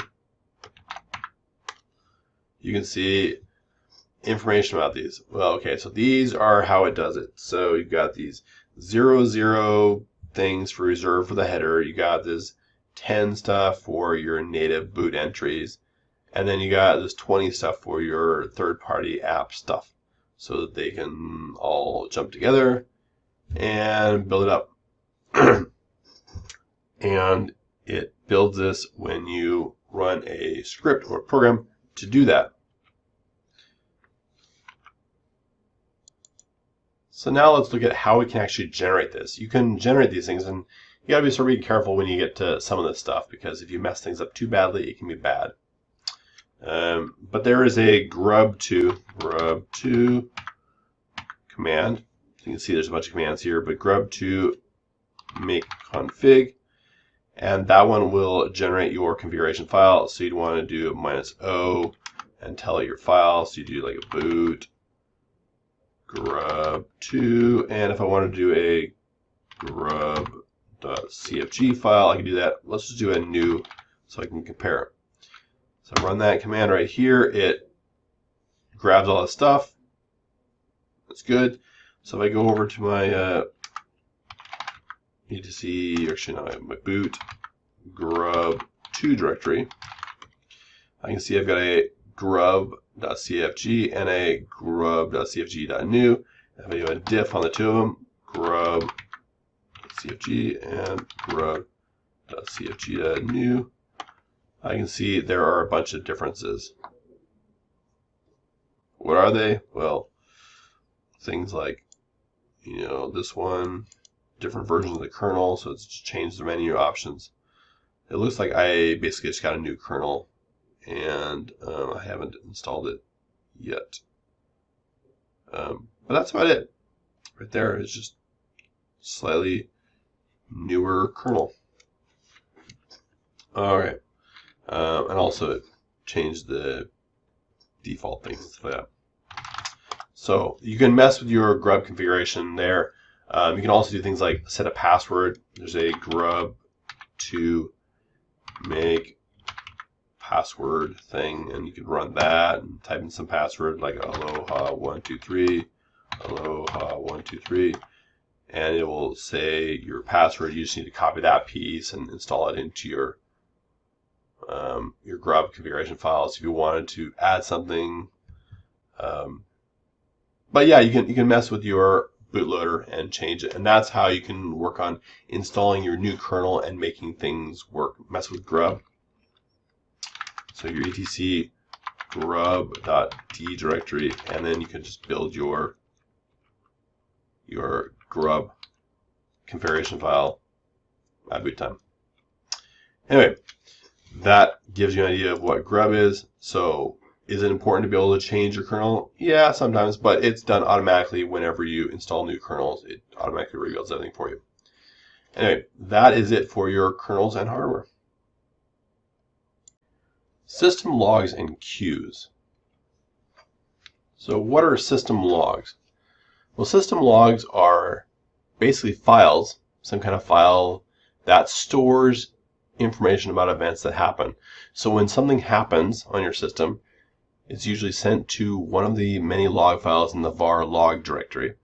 And then those files record the events and allows you to look back and see what happened in order to lead up to certain situations you're in, or to figure out what's happening in your system. So what kind of information is stored in the system logs? You have your regular messages. Whenever you start and stop services, that's starting there. You have logs that indicate whenever you boot up your system, what options and things happen there. You have logs that indicate things like mail coming in, going out. You have logs for your web services. You have logs for logging in, logging out. SE Linux has a set of logs. All of these things are in the logs, in the log directory. So why do logs take up so much space? Well, Logs are written anytime some major event happens. And there can be lots of different events that happen, and all these events have a line entry or more in the log files. If someone tries attacking you, you can actually fill up the entire partition that those logs are stored in because you start generating too much data, and it's, well, bad. And if the logs completely fill up the system, well, it depends on where the logs are. So some people will put their logs, their var log directory or their var directory, in a separate partition so that if it does fill up all the way, the system can continue to function. However, if it's not in a separate directory, then whatever directory or whatever partition they're in could completely fill up. And if that's your main boot, maybe not boot, but your main root of your system, that means your system might become difficult to use for anything. So you got to watch out for that.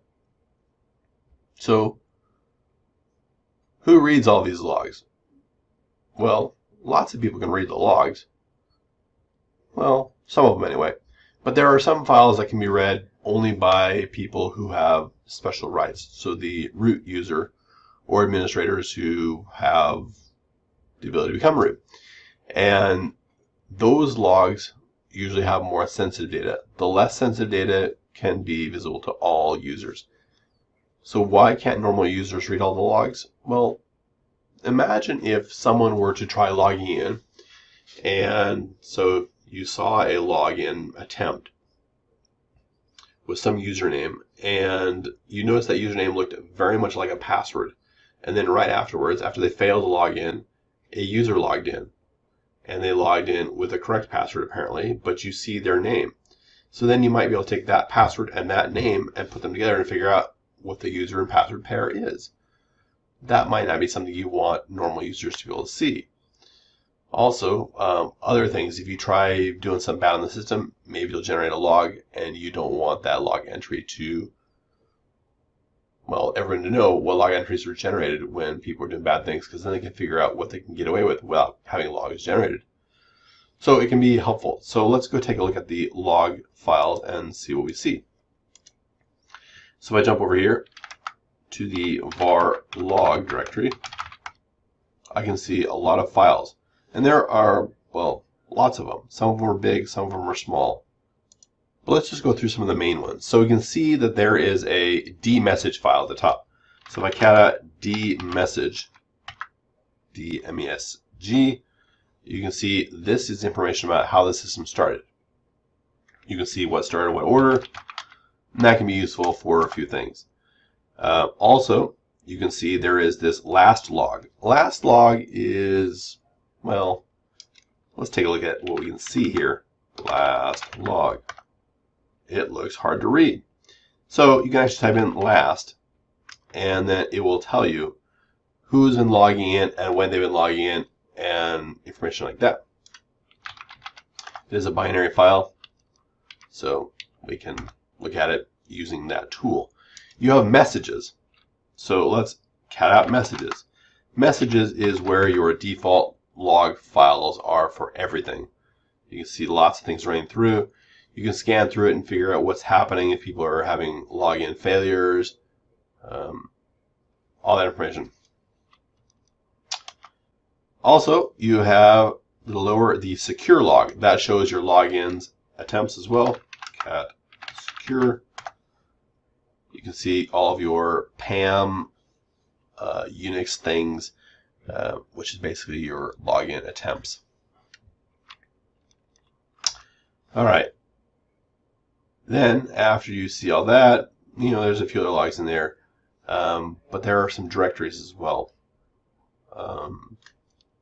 So let's go look at these directories. So there is one for audit. So if you go into audit, this is where your SE Linux audit logs are. You cut out your audit file, and you can see all of these SE Linux violations or passes. And you can see what succeeded, what failed. If something failed, it will tell you in here what failed. And this can be very useful for troubleshooting problems. If you're doing something on the web and the web's not working properly, you can go look at your web logs, assuming you have Apache installed, and you can look at web logs and you can see those, but maybe it wasn't a violation there. Maybe it was an SE Linux violation. And then you can go in here and look and see, is there something showing up? All right, if I install Apache, for example, I will see an HTTPD directory show up. So let's do a yum install HTTPD, just so we can see the directory.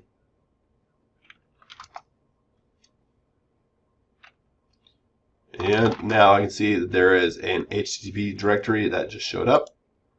And I can go into this directory and take a look at that. Nothing here, but then you'll see an access log and an error log whenever there are problems with your web pages. All right, so those are your log files. So what is the var log messages file for? Well, it's your standard default location for your log messages. For any log messages, if you don't have something specific, such as SE Linux has its own audit directory, and HTTPD or Apache has its own HTTPD directory. If it isn't one of those type of services, or it doesn't have something special, it might just write it to the messages log directory, messages file. Can you read it in real time? Yes, you can.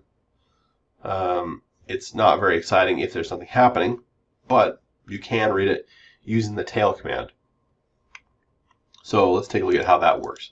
If I wanted to look at it in real time, I can do a tail -f messages. And you can see, press enter a few times, that's what happened. There's nothing going on. So if I were to pull up another terminal over here, and let's say, oops, I pulled up a terminal, that didn't do anything. But if I were to install something, so yum install, let's do nmaps, it is there. It's probably all right here. Oh, I guess not. You can see that suddenly it says, oh, installed nmap. And you can see that showing up right there in the logs. If I do a yum update, which could probably be a really bad idea from the GUI, but it's nothing replacing GUI. If I do that, you can see suddenly it's showing up a whole bunch of stuff being updated. And you can see those in real time if you're looking at the messages file with the -f switch in the tail command. So tail -f, the file, and you can see changes happening to that file. All right, you press Control-C to get out of that. Can the logs be changed? Yes, they can. I can go in there and edit the logs if I wanted to. I could delete things out of it. So if I were some kind of a hacker and I wanted to mess up your system, what I'd probably do is either edit your logs or just delete your logs altogether. So I've had hackers hack into my systems before and delete the logs. And if you notice your log directory is all empty, well, that's usually an indication that something bad happened and some got in your system. The var log secure. So var log secure, once again, I mentioned that one indicates who is logging in your system and if they are failing to log in. So what information is stored in that directory? Well, it's got attempted logins. So let's go ahead and fail a couple of logins so we can see what that looks like. So I could do a tail -f secure. So you can see where it starts. I'll pull up another terminal right here. And now I'm going to fail a few logins. So I do SSH root localhost. Yeah, sure. Password. Nope. Nope. And you can see that it is failing to log in. And then you can look at this and say, well, what happened? Well, you can see failed the password for root, and it says where I logged in from, so it's actually saying, well, I should use IPv6, logged in locally. Okay, from localhost. That's fine. But if you see it from a different IP address, what tends to happen is there are a lot of script kiddies out on the internet, and they are using these lists of passwords, and they'll just sit there and guess your passwords. And, well, try to guess your password. And they grab all the common passwords, and if one of them goes through, then you'll get it hacked into and it'll be over. So don't pick a common bad password or bad things can happen. So don't do that. All right. Can I use the information to identify hackers? Yeah, you can. You can see that clearly I came in from ::1, which was my IPv6 localhost. Can the information identify users who are doing things, or can I identify users who are doing things they should not do? Yeah, sometimes. It depends on what you mean by identify users also. Sometimes they are trying to switch over to root when they're not supposed to, and that could show up. Sometimes, other things can happen. But what it really tells you is what user is trying to do it or what IP address is trying to do it. It doesn't tell you who the person was or where they came from. Can I use the information to detect system compromise? Well, sometimes. Sometimes you can't. Sometimes all you can see is that they were attacking your system and trying to get in. But that doesn't mean they got in there. Can I use the information to identify users who forgot their passwords? Maybe. You can see who's failing login. Does that mean they forgot their password? No. Does it mean that they're a hacker? No. It could be either one. It could be other things as well. It could be their cat jumping on the keyboard. We don't know. All you know is that someone is failing login. And that's all you see there. What does it mean to rotate logs? There is a program you can install called log rotate. And what that does is it will take all of your log files, or many of them, and every week or whatever set period of time you want, it will rotate the logs. And what that means is it will take the existing log file and move it to a new file with a number extension, and then it will create a new file. And what happens by doing that is you can then decide how long you want to keep logs for, and if you want to just let logs disappear after a month, and then your system might not run out of space and might not crash.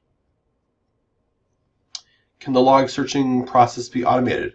Because I can look at those logs right there, and there is a tool called LogWatch, which you can install, which will go through once a day, a little cron daily thing, scan through it and figure out if there's anything that looks suspicious, and then send you an email to let you know what things can or are bad. Can logs be stored on a different machine? Yes, they can. So your logging utility is usually your syslog program, and there are different syslog programs, but your syslog program can be configured to send your logs to a different machine, which can be useful if you want to save your logs. You can also configure your Linux machine to receive logs from other systems. So you have your Cisco routers and switches all send their logs to this machine, and you get them all consolidated in one safe location. Then if the router switches get hacked and the logs get messed up, well, they're already on this machine, they're gone. So you've got a copy and they're safe. Queues. What is a queue? Well, a queue is a line, right? It's a British word for line, kind of. You queue up, and well, that's what a queue is. So what is it on the computer? Well, on the computer is basically a line. You have these things that are getting ready to do something. So you get them ready. You can have your mail queues and things of that. So then what's a spool? Well, a spool is when you think of like a spool of thread or something, things are wrapped around it. Basically, it's kind of feeding things through something. You're spooling it through. So spooling your print jobs from your application to your print daemon, which then spools it off to your print server or to your printer, and it eventually gets printed. That's spooling, passing things through. And queues and spools can kind of be thought of as similar things. They're a little different, but they are used for the same kind of purposes. So what queues are used on a Linux system? Well, let's take a look. So I clear my screen there, jump down to the var, and there is a var spool directory. In this var spool directory, you can see a couple different things. We can see var spool postfix, var spool mail, var spool cups, var spool lpd, var spool cron, like lots of different things. So postfix is my mail server. My mail directory is my, well, incoming mail. LPD and cups are both for print services, so that's kind of nice. cron and at and anacron are all for timed task management. So yeah, you kind of get an idea there. Let's take a look at the mail directory. Oops, cd mail. You can see there is a Joseph and an RPC, but Joseph is empty. If I were to have a mail client installed, I can do mail, should mail Joseph, and I can have a subject say something, and say, hey there, and have a period by itself, and close it. And then if I take a look around, suddenly I see Joseph got mail. So I just sent him mail, and it went into this mail spool thing. So if I cat out my Joseph file, I can see all of the mail that got sent to him. So you can see who it's from, information about where it's to, subject, the from line, and then the contents of the email all showing up right there in this mail thing. If I send another email, it will show up in the exact same file, just added to the end. If Joseph logs in, he can then read his mail and he'll pull it out of this file and into his home directory.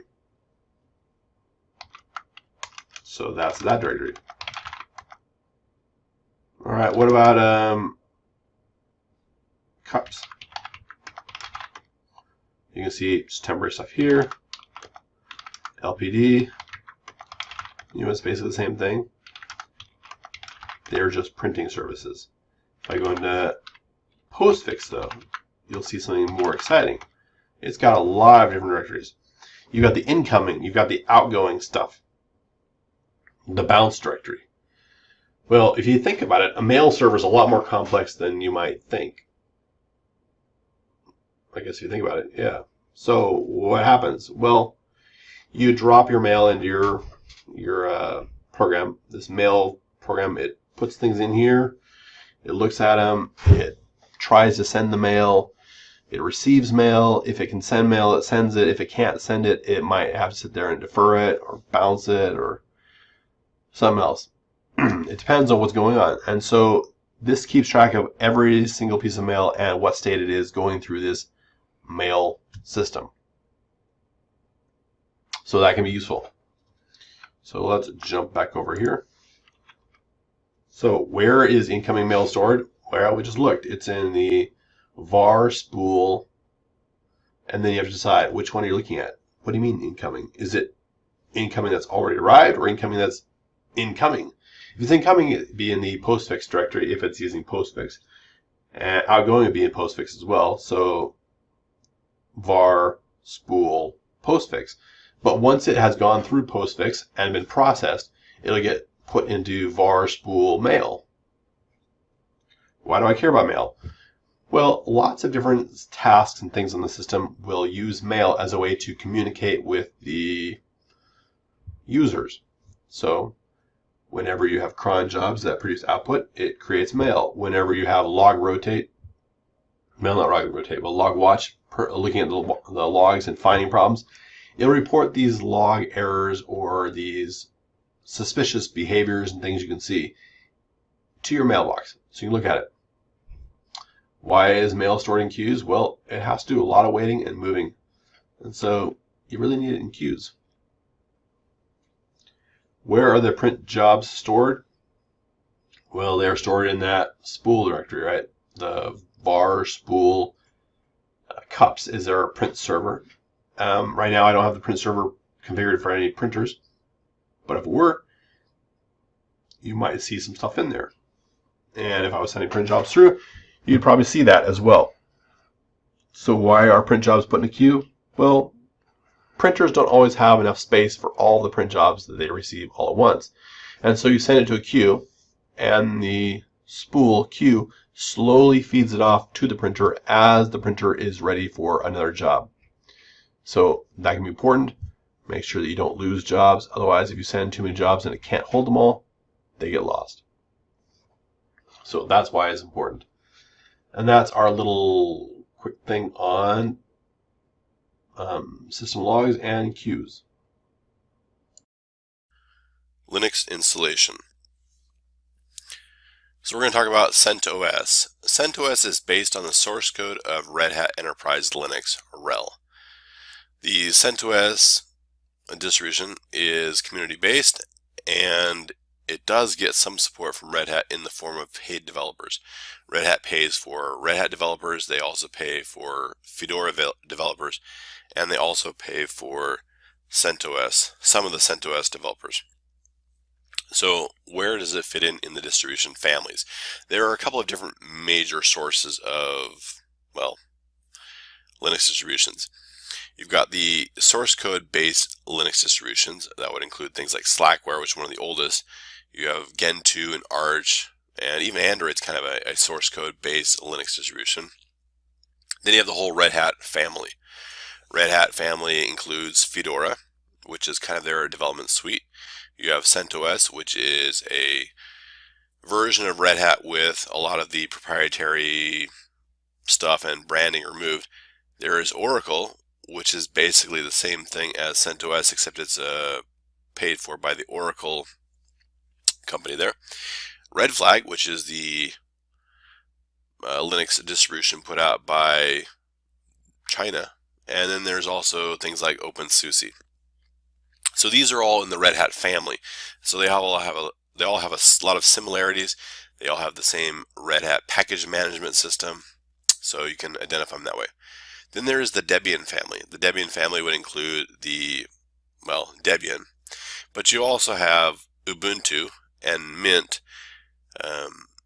Basically, you have Debian, and some people thought, well, it's kind of complex, so let's make it a little better.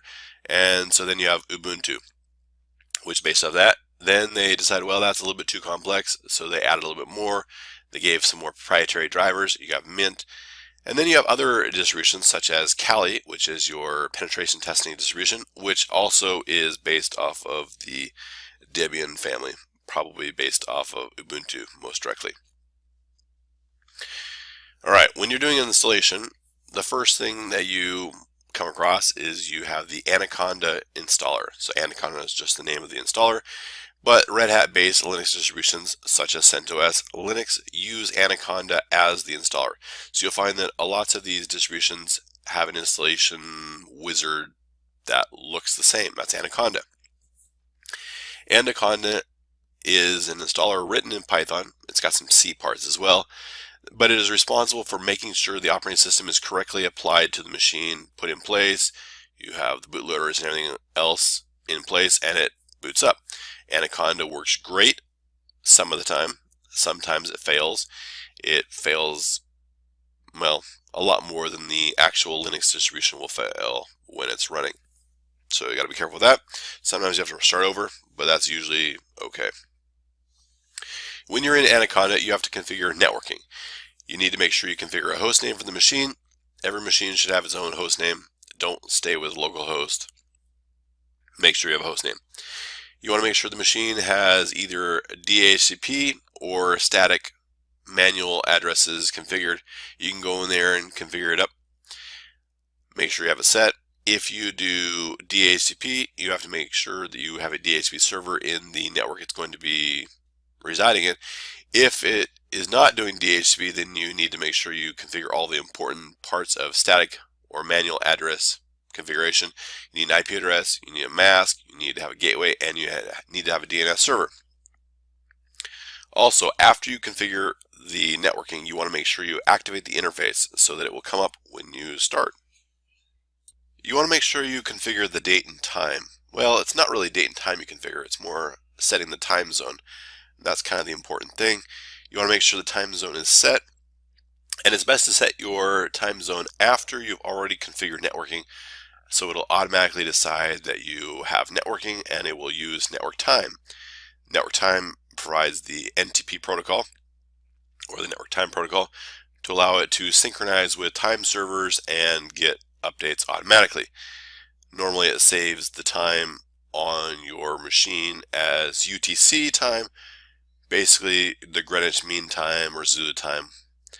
Windows, on the other hand, stores it as local time, so what's written to the hardware might be different for Windows and Linux, and that can cause problems sometimes.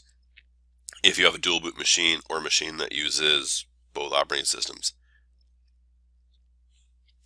Software selection. You want to make sure you select which software needs to be installed. So when you're starting, the easiest thing to do is to select the GNOME desktop.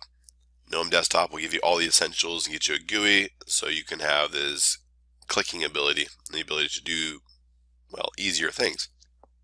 However, Linux was designed mostly to be run without a GUI. GUIs have been built afterwards, and they're nice and they can be very pretty, but you don't really want a GUI if you're running a server.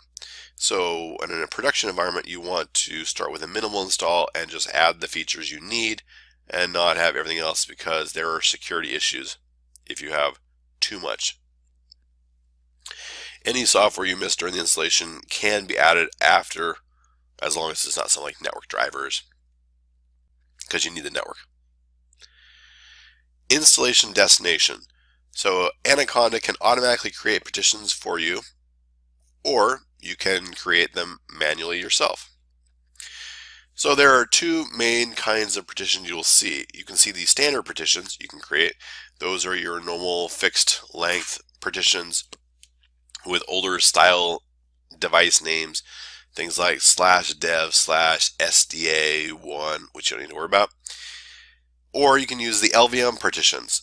LVM partitions basically creates this giant, well, Linux volume management partition, and that partition is kind of a standard partition, and then within that you create these blocks that you can then use, and that allows you to be more flexible, resizing and adding things and allowing you to span multiple drives much easier.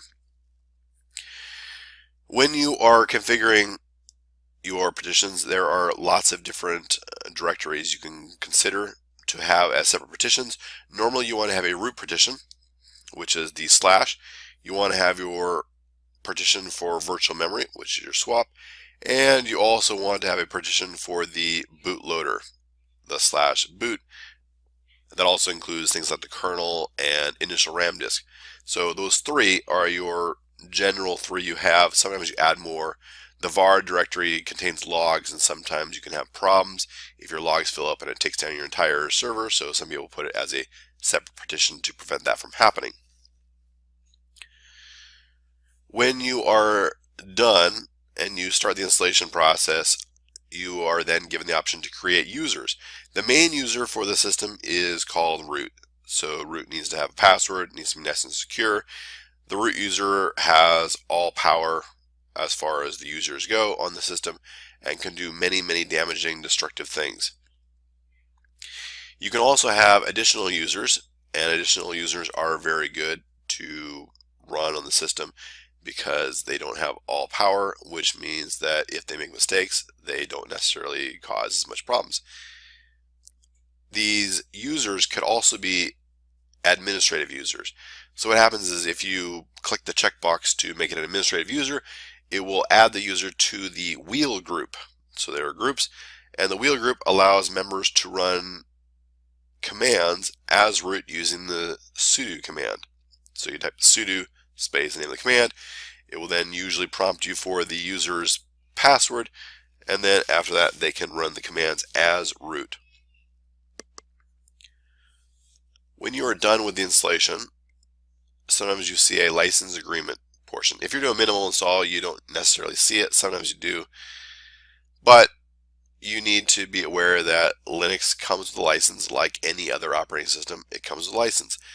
And most of the stuff, most of the packages you get on Linux are distributed under a free software or open source license. Free software licenses require all derivative works be distributed with a similar license. So if you have access to modify it, then this derivative license means that anybody else, when you redistribute it, has the same rights you received. So you have to provide those same rights. Open source licenses allow you to see and modify the code, and that's basically what they do. Now, free software licenses are a special type of open source license, slightly more restrictive, but it makes for more security of the source code in the long run.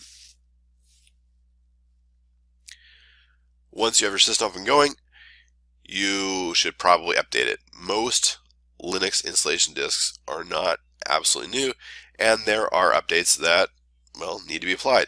So the first thing you should consider doing is updating your updating system, updating software. So you can type in yum update yum.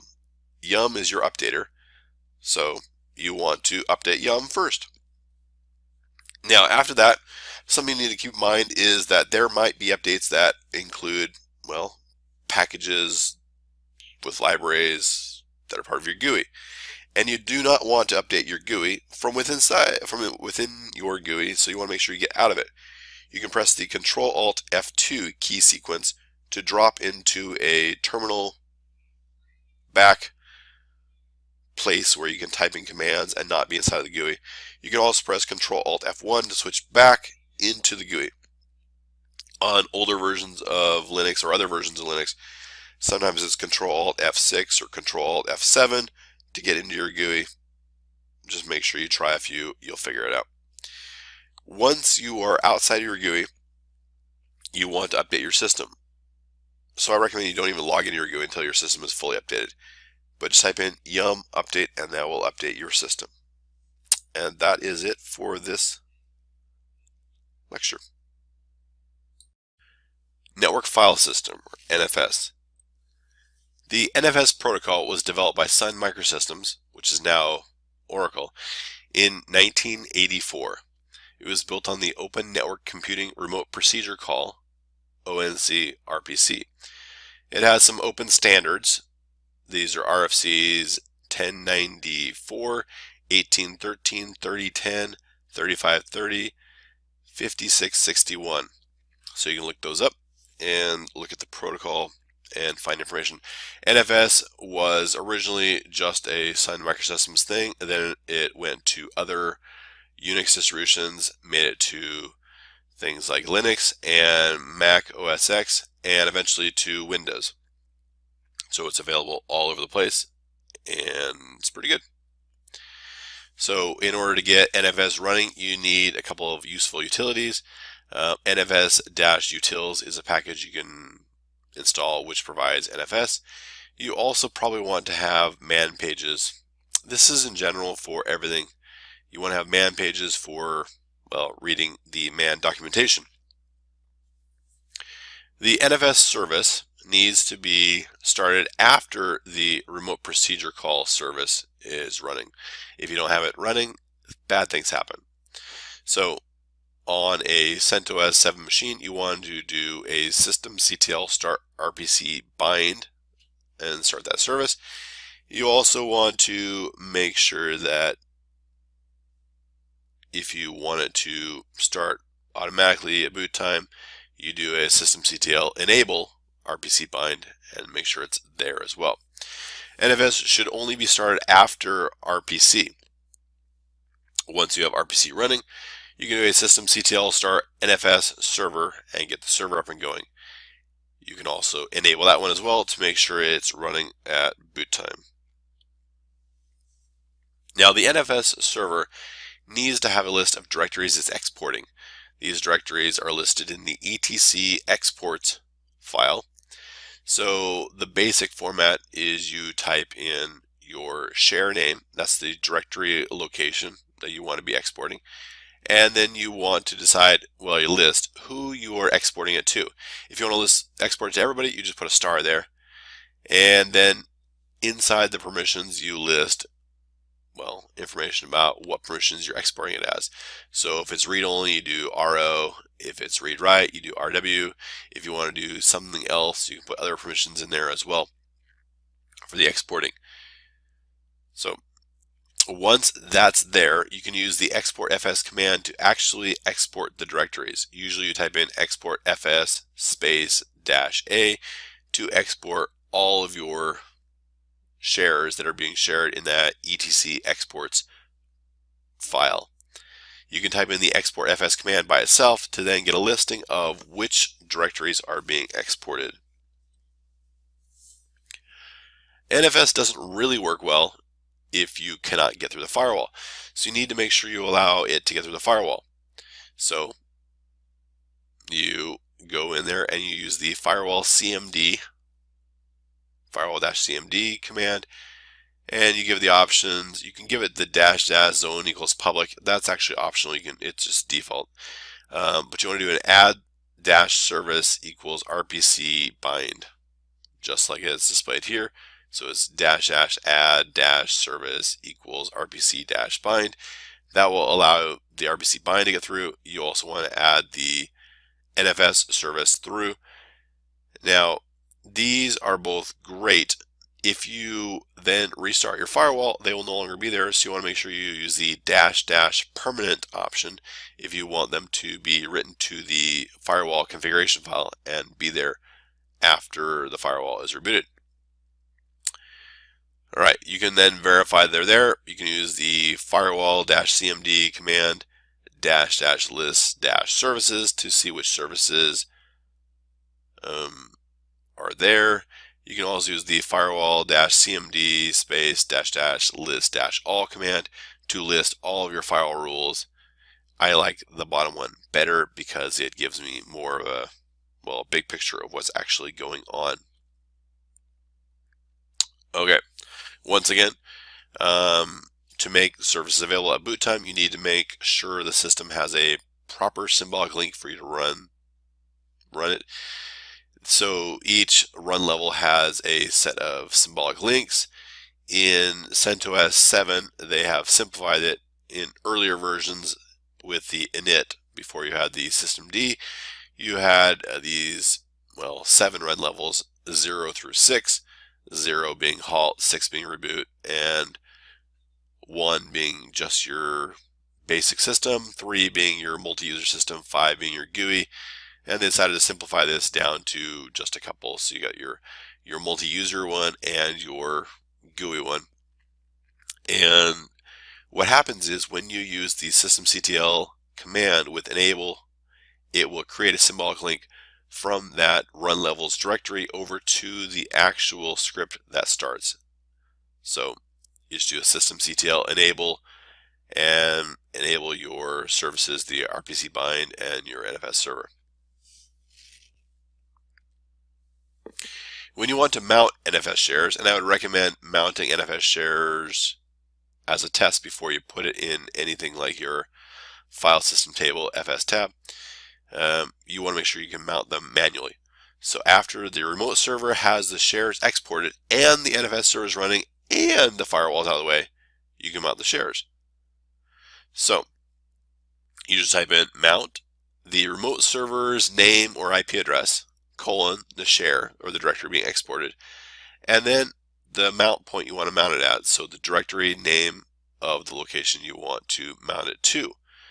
So if I had, let's say, a friend who was exporting his music files and I wanted to see the music files, assuming this is all legal music files, of course, he might be exporting it from myfriend.com or example.com, and it might be the /music directory, and I might want to mount it into my local music directory. So I might type in mount space example.com /music space /local music, and then it would mount up and hopefully everything would work perfectly and smoothly. Alright, so in addition to just being able to manually mount things, sometimes you want to have it automatically mount on boot time. This is especially important for situations where you have a machine that is getting its home directory from a server.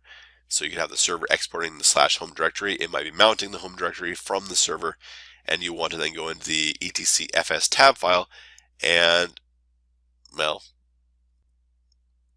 make sure it's mounting. And there is a standard format for all of the mounted partitions. You want to give it the device name, the mount point, the type, your options, the dump number, and the file system check number. The device is the server, and with a colon and then the share.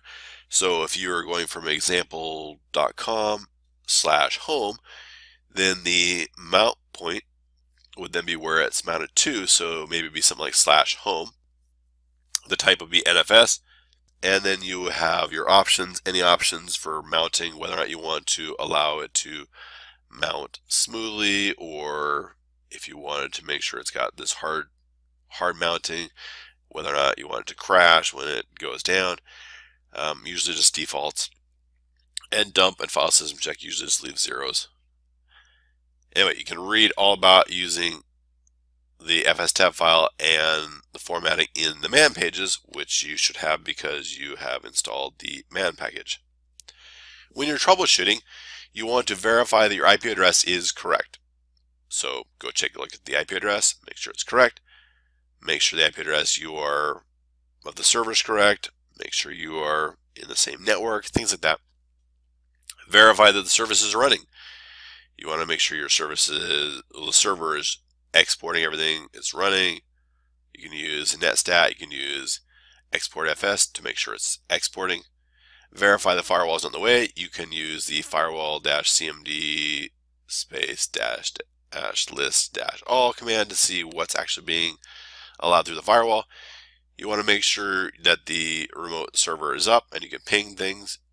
You can use tools like nmap. You can install nmap and use that also to verify ports are available when you're scanning the remote server. So good luck with your NFS installation. Samba. The server message block SMB protocol was originally designed at IBM for use in DOS operating systems. Microsoft started working with it in 1990 and has incorporated it in Windows since Windows 3.1.1, which was Windows for workgroups. The Samba package implements SMB and uses it for communication with Windows devices. The SMB protocol has many security concerns. The SMB protocol has received many security updates since Windows Vista. However, it is known to be a security risk because of older implementations and even some newer bugs. We can use SMB to hack into Windows XP and Windows Server 2003 machines. With Windows XP, all you had to do was have file sharing ports open through the firewall, or just have your firewall turned off, which was very common for gaming back in the Windows XP days. Windows Server 2003 came right out of the box open for attacks and complete takeover through the SMB protocol. Many major companies, including Sony, have been hacked through the SMB protocol. There are a lot of useful packages in Samba. On the Samba set, there is the Samba package, which installs Samba and dependencies. You have the Samba client, which provides the SMB client, which allows you to navigate through remote Samba share and download and upload files. You have CIFS utils, which allows you to mount Samba shares, and you can even set it up so they mount automatically in your FS-tab file. The Samba service can be started using the systemctl command. You just use systemctl start SMB and it will start the Samba server. You can also stop, restart, and check status. If you wanted to start at boot time, you just use the systemctl enable smb.service to enable it. In order to allow other machines outside of your individual server to mount your Samba shares, you need to open up a hole in the firewall. So the easiest way to do that is to add the Samba service. So you can use the firewall-cmd command. You can add the zone if you want. Then --add-service equals Samba. You can verify the service is present in the firewall using multiple commands, my favorite being the bottom right there, which was or is firewall-cmd space --list-all, which will list all of the services that are available through the firewall. When you want to configure Samba, the main configuration files are found in the etc Samba directory. The most important of those configuration files is the smb.conf. you might be able to find a file like smb.conf.example, and you might want to copy that over the smb.conf file before you start editing, and then you can go in and set all kinds of configuration settings because they'll be available and easy to see. Here is an example of an excerpt of, well, part of the smb.conf file. We have a share called software, which is being exported. That share is based on the /share/software directory. So whatever files in that /share/software directory are being exported. When that directory shows up on a remote machine, it will be called Windows Software Packages.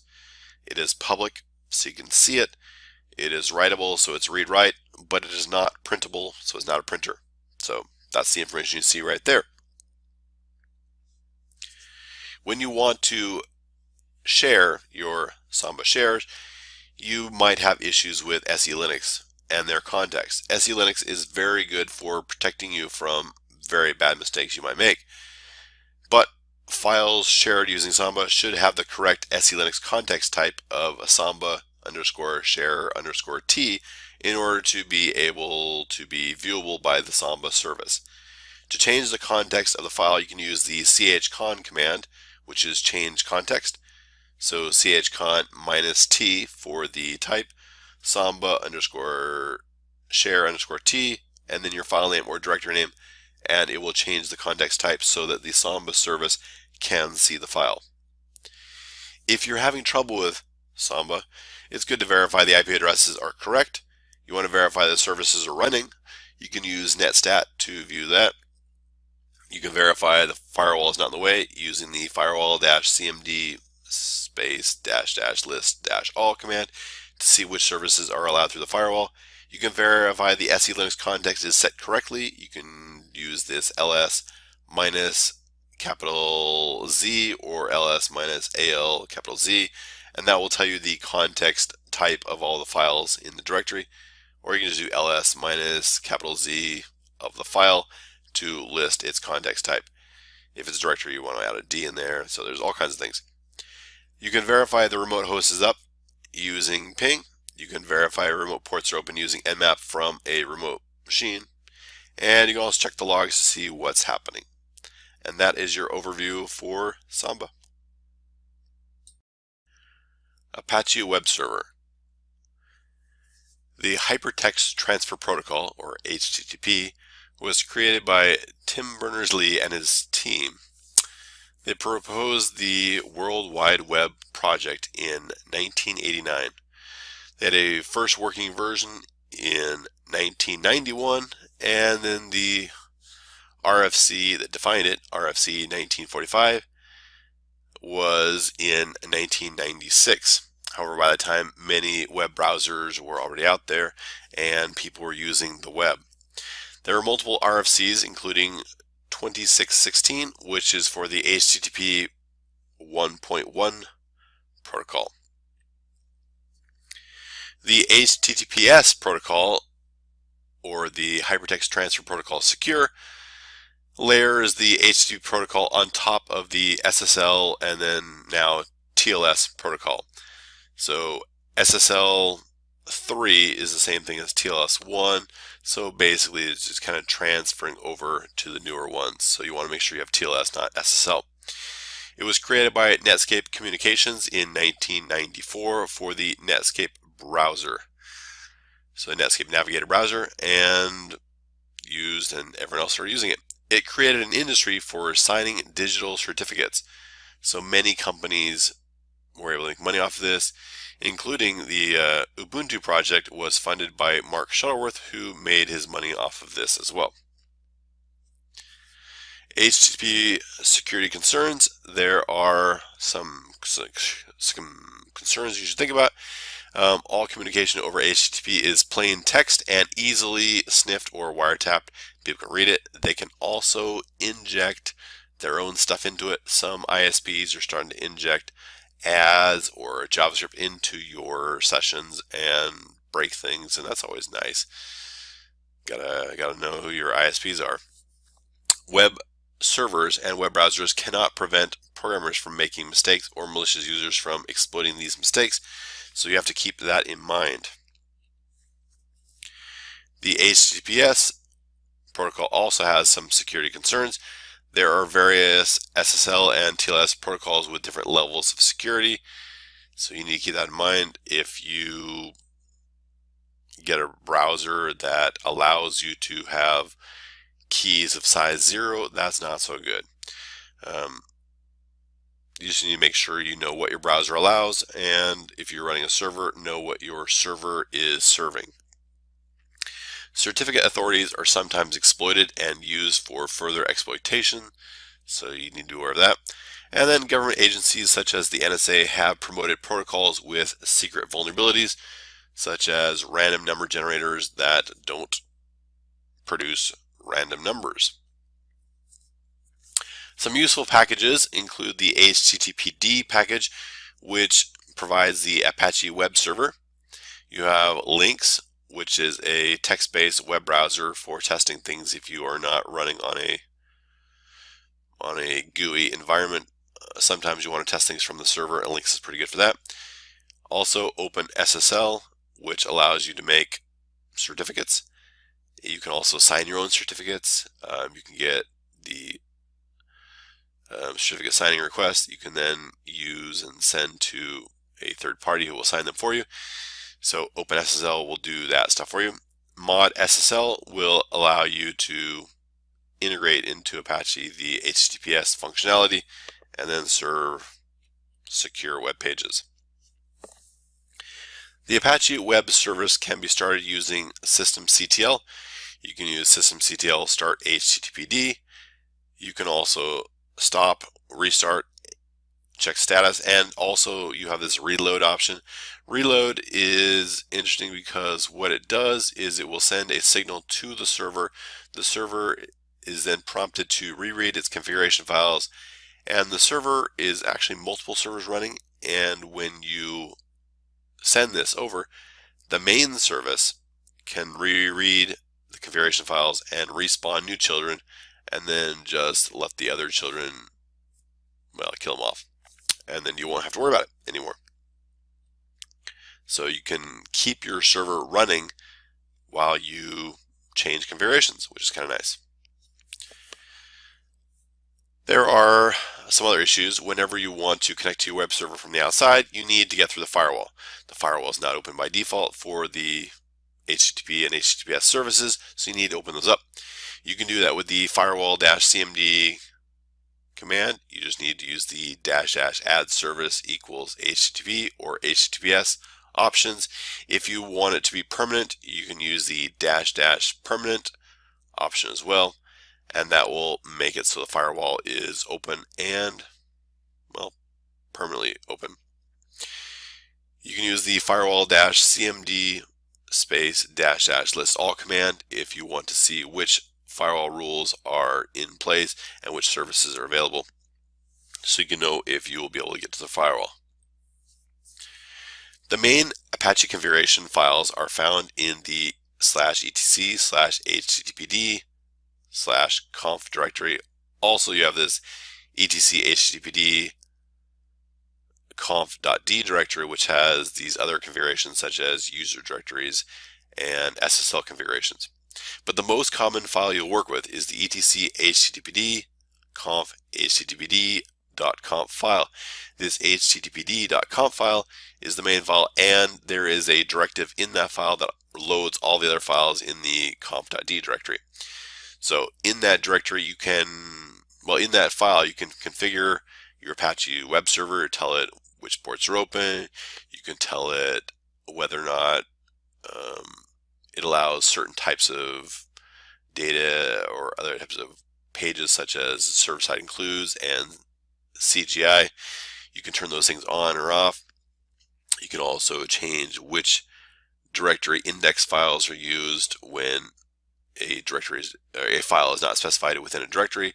So normally that's index.html, but you can have it be index.cgi, index.php, index.shtml, many different options. So you also have a directory setting in there where you can change where the directory root is, and you can also change your document root. Your default document root is your var www HTML directory, so you can go there and see your web pages or set your web pages.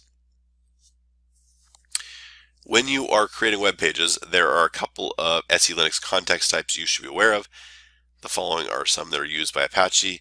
You have this httpd _sys _content_t, which is used for regular system-wide web pages when you're serving web pages for your web server. You can also use CGI scripts, and I like CGI scripts a lot, and so I think it's very important for me to know the httpd sys script exec t type, which you have to set on all of your CGI scripts, as well as setting your execute permissions or execute bits. If you are not in the normal system directories and you are in user land, well, all of this user land, but in home user directories, and you've turned that on in your user dir configurations, then you can use this httpd user content t or httpd user script exec t and keep those in mind. In addition to those types, you also have types for directories, whether or not you are allowed to upload files or not upload files, and so just keep that in mind. Troubleshooting. So when you are having trouble with your Apache web server or web pages, it's good to first verify your IP address is correct. Sometimes it isn't correct. Sometimes you have DHCP. You want to make sure you have a static IP address, or if you're doing DHCP, that's fine too. But verify the services are running. You can use netstat, and you can check to make sure they're there, and listening. Verify the firewall is not in the way. You can use the firewall-cmd space --list-all command in order to verify the firewall is not blocking anything. Make sure it's open. You can use the SE Linux commands. You can use the ls-al_z in order to see the context types of files and make sure they are correct. Sometimes this is really important in a situation where you have SE Linux running, you have all your permissions set correctly, and you think a file should be available, but Apache just can't see it. So SE Linux. Also, that tends to throw up SE Linux, well, errors in the audit log. So you can go to var log audit log, I believe, to look at the audit logs. You can also verify to make sure the remote host is up, and you can ping it. You can use nmap to scan it, make sure the ports are open. You can also check the Apache logs, so var log httpd, and make sure the access log and error logs don't show anything, or if they do show something, use that to troubleshoot. And you can also check system logs and see if you have trouble starting the Apache web server. And that is the end for this presentation. Database servers. MariaDB is a database based on an older MySQL database. It was also created by the same people. MariaDB is a drop-in replacement for MySQL. MariaDB is a relational database management system, so that's RDBMS, and implements the structured query language, or SQL. So here's a little bit of the history. So MariaDB, well, it's kind of a fork. First, MySQL was created and replaced Oracle in many projects, especially in open source. Oracle was not very happy with this, and it wanted to do something to solve the problem. So there was a time when MySQL was not financially able to continue on, and so that became an issue. So Oracle was trying to get rid of MySQL, and it acquired multiple companies that provided libraries to MySQL, and that was a bit of an issue. Eventually, Sun Microsystems acquired MySQL, did the whole white knight thing, and saved it from Oracle takeover. However, a little bit later, Oracle discovered that they could grab MySQL, Java, and other things all at once, and they bought Sun Microsystems. Eventually, the developers of MySQL decided to fork the MySQL code, and they formed MariaDB. The current versions of CentOS use MariaDB as the database. There are a couple of MariaDB security concerns. First of all, the default MariaDB installation does not have a root password, so you can create users, database, tables, all without setting up a password. Also, this might not be a major security concern, but administrators can reset the root password for the databases and get full access if they want to. It might actually be a helpful thing if you lose access to your database and you can't get back into it. The root user can then help you get back into it. There are many useful packages. There is the MariaDB, that is the client programs, the MariaDB server, which is the server, and then there is the MySQL-Python package, which provides a way for the Python language to communicate with the MySQL or MariaDB servers. Generally, the configurations for MariaDB are just fine and you can leave them alone. However, if you do want to go in there and make some kind of a change, you can go into the etc/my.cnf.d directory and you can find configuration files in there you can mess with. The standard format of the configuration files is a name equals value pairs. For example, you can type in port equals 12345 and you can change which port it runs on. Here are a couple of sample MariaDB commands. So from the command line, you can type in MySQL to get into MariaDB. You can also do options such as -u and the username, or -h and the host name, and -p to prompt for a password. And this will get you into the MySQL or MariaDB databases, depending on which one you actually have installed. So once you're inside, you can create databases. You just type in create a database and then the name of the database you want to create. And then to actually use that database, you use the word use and the database name, and it will change your prompt and indicate that you are now inside of that database. Once you're inside the database, you can create tables. So here's an example: create table people, which gives it 2 columns. You have name and age. Name is a primary key and it is a varchar 250, and age is an integer. So with those tables, here are a couple of sample SQL statements. You can insert values into that people table. You can update the people table and replace information. You can do select statements to pull information out, and you can also delete records from the table. So these are the 4 basic commands. You have insert, update, select, and delete. There are other commands, obviously, but those are the main 4. You can also do things like insert into the table, and then if there are duplicate keys, you can just update instead, which is very common for things like logs, and so I do that quite a bit. So if you're using Python and you want to do programming, here are a couple of pieces of, well, a bunch of code examples thrown together onto one page. You want to import the MySQLDB library, and you want to make sure that you pay close attention to case here, because the case is important. You want to connect to it, and then once you connect to the database, you want to create a cursor. A cursor is where you send your commands. So you just send your commands, you can execute the SQL statements, and after you've executed the statements, you can sometimes grab back data.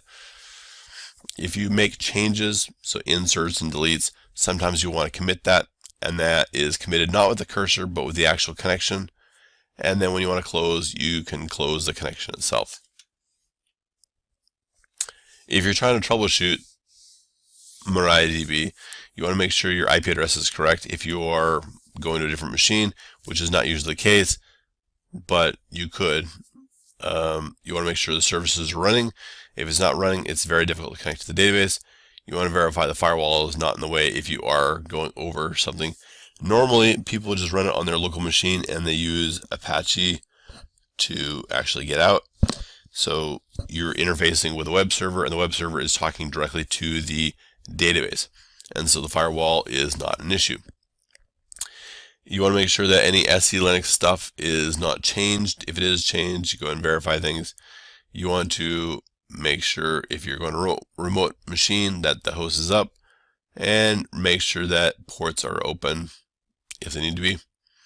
And if there are any problems and you can't figure it out, just take a look at the logs. Most of these things only matter if you are using a remote machine, which is very unlikely. Anyway, this is your MariaDB or database overview. Secure Shell. The Secure Shell or SSH protocol was created in 1995 to prevent sniffing of telnet and rlogin traffic at Helsinki University of Technology. SSH is encrypted, and telnet and rlogin were both not encrypted and still aren't encrypted. So the SSH protocol uses the Diffie-Hellman key exchange for key generation that it then uses to symmetrically encrypt data. Many programs use SSH to create tunnels and transfer data securely. The SSH package is normally, or the packages are normally installed on a CentOS or other Linux system by default. However, if you want to install them or take a look at them, they are the OpenSSH server package, which provides a server, OpenSSH, which provides some of the tools, the OpenSSH clients, which provides, well, clients, and then another useful package, which is not actually SSH, but is closely tied to it, is rsync. Rsync allows you to synchronize data on two ends, so a client and server can synchronize data over SSH. I can do it itself without SSH as well. When you're configuring SSH, there are a couple of configuration files. The main SSH configuration files are in the following two files. You have the etc ssh sshd_config, and the same thing without the D. The one with the D is for the server, and the regular one, the ssh_config, is for the client. Individuals can also have additional override type information for their clients in their .ssh directory, their home directory. So some common configuration changes you would see on the server end is disabling root logins, which is very important in situations where you're constantly being attacked by people trying to log in your system. If you don't want them to have the option of doing a brute force login, you can just disable root logins, and then they have to log in as a different user and then switch over somehow using sudo or su. You could change the port number. Sometimes people change it from 22 to something else, and then they log in with that number. You can disable password authentication, which means you have to use keys to get in, which makes it more secure. This is very common. Amazon Web Services does this by default. It makes it more secure and less likely to be hacked because, once again, you can't do the brute force logins. And you can also do changes to things like X11. X11 is your GUI system. You could set it up so that you can export your GUI or not export your GUI. The Secure Shell service. So SSH is on Linux systems OpenSSH, and it can be controlled using the systemctl command. You can use systemctl with start, stop, restart, status. You can enable or disable if you wanted to either not start at boot time or not start boot time. And so systemctl start, and then the service name which is sshd, and you can use the .service if you want.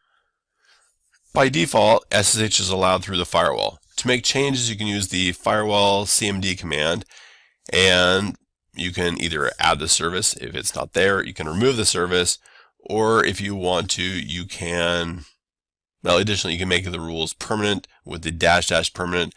Note that if you use the -- permanent option, it will not change the active firewall settings. It will only change the configuration files, so when the firewall is restarted, it will have the new settings in place. You can verify the services are present in the firewall as well using the firewall-cmd command with the --list-all option to see what's in the firewall. When you connect to unknown servers, SSH prompts you to accept the public key that it is presented with. Keys are remembered and stored in a file called known hosts, and remote keys will change very rarely. It's only when the machine is replaced or new keys are generated, or if someone's trying to hack you and there's some kind of a man-in-the-middle attack where they're trying to impersonate the server. You can manually add and delete entries. This is useful when you trust the changes, but not so good when you don't trust them. SSH has the ability to use keys to authenticate. In order to authenticate using keys, the client machine needs to create a public-private key pair set. The public key needs to be installed in the server, and the server has a authorized key file in each user's directory that can be used, and then you can just log in directly using the authorized key. You can create the key pairs using the SSH keygen command, and then you can install them either using the SSH copy ID command, or you can manually copy them over and then put them into the authorized keys file. Here are a couple example incantations of things you can type in. You can type in SSH keygen to generate keys. You can tell it what type with the -t option. You can copy the key over, the public key over to the server using the SSH copy ID command. You can manually copy it using SCP, and once you get it copied over there, you need to log in that machine and use the cat command or some other command to get it into the authorized keys file. If you want to, you can also tunnel. Here are a couple of exciting tunneling incantations. The tar command can create, well, archive files. And this command, basically the first command right there, you're creating an archive file, and the destination of that file is actually the standard out. So that kind of works.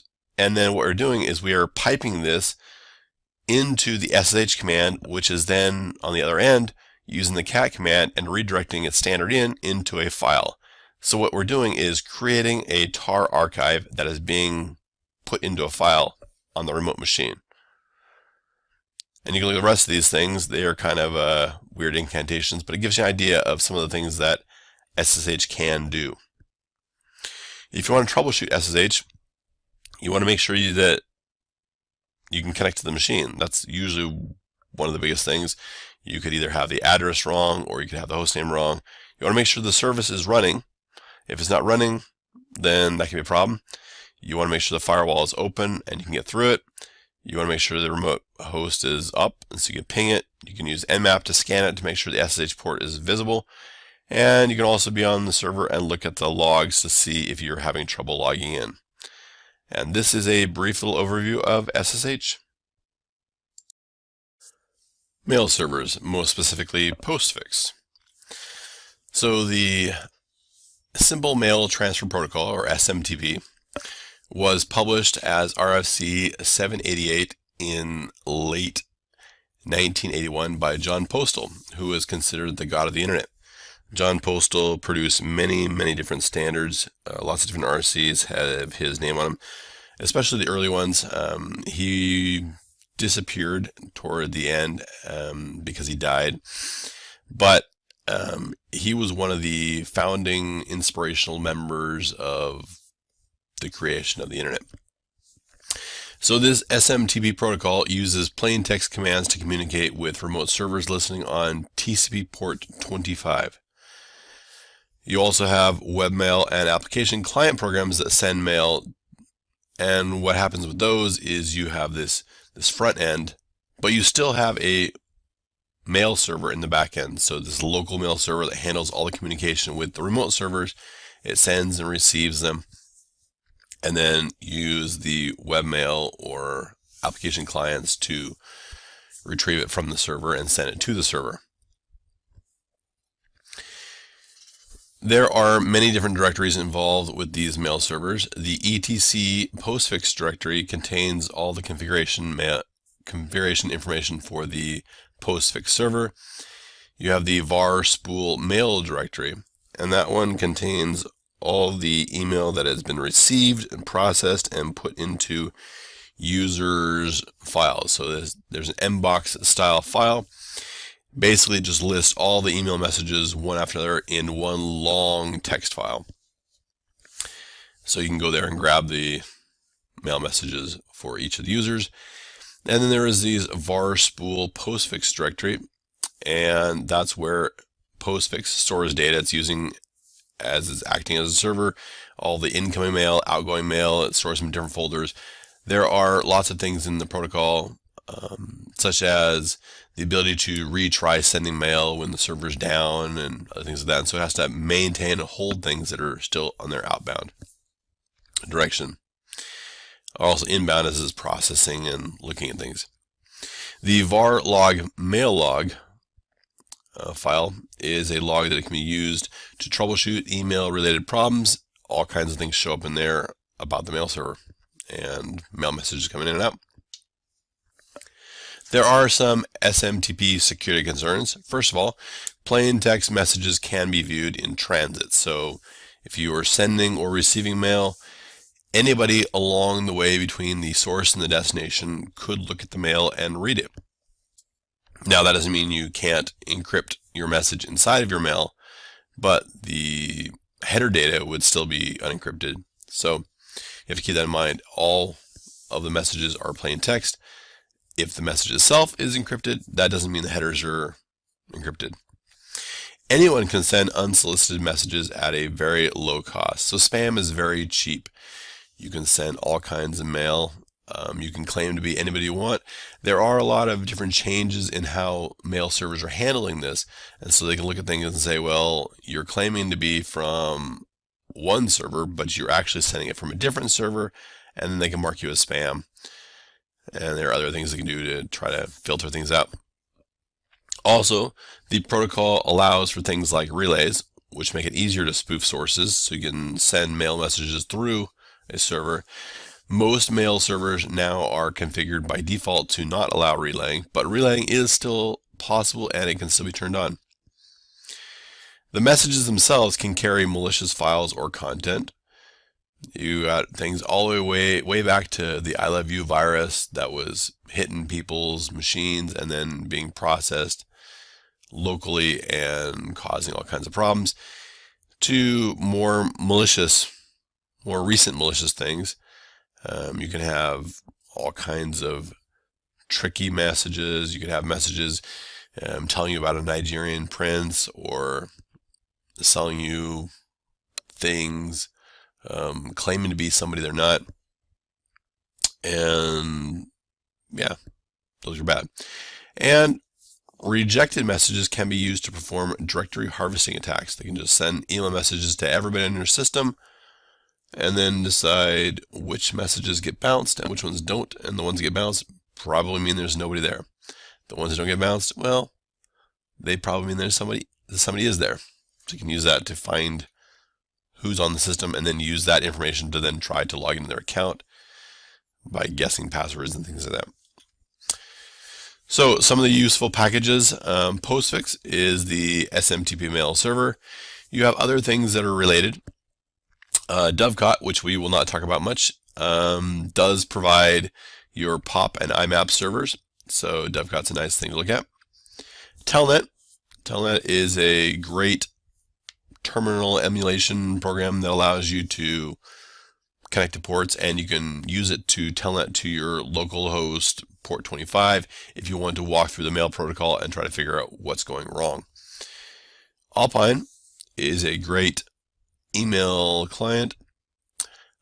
It comes from, well, it's based off of Pine, which was based off of Pico, and Nano is based off of Pico.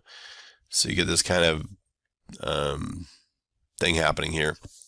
Anyway, Alpine is a great text-based email client, and you can use it, but you have to first install the EPEL libraries. So if you don't have the EPEL-release package, you'll need to get that in there, and then get Alpine. Postfix is available and running on default CentOS Linux 7 machines, but it is only listening locally. So it's receiving local host type email messages, and some of the services use mail as a way to communicate with the administrator. So one example would be the cron process. Whenever there's a cron job that produces output, it will send an email message to the user root, indicating what the output of the command was. So normally you write cron jobs that have no output unless there's an error, and then they produce output and it gets emailed to the administrator. But if you wanted to do more than just listen locally, you need to make some configuration changes.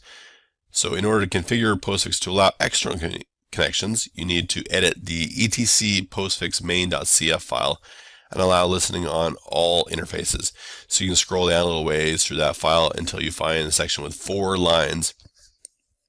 The top line would be the inet interfaces equals all, which will be commented out. You need to uncomment that one. And you want to take the one that says inet interfaces equals local, and you want to comment that one. Now when you uncomment it, make sure you just remove the hash mark. Don't remove it and leave a space there or something like that, because then it won't work. So make sure you do it correctly. And then once again, you have to restart your service. So if you want to restart your service, you can use the systemctl command. So systemctl start postfix.service. You can do systemctl with a start, stop, restart status to start, stop, and restart, or get the status of your service. You can also make sure it starts on boot time with an enable, or make it not start on boot time with disable.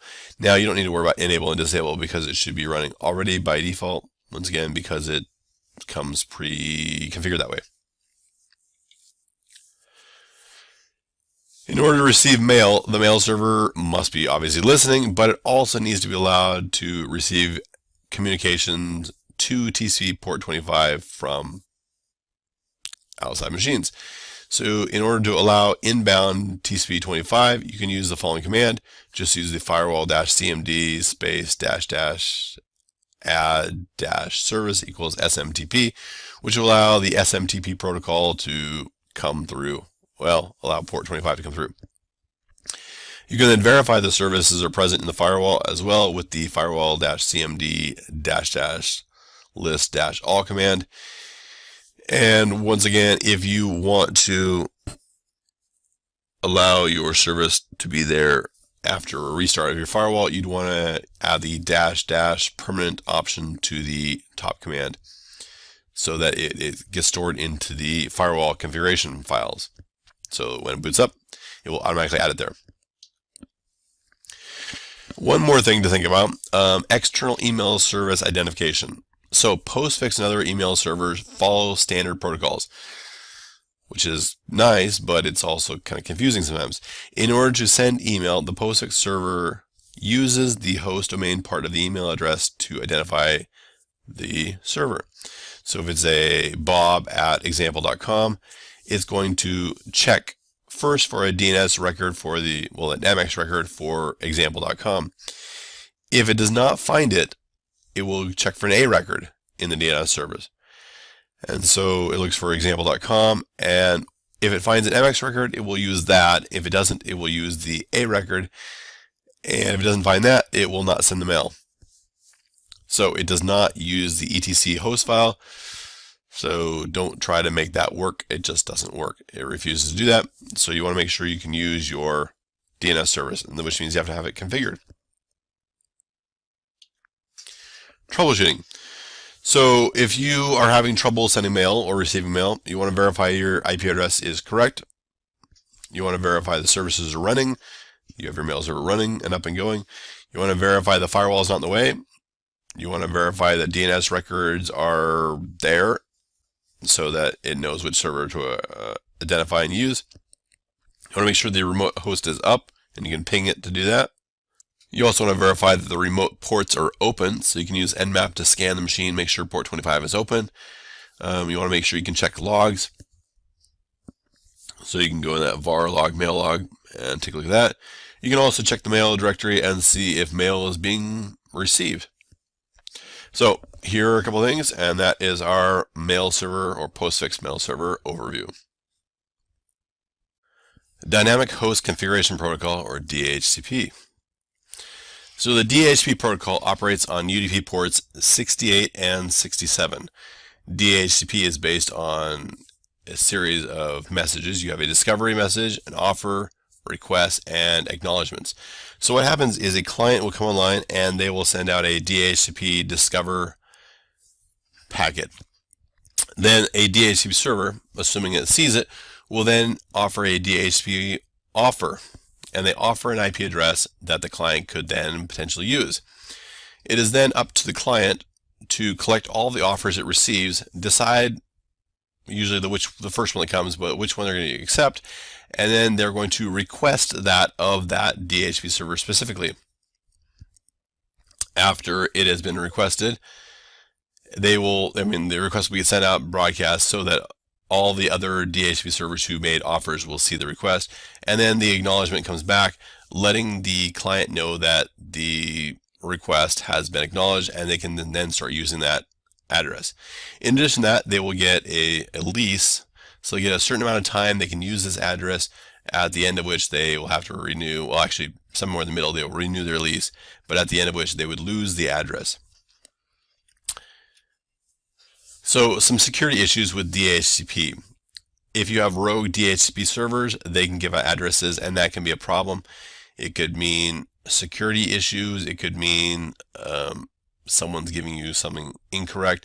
Sometimes you'll have someone plug a wireless access point, some kind of a home router, in your network backwards, and it'll start issuing out addresses. You can block that on the switch, but if it's not blocked, they can cause all kinds of havoc.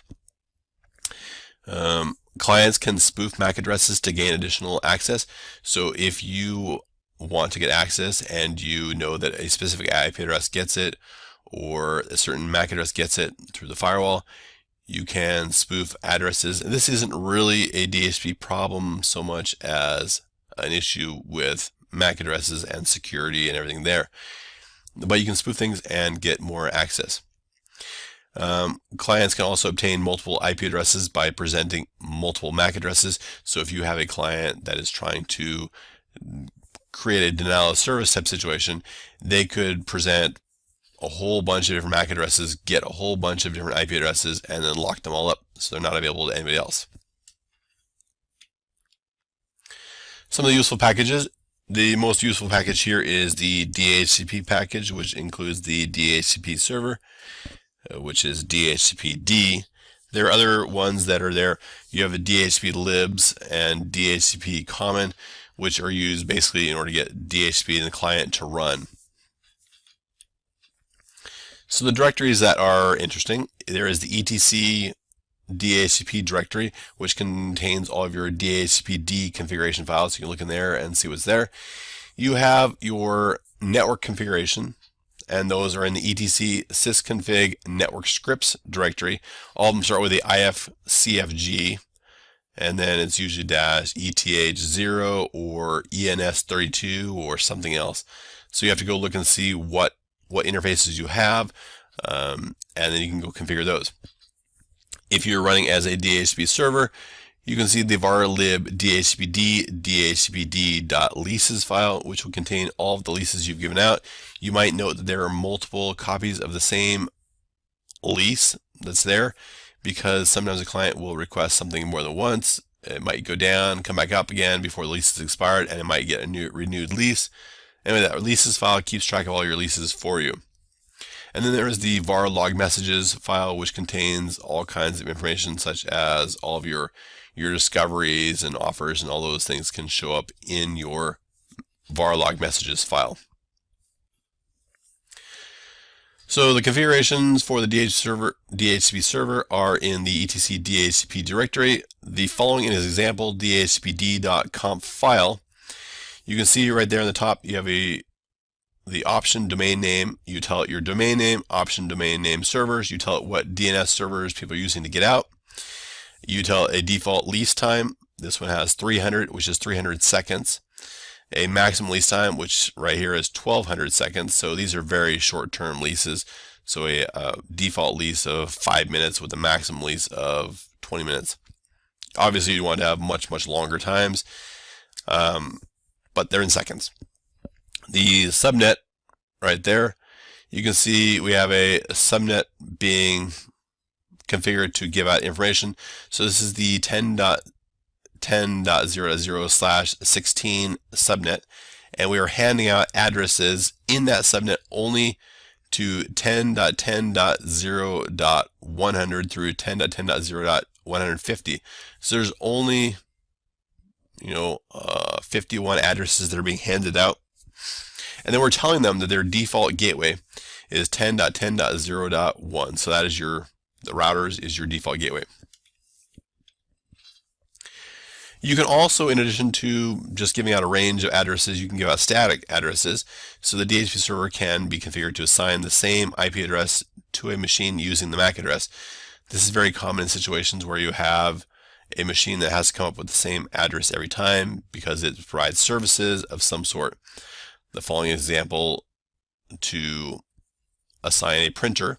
So the printer had the MAC address of 00:11:22:33:44:55, and then you could have a fixed address of 10.10.10.10, and that would be the information you give out. And so you put that inside that subnet section on the previous slide to make sure it gets that information, and also to make sure it still gets the router information and DNS information.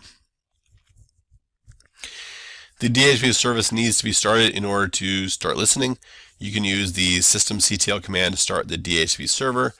So you do systemctl start dhcpd.service to start it up. And other options you have is stop, restart, status. If you wanted to start at boot time, you can do enable, and then you can do disable to make it not start at boot time. Having the service running won't guarantee you can get anything. You still need to make sure you can get through the firewall. And in order to receive requests, you need to make sure that the ports are open.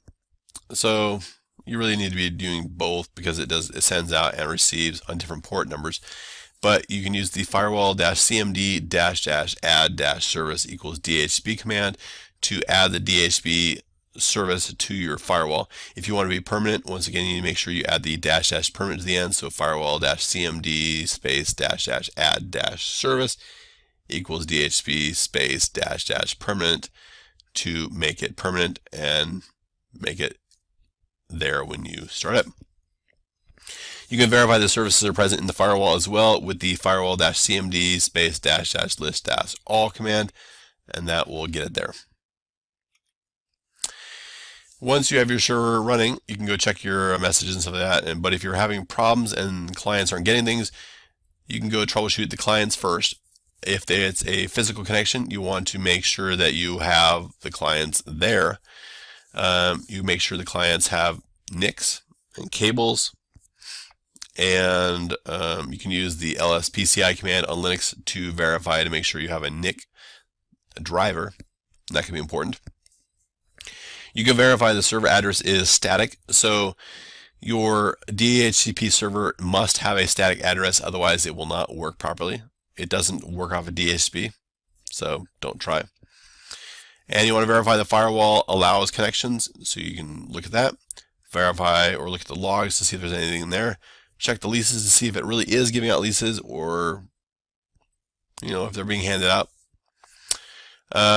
If you are setting up a network, you can actually have your configuration have multiple different subnet sections. And then if you have multiple subnet sections, you might be servicing different subnets based on information being forwarded. So you want to verify the routers forward the request. If they need to do that, you want to verify the spanning tree is not a problem. Sometimes spanning tree is configured so that a machine booting up will be assumed to be a switch, in which case it will block everything until it is determined that the machine is not a switch, and then it will allow communication through. So you want to make sure the spanning tree is not blocking anything. And you want to make sure that the switches are allowing you to answer, so your machine needs to be connected to an interface that is allowed to send out your DHCP offers. So you can receive the discoveries, but you can't make an offer unless, well, you can make an offer, but your offer won't get out unless the interface is allowing you to get out. And so you want to make sure that the switches are not blocking you from making offers. And that is the end of this section. So good luck. Domain Name System, or DNS. The DNS protocol converts names to IP addresses and vice versa. It also does names to names and other things as well. But it solved some of the problems of the host file because the host file was getting too big. There was at one point a single host file, and people would send their submissions to the maintainer of this host file, and the maintainer would update this host file, and then people would download copies of this host file, and it became a regular full-time job basically. And so the DNS protocol was basically invented as a solution to this problem. How do you maintain this giant host file? So it became a hierarchical database of information. It was invented in 1983 and 84 and has been in wide use since the mid-1980s. The DNS protocol operates on both UDP and TCP ports 53. UDP for your normal inquiries and TCP for your downloads of zone transfers and things like that. There are a couple of DNS security issues or concerns you need to think about. If you send spoofed responses while making a request, the DNS server might get confused and keep your entries. Basically, the way this happens is you send a request to your DNS server. Your DNS server, if it doesn't have a cache, will have to go to another server to get the information. So it sends the request. If you know where it's sending the request and you can spoof that source address, you can send a reply as if it were coming back from the server that it requested from. And if you do it fast enough, your reply will get there before the actual reply from the server it's requesting it from, and then it will get loaded in the cache of your DNS server and cause it to have incorrect data. The next concern is that alternative DNS routes can redirect all of your traffic. So it's a hierarchy, and it starts from the root servers, which delegate to servers that manage the top level domains, and those delegate to individual servers that manage domain names and things like that. If you modify the DNS route, you can redirect all of the traffic somewhere else.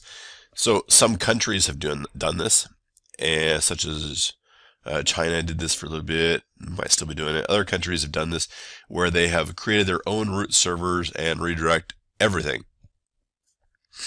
In addition to redirecting traffic from the root servers, you can also do DNS manipulation by ISPs. Your ISP controls all of your traffic. They can manipulate your traffic. So if you send a request out to a DNS server and your ISP decides to modify the DNS query or response, they can do that.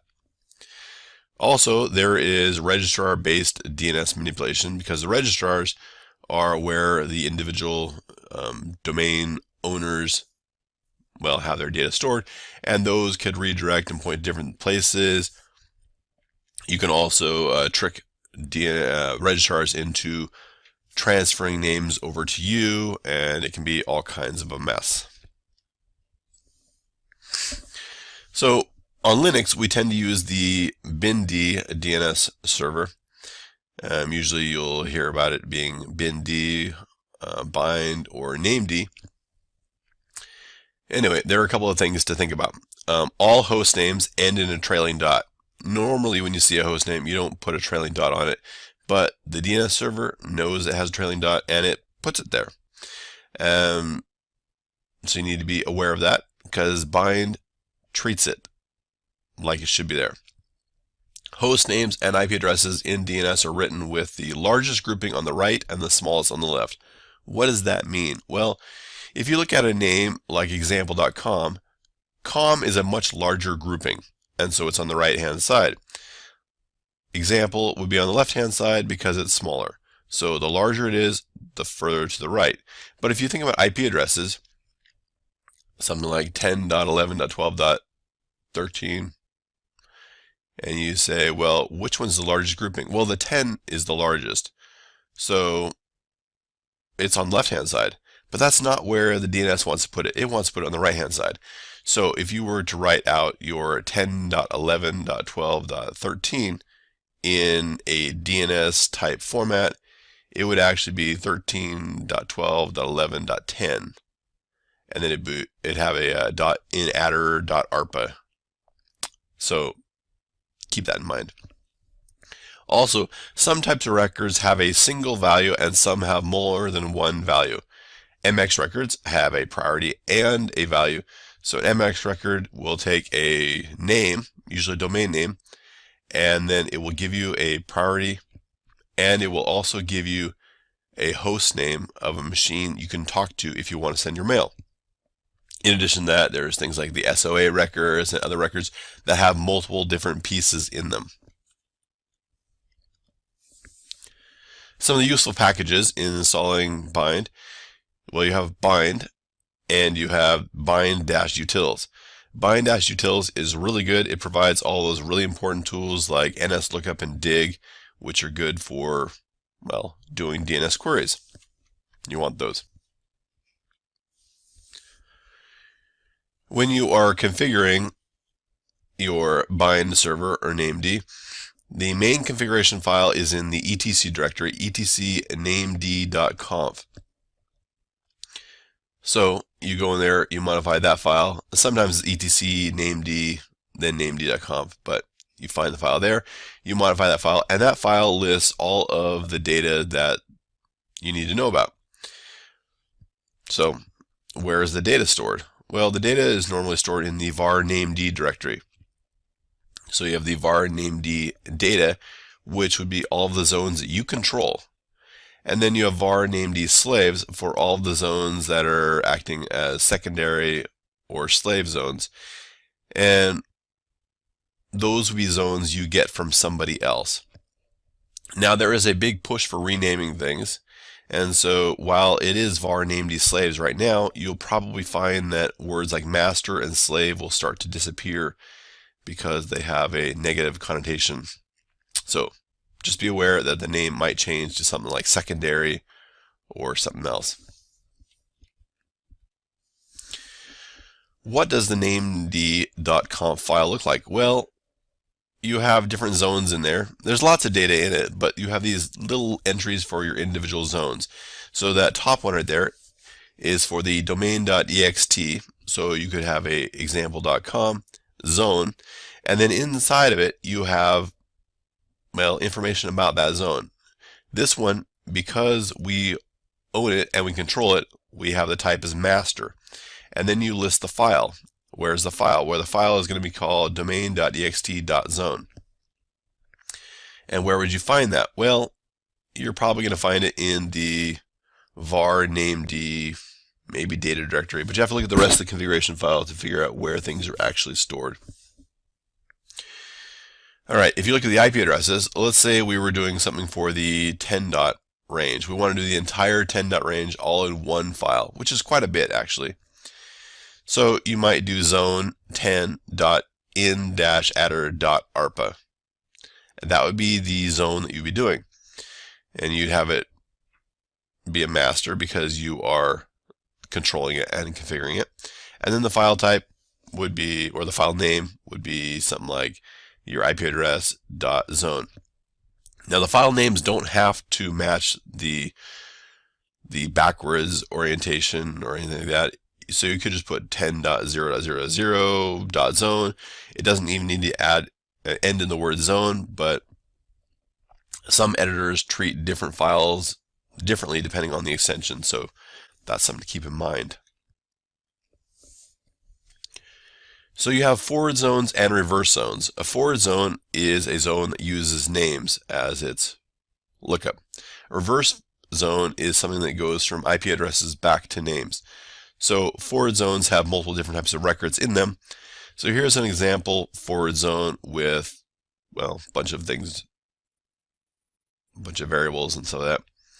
But we can see the very top line right there is $, then TTL 3H. which basically means your time to live for each of your entries is 3 hours. That's the default time, but it can be overridden and changed. And then you can see the @ sign. The @ sign means for the entire zone. So @ in ns dns.domain.ext dot. You see that trailing dot? That's important. So basically what this is a record for this zone, and this zone is defined as whatever's in the named.conf file. It's saying that the name server for this zone is dns.domain.ext. Well, you're going to need to make sure you have this dns.domain.ext defined somewhere. So we're assuming this is the domain.ext file, and you can see at the very bottom line there is a DNS in A, and then you put the IP address there. And the IP address right there is written in normal IP address format, so it'd be 10.11.12.13. No trailing dot in that one.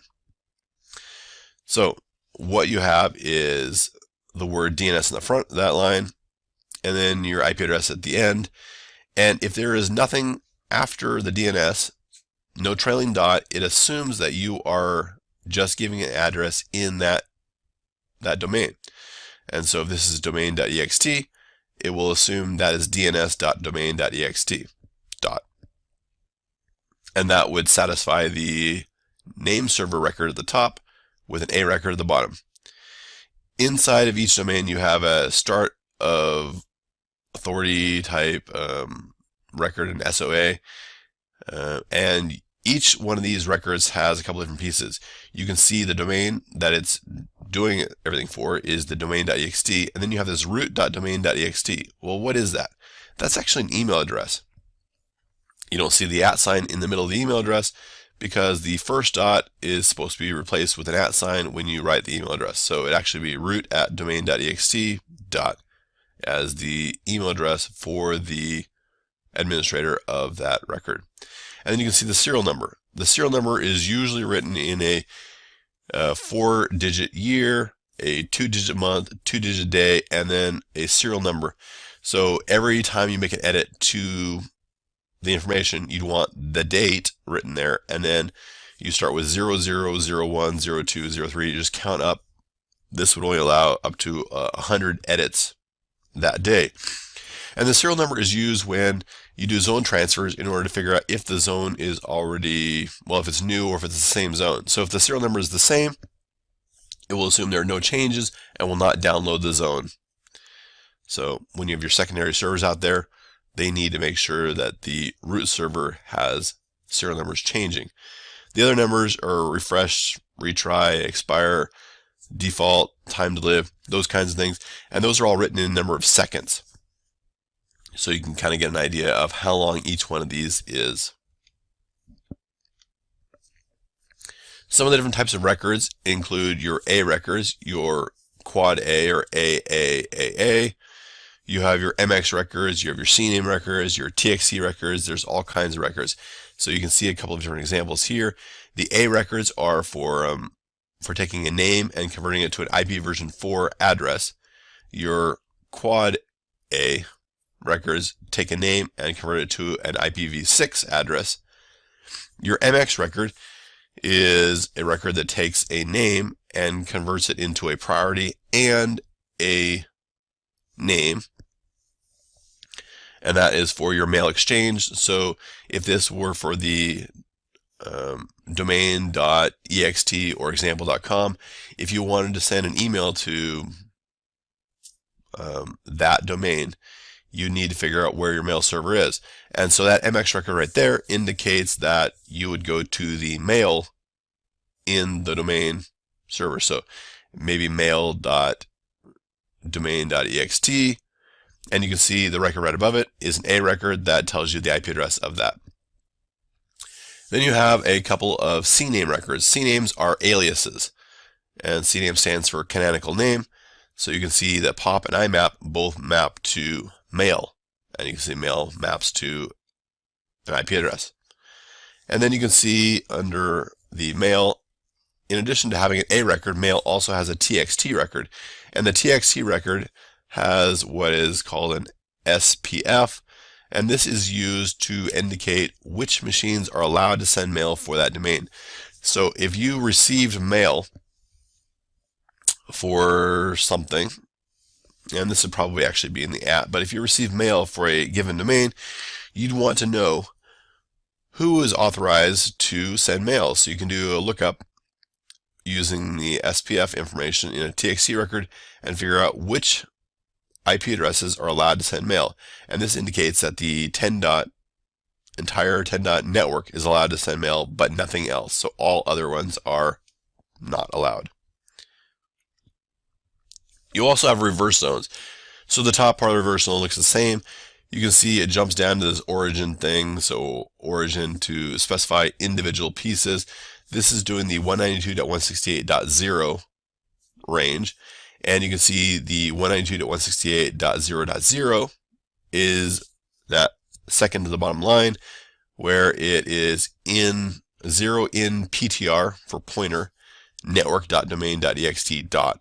So it's telling you what the name of that, well, IP address is when you do a reverse lookup. And you can see the .1 as well. The named service needs to be started in order to start listening. You can use the systemctl command to start the named server. You just type in systemctl start named.service. You can leave the .service off if you want. Other options you have is the start, stop, restart, status. And then if you want to make sure it starts at boot time, you can use enable. And then if you want to remove that, you can use the disable to remove that, so it won't start at boot time. In order to make DNS available, to really make it available, the DNS server needs to be able to receive data through the firewall. You need both UDP and TCP/53. 53 is only necessary if you're doing zone transfers, but normally DNS servers should be able to do zone transfers. So you want to indicate who can do zone transfers. So you can add the services or the service for the server with the command firewall-cmd space -- service equals DNS, and that will add in the service so that DNS can get through the firewall. If you want it to be permanent, you can do that same exact command with the -- permanent option, and then it will put it into the configuration file. So the next time the firewall starts up, it will add that rule in there. You can verify whether the services are present in the firewall currently with the firewall-cmd space -- list - all command, and that will indicate whether or not it is in the firewall. When you're troubleshooting, make sure the DNS server is set. And you can go look at the etcresolve.conf file, and you will see which DNS server you have set, which is kind of important. You want to make sure you can talk to your DNS server in normal ways. You can use NSLookup, you can use ping, all kinds of things to make sure you can talk to it. Make sure the record is download okay. You can use NSLookup or dig. You can do a DNS hierarchy trace. So if you do a dig plus trace command on something, it will start from the root service and work its way down. You can figure out if you are in the DNS hierarchy. If you're not, then it's not likely anybody else will use you. You can make sure your firewall is correct. You can make sure logs look good. If you have any MX records or CNAME records, you want to make sure they point eventually to a valid A or quad A record. So CNAMEs can point to other CNAMEs, and MXs can point to CNAMEs, or they can both point to A or quad A records. But eventually, if you keep resolving it, it should get to a quad A record. You want to verify the service is running. So you can use netstat, make sure it's running, and you want to make sure that any SE Linux contexts are not strange. So you can go look in the var named directory and see if anything looks like it doesn't have named in it. It might not work properly. And that is it for DNS. So good luck. Simple Network Management Protocol, or SNMP. The SNMP protocol is commonly used to gather statistical information from networking devices. It can grab all kinds of information such as bandwidth consumption, ports, whether they're on or off, names of machines. All this information can be gathered together, and is usually used to manage an entire network. Some variables gathered can also be set using the SNMP protocol tools. SNMP typically operates on UDP ports 161 and 162. 161 for normal communication and 162 for traps or indications when there is a problem. There is a management information base, and well, this is for information. SNMP provides a lot of information. Each individual element of information can be addressed with a hierarchical dotted decimal number called an object identifier, or OID. The object identifier for system name or host name is 1.3.6.1.2.1.5, and this has multiple different pieces in it, and the very first one, which would be the system name, is .0. So if you have more than one name, it might be a .1 and .2, and it kind of increments up. To make things easier, the MIBs provide names for the numbers. You could get the same host name with that number above, or you can also use either system.sysname.0 or sysname.0. So those are a little bit simpler, easier to read and recognize and remember as well.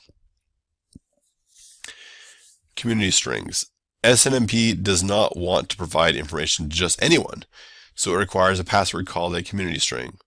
There are two default community strings. For read-only information collecting, you can use the default community string public. For read-write information collecting and setting, you can use the default community string private.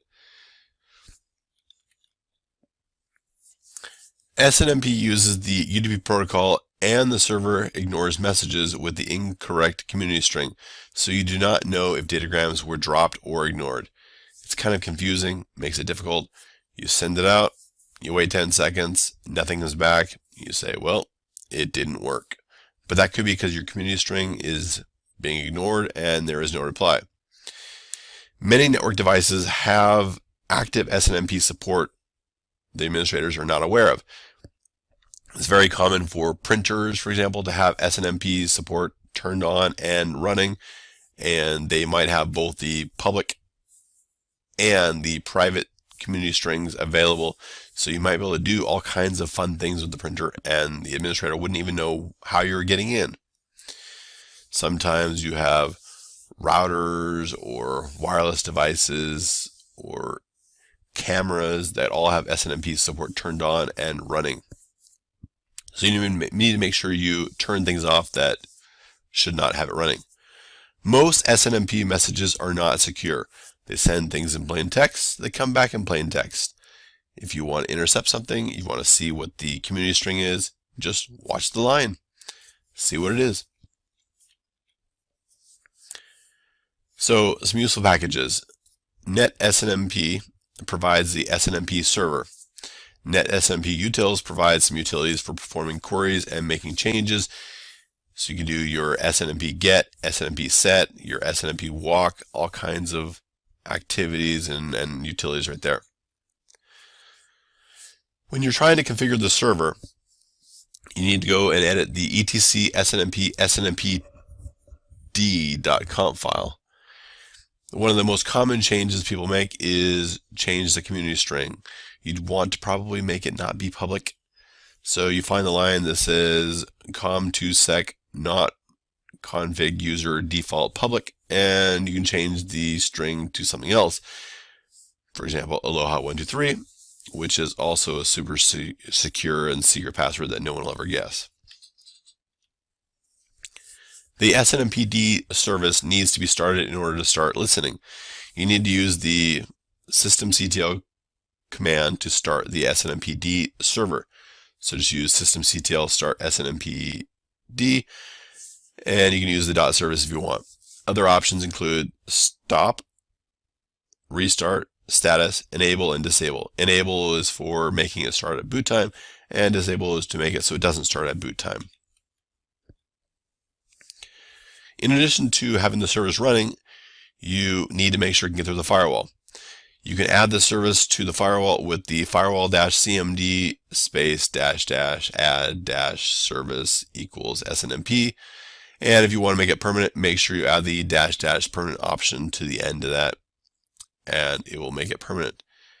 You can verify if the service is in the active firewall using the firewall-cmd space -- list -all command, and that will tell you which services are in the firewall. If you have it working, you might want to verify it's working. So you can use the SNMP client, which is provided, or the client utilities provided by NetSNMP utils, and I would recommend using the SNMP get and the SNMP walk commands to test your server. The following two lines assume your community string is aloha123, and you are just connecting to your local host, although you can put the IP address of the server you're connecting to if you have the firewall open. When you do the SNMP get and the SNMP walk commands, you want to make sure you pass the SNMP version. You can use 2C or 1, and you want to make sure you pass the community string with the -C option there. In the top one, you are getting the system name or the host name, so it's sysname.0, and the SNMP walk, you're going to walk the entire system set of information. So sysname would be one of those items in the system set, and it'll just list a whole bunch of them, walk through it until it runs out of responding OID values. For troubleshooting, you want to make sure your DNS server is set correctly. Sometimes when you're trying to look things up by name, it can be a problem. You want to make sure you can talk to the SNMP server. You can ping it, you can port scan it, make sure it's up. Make sure the firewall is correct. You can check your logs. You want to make sure the community string is correct. If you change it, you want to make sure you change your commands you're using to talk to it. You want to make sure you have the correct object name. And if you're having trouble talking to it, try something you know will work. So sysname.0. It's a good one to try. You also want to make sure the service is running, so you can use the netstat -tunap command to get a list of what services are there. And that is the end of this chapter.